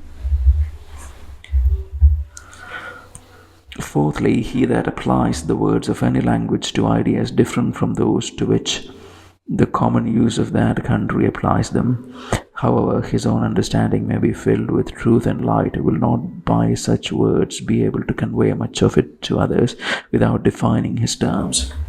For however the sounds are such as are familiarly known and easily enter the ears of those who are accustomed to them, yet standing for other ideas than those they usually are annexed to, and are wont to excite in the mind of the hearers, they cannot make known the thoughts of him who thus uses them. Fifthly, he that imagined to himself substances such as never have been, and filled his head with ideas which have not any correspondence with the real nature of things, to which yet he gives settled and defined names, may fill his discourse and perhaps another man's head with the fantastical imaginations of his own brain, but will be very far from advancing thereby one jot in real and true knowledge. He that hath names without ideas wants meaning in his words and speaks only empty sounds. He that hath complex ideas without names for them wants liberty and dispatch in his expressions and is necessitated to use periphrases. He that uses his words loosely and unsteadily will either be not minded or not understood. He that applies his names to ideas different from their common use wants propriety in his language that speaks gibberish. And he that hath the ideas of substances disagreeing with the real existence of things, so far wants the materials of true knowledge in his understanding, and hath instead thereof chimeras. In our notions concerning substances, we are liable to all the former inconveniences, v.g., he that uses the word tarantula without having any imagination or idea of what it stands for, pronounces a good word, but so long means nothing at all by it. He that in a newly discovered country shall see several sorts of animals and vegetables unknown to him before, may have as true ideas of them as of a horse or a stag, but can speak of them only by a description, till he shall either take the names the natives call them by, or give them names himself. He that uses the word body sometimes for pure extension and sometimes for extension and solidity together will talk very fallaciously. He that gives the name horse to that idea which common usage calls mule talks improperly and will not be understood. He that thinks the name centaur stands for some real being imposes on himself and makes words for things. In modes and relations generally, we are liable only to the first four of these inconveniences, which I may have in my memory the names of modes as gratitude or charity, and yet not have any precise ideas annexed in my thoughts to those names. I may have ideas and not know the names that belong to them, v.g., I may have the idea of a man's drinking till his colour and humour be altered, till his tongue trips and his eyes look red and his feet fail him, and yet not know what it is to be called drunkenness. I may have the ideas of virtues or vices and names also, but apply them amiss, v.g., when I apply the name frugality to that idea which others call and signify by this sound, covetousness. I may use any of those names with inconsistency, but in modes and relations I cannot have ideas disagreeing to the existence of things, for modes being complex ideas made by the mind at pleasure, and relation being but my way of considering or comparing two things together, and so also an idea of my own making, these ideas can scarce be found to disagree with anything existing, since they are not in the mind as the copies of things regularly made by nature, nor as properties inseparably flowing from the internal constitution or essence of any substance, but as it were patterns lodged in my memory, with names annexed to them to denominate actions and relations by, as they come to exist. But the mistake is commonly in my giving a wrong name to my conceptions and so using words in a different sense from other people. I'm not understood, but I am thought to have wrong ideas of them when I give wrong names to them. Only if I put in my ideas of mixed modes or relations, any inconsistent ideas together, I fill my head also with chimeras, since such ideas, if well examined, cannot so much as exist in the mind, much less any real being ever be denominated from them. Since wit and fancy find easier entertainment in the world than right truth and real knowledge, figurative speeches and allusion in language will hardly be admitted as an imperfection or abuse of it. I confess, in discourses where we seek rather pleasure and delight than information and improvement, such ornaments as are borrowed from them can scarce pass for faults. But yet if we would speak of things as they are, we must allow that all the art of rhetoric, besides order and clearness, all the artificial and figurative application of words eloquence hath invented, are for nothing else but to insinuate wrong ideas, move the passions, and thereby mislead the judgment, and so indeed are perfect cheats. And therefore, however laudable or allowable oratory may render them in harangues and popular addresses, they are certainly in all discourses that pretend to inform or instruct wholly to be avoided, and where truth and knowledge are concerned cannot but be thought a great fault either of the language or person that makes use of them. What and how various they are will be superfluous here to take notice.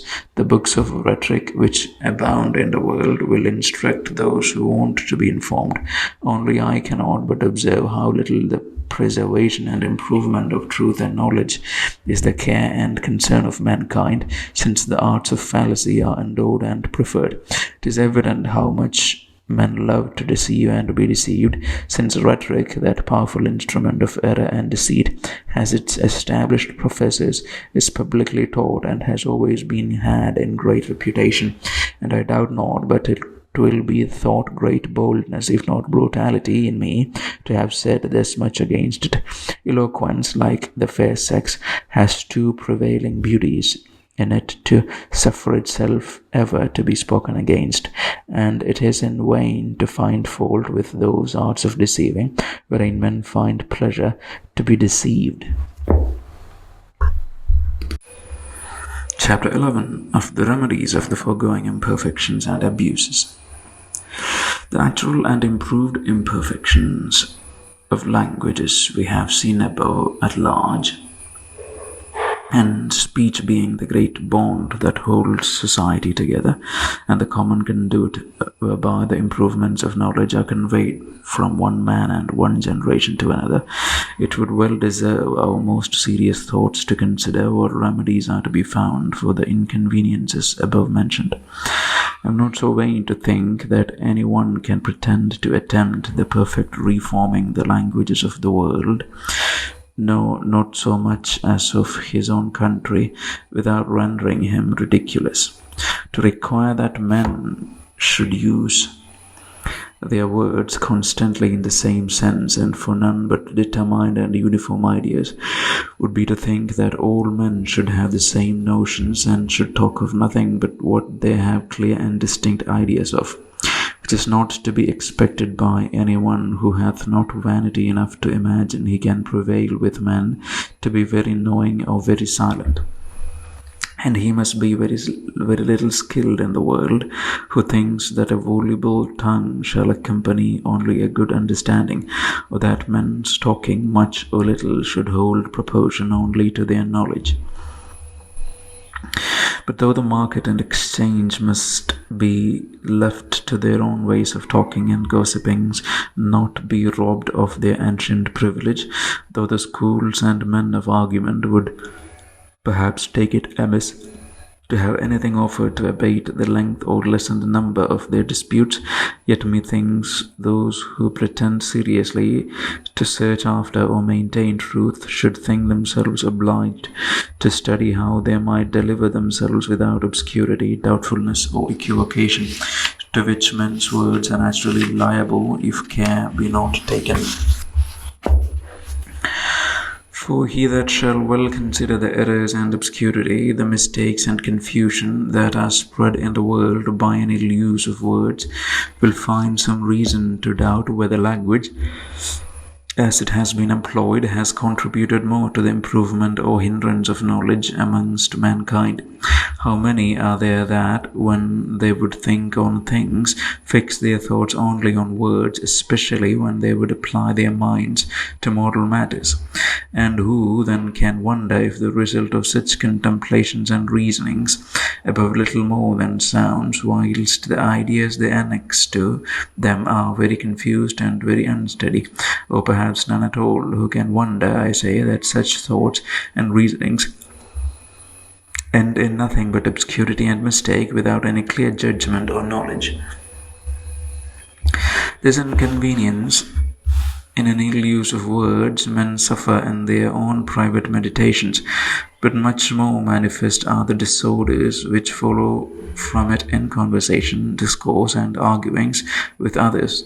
For language being the great conduit whereby men convey their discoveries, reasonings, and knowledge from one to another, he that makes an ill use of it, though he does not corrupt the fountains of knowledge which are in things themselves, yet he does, as much as in him lies, break or stop the pipes whereby it is distributed to the public use and advantage of mankind. He that uses words without any clear and steady meaning, what does he but lead himself and others into errors? And he that designedly does it ought to be looked on as an enemy to truth and knowledge. And yet who can wonder that all the sciences and parts of knowledge have been so over-exchanged with obscure and equivocal terms, the insignificant and doubtful expressions capable to make the most attentive or quick-sighted very little or not at all the more knowing or orthodox, since subtlety in those who make profession to teach or defend truth hath passed so much for a virtue. A virtue indeed, which consisting for the most part in nothing but the fallacious and illusory use of obscure or deceitful terms, is only fit to make men more conceived in their ignorance and more obstinate in their errors. Let us look into the books of controversy of any kind, where we shall see that the effect of obscure, unsteady, or equivocal terms is nothing but noise and wrangling about sounds, without convincing or bettering a man's understanding. For if the ideas be not agreed on betwixt the speaker and hearer, for which the words stand, the argument is not about things but names. As often as such a word, whose signification is not ascertained betwixt them, comes in use, their understandings have no other object wherein they agree but barely the sound, the things that they think on at that time as expressed by that word being quite different. Whether a bat be a bird or no is not a question whether a bat be another thing than indeed it is, or have other qualities than indeed it has, for that would be extremely absurd to doubt of. But the question is, 1. Either between those that acknowledge themselves to have but imperfect ideas of one or both of this sort of things, for which these names are supposed to stand, and then it is a real inquiry concerning the nature of a bird or a bat, to make their yet imperfect ideas of it more complete, by examining whether all the simple ideas to which combined together they both give the name bird be all to be found in a bat. But this is a question only of inquirers, not disputers, who neither affirm nor deny but examine. Or it is a question between disputants, whereof the one affirms and the other denies that a bat is a bird. And then the question is barely about the signification of one or both these words, in that they, not having both the same complex ideas to which they give these two names, one holds and the other denies that these two names may be affirmed one of another. Were they agreed in the signification of these two names, it were impossible they should dispute about them, for they would presently and clearly see, were that adjusted between them, whether all the simple ideas of the more general name bird were found in the complex idea of a bat or no. And so there could be no doubt whether a bat were a bird or no. And here I desire it may be considered and carefully examined whether the greatest part of the disputes in the world are not merely verbal, and about the signification of words, and whether, if the terms they are made in were defined and reduced in their signification as they must be, whether they signify anything to determined collections of the simple ideas they do or should stand for, those disputes would not end of themselves and immediately vanish. I leave it then to be considered what the learning of disputation is, and how well they are employed for the advantage of themselves or others, whose business is only the vain ostentation of sounds, i.e., those who spend their lives in disputes and controversies. When I shall see any of those combatants strip all his terms of ambiguity and obscurity, which every one may do in the words he uses himself, I shall think him a champion for knowledge, truth, and peace, and not the slave of vainglory, ambition, or a party. To remedy the defects of speech before mentioned to some degree, and to prevent the inconveniences that follow from them, I imagine the observation of these following rules may be of use, till somebody better able shall judge it worth his while to think more maturely on this matter, and oblige the world with his thoughts on it. First, a man shall take care to use no word without a signification, no one without an idea for which he makes it stand. This rule will not seem altogether needless to anyone who shall take the pains to recollect how often he has met with such words as instinct, sympathy, and antipathy, etc., in the discourse of others, so made use of as he might easily conclude that those that used them had no ideas in their minds to which they applied them, but spoke them only as sounds, which usually served instead of reasons on the like occasions. Not but that these words and the like have very proper significations in which they may be used, but there being no natural connection between any words and any ideas, these and any other may be learned by rote and pronounced or writ by men who have no ideas in their minds to which they have annexed them, and for which they make them stand, which is necessary they should, if men would speak intelligibly even to themselves alone. Secondly, it is not enough a man uses his words as signs of some ideas. Those he annexes them to, if they be simple, must be clear and distinct. If complex, must be determinate, i.e., the precise collection of simple ideas settled in the mind, with that sound annexed to it as the sign of that precise determined collection and no other. This is very necessary in names of modes, and especially moral words, which, having no settled objects in nature, from whence their ideas are taken as from their original, are apt to be very confused. Justice is a word in every man's mouth, but most commonly with a very undetermined, loose signification, which will always be so, unless a man has in his mind a distinct comprehension of the component parts that complex ideas consists of, and if it be decompounded, must be able to resolve it still on, till he at last comes to the simple ideas that make it up. And unless this be done, a man makes an ill use of the word, let it be justice, for example, or any other. I do not say a man needs stand to recollect and make this analysis at large every time the word justice comes in his way, but this at least is necessary, that he have so examined the signification of that name and settled the ideas of all its parts in his mind, that he can do it when he pleases.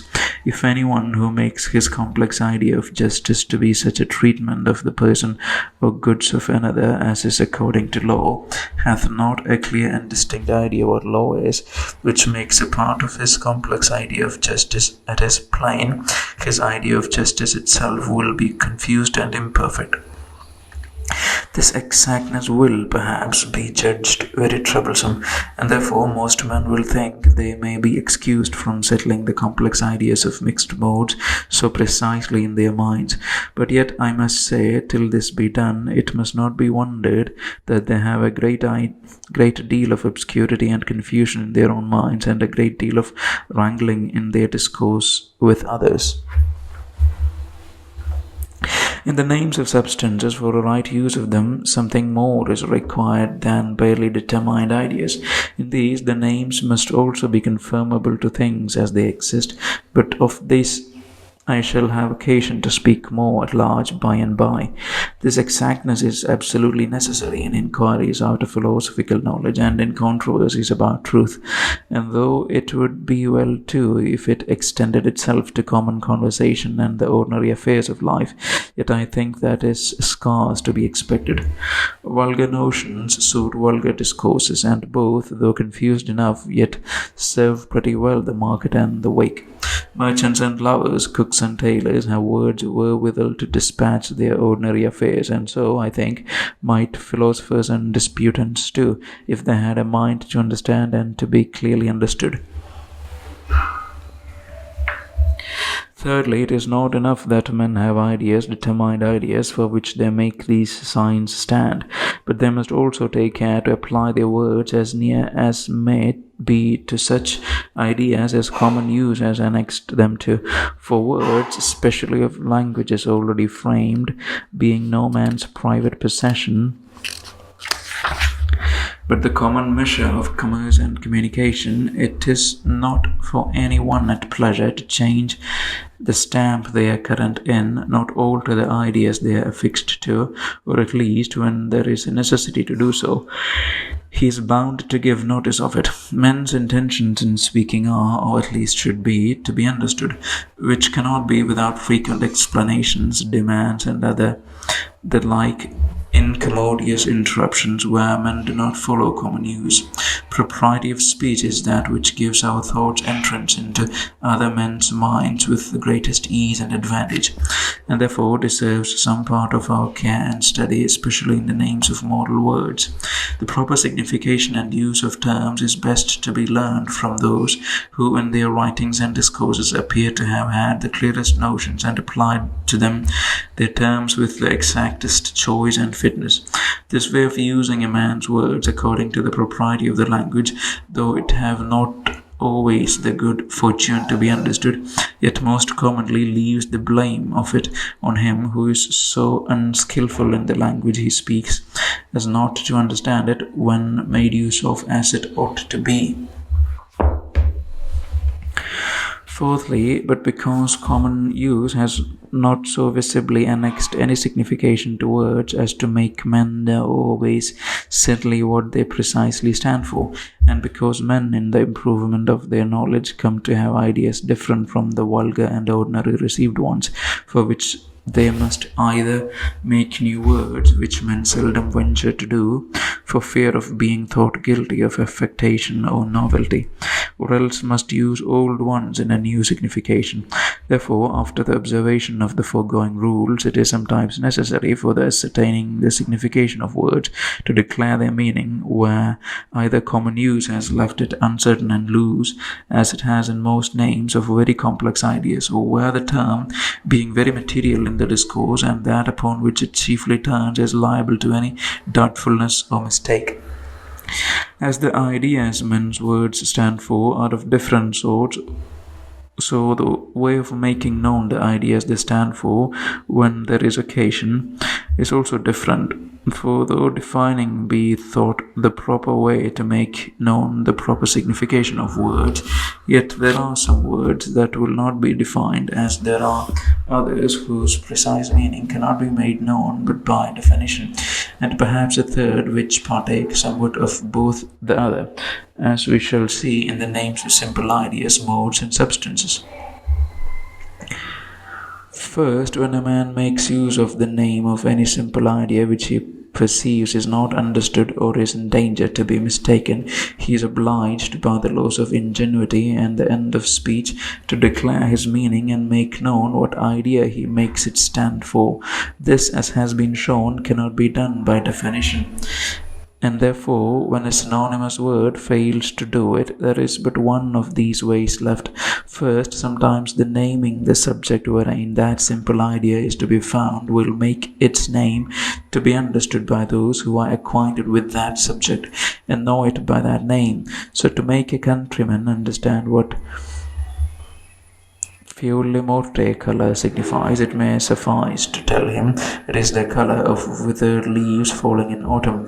Secondly, but the only sure way of making known the signification of the name of any simple idea is by presenting to his senses that subject which may produce it in his mind and make him actually have the idea that word stands for. Secondly, mixed modes, especially those belonging to morality, being most of them such combinations of ideas as the mind puts together in its own choice, and whereof there are not always standing patterns to be found existing, the signification of their names cannot be made known as those of simple ideas by any showing, but in recompense thereof may be perfectly and exactly defined. For there being combinations of several ideas that the mind of man has arbitrarily put together without reference to any archetypes, men may, if they please, exactly know the ideas that go to each composition, and so both use these words in a certain and undoubted signification, and perfectly declare when there is occasion what they stand for. This, if well considered, would lay great blame on those who make not their discourses about moral things very clear and distinct. For since the precise signification of the names of mixed modes, or which is all one, the real essence of each species is to be known, they being not of nature's but men's making, 'tis a great negligence and perverseness to discourse of moral things with uncertainty and obscurity, which is more pardonable in treating of natural substances, where doubtful terms are hardly to be avoided for a quite contrary reason, as we shall see by and by.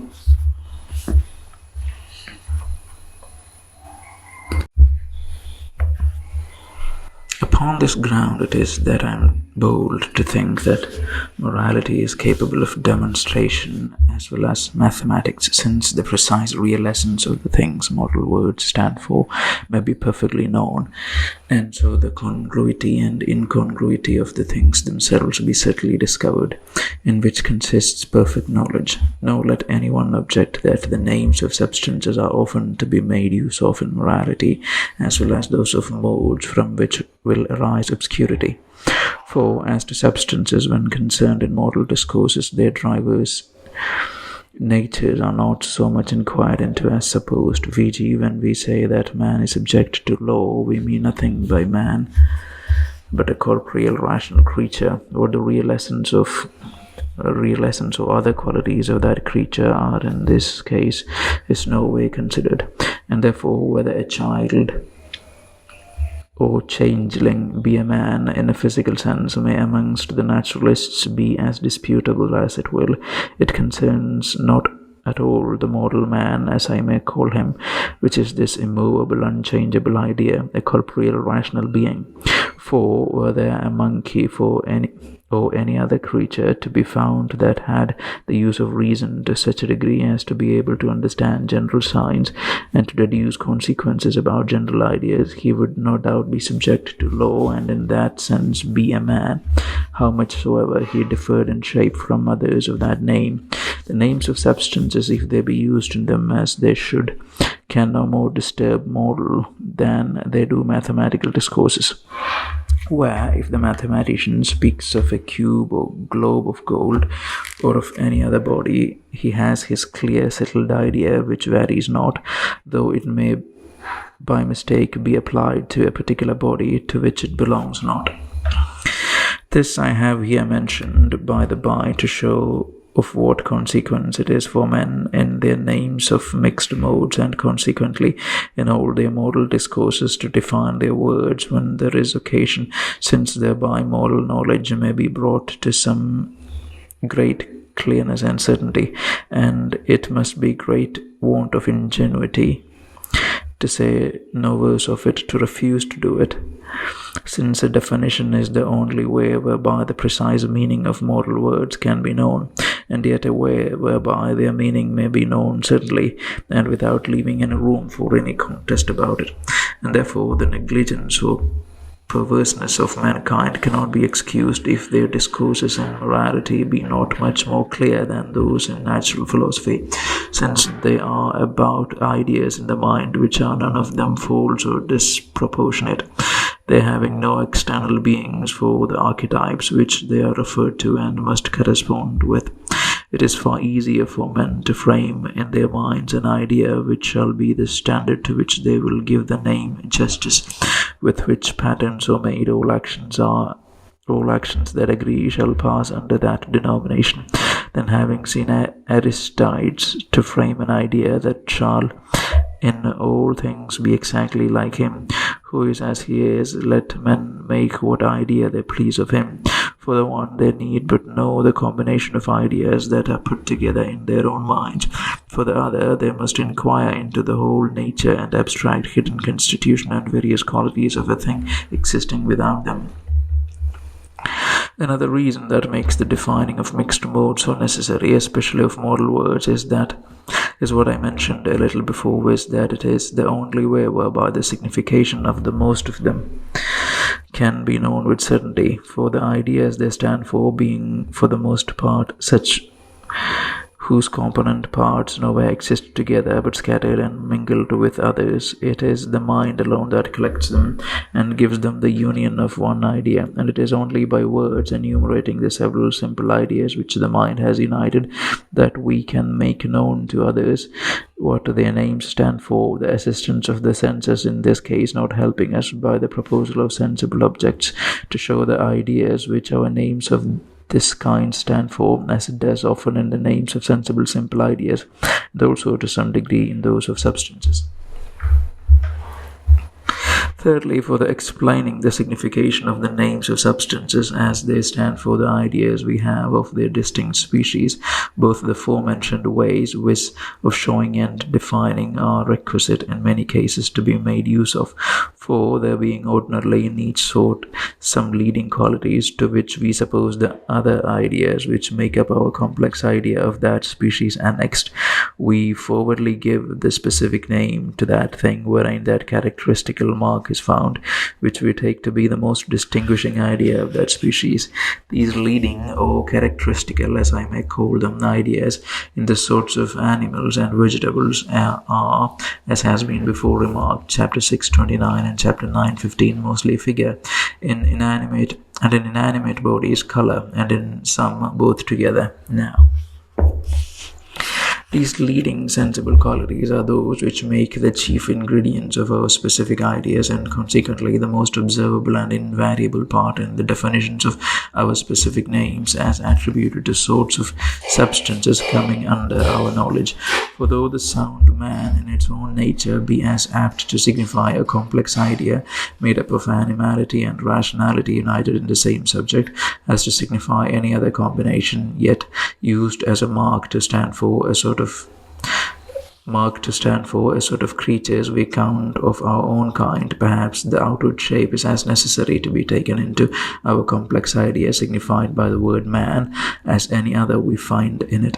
And therefore why Plato's animal implume bipus latis unguibus should not be a good definition of the name man standing for that sort of creatures will not be easy to show, for it is the shape as the leading quality that seems more to determine that species than a faculty of reasoning, which appears not at first, and in some never.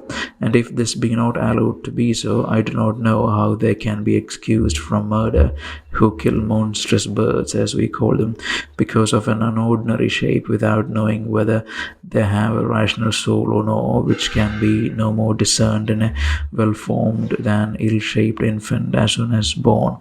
And who is it has informed us that a rational soul can inhabit no tenement unless it has just such a sort of frontispiece, or can join itself to and inform no sort of body but one that is just for such an outward structure. Now these leading qualities are best made known by showing and can hardly be made known otherwise, for the shape of a horse or cassowary will be but rudently and imperfectly imprinted on the minds by words. The sight of the animals doth it 1,000 times better, and the idea of the particular color of gold is not to be got by any description of it, but only by the frequent exercise of the eyes about it, as is evident in those who are used to this metal, who will frequently distinguish true from counterfeit, pure from adulterate, by the sight, where others, who have as good eyes, but yet by use have not got the precise nice idea of that peculiar yellow, shall not perceive any difference. The like may be said of those other simple ideas peculiar in their kind to any substance for which precise ideas there are no peculiar names. The particular ringing sound there is in gold, distinct from the sound of other bodies, has no particular name annexed to it, no more than the particular yellow that belongs to that metal.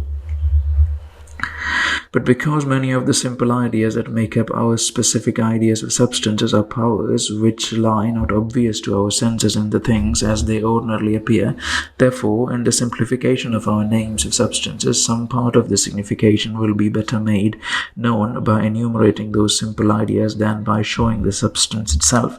For he that to the yellow shining color of gold got by sight shall from my enumerating them have the ideas of great ductility, fusibility, fixedness, and solubility in aqua regia, will have a perfecter idea of gold than he can have by seeing a piece of gold and thereby imprinting in his mind only its obvious qualities.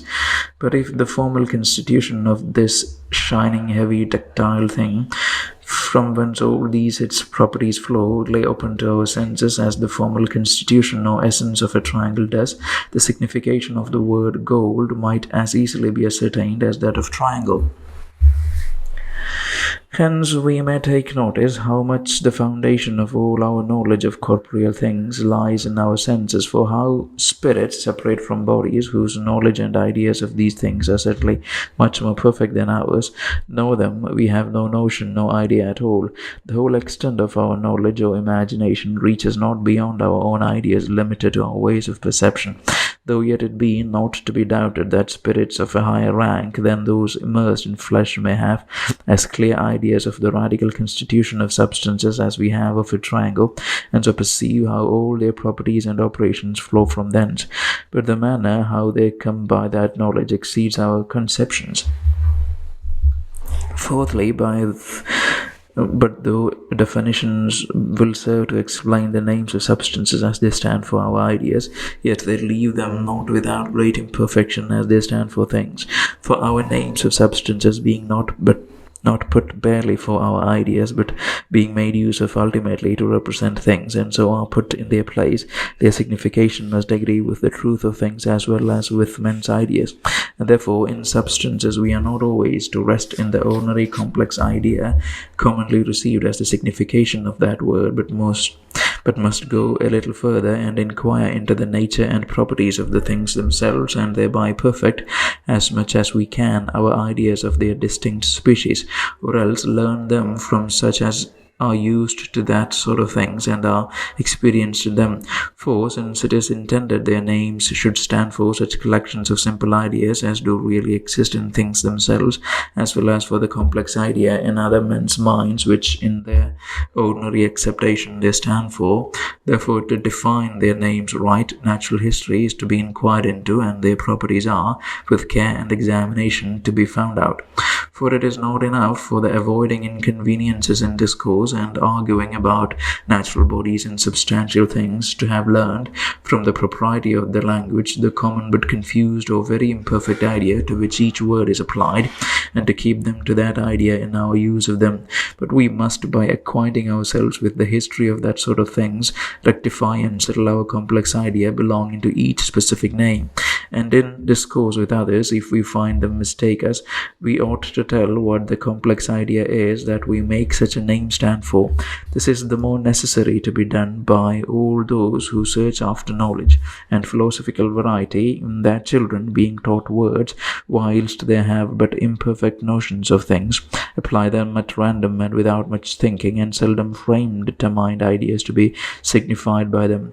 which custom, it being easy and serving well enough for the ordinary affairs of life and conversation, they are apt to continue when they are men, and so begin at the wrong end, learning words first imperfectly, but make the notions to which they apply those words afterwards very overtly. By this means it comes to pass that men speaking the language of their country, i.e., according to grammar rules of that language, do yet speak very improperly of things themselves, and by their arguing one with another make but small progress in the discoveries of useful truths and the knowledge of things as they are to be found in themselves, and not in our imaginations. And it matters not much for the improvement of our knowledge how they are called. It were therefore to be wished that men versed in physical inquiries and acquainted with the several sorts of natural bodies would set down those simple ideas wherein they observe the individuals of each sort constantly to agree. This would remedy a great deal of that confusion which comes from several persons applying the same name to a collection of a smaller or greater number of sensible qualities, proportionably as they have been more or less acquainted with or accurate in examining the qualities of any sort of things which come under one denomination. But a dictionary of this sort, containing, as it were, a natural history, requires too many hands as well as too much time, cost, pains, and sagacity ever to be hoped for. Until that be done, we must content ourselves with such definitions of the names of substances as explain the sense men use them in, and it would be well, where there is occasion, if they would afford us so much. This yet is not usually done, but men talk to one another and dispute in words whose meaning is not agreed between them, out of a mistake that the significations of common words are certainly established, and the precise ideas they stand for perfectly known, and that it is a shame to be ignorant of them, both which suppositions are false, no names of complex ideas having so settled determined significations that they are constantly used for the same precise idea. Nor is it a shame for a man not to have a certain knowledge of anything, but by the necessary ways of attaining it. And so it is no discredit not to know what precise idea any sound stands for in another man's mind, without he declare it to me by some other way than barely using that sound, there being no other way without such a declaration certainly to know it. Indeed, the necessity of communication by language brings men to an agreement in the signification of common words within some tolerable latitude that may serve for ordinary conversation, and so a man cannot be supposed wholly ignorant of the ideas which are annexed to words by common use in a language familiar to him. But common use, being but a very uncertain rule which reduces itself at last to the ideas of particular men, proves often but a very variable standard. But though such a dictionary as I have above mentioned will require too much time, cost, and pains to be hoped for in this age, yet methinks it is not unreasonable to propose that words standing for things which are known and distinguished by their outward shapes should be expressed by little drafts and prints made of them.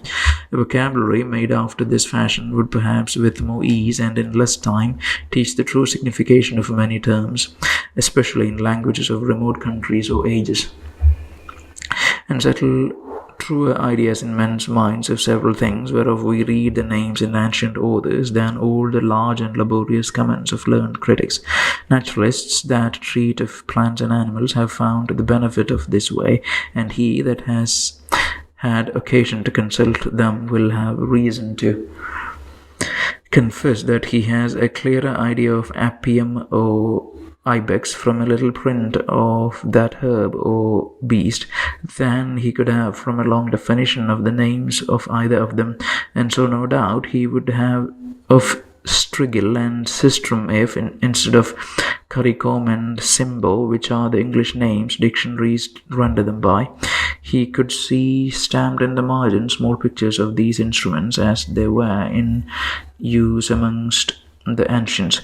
Toga, tunica, pallium are words easily translated by gown, coat, and cloak.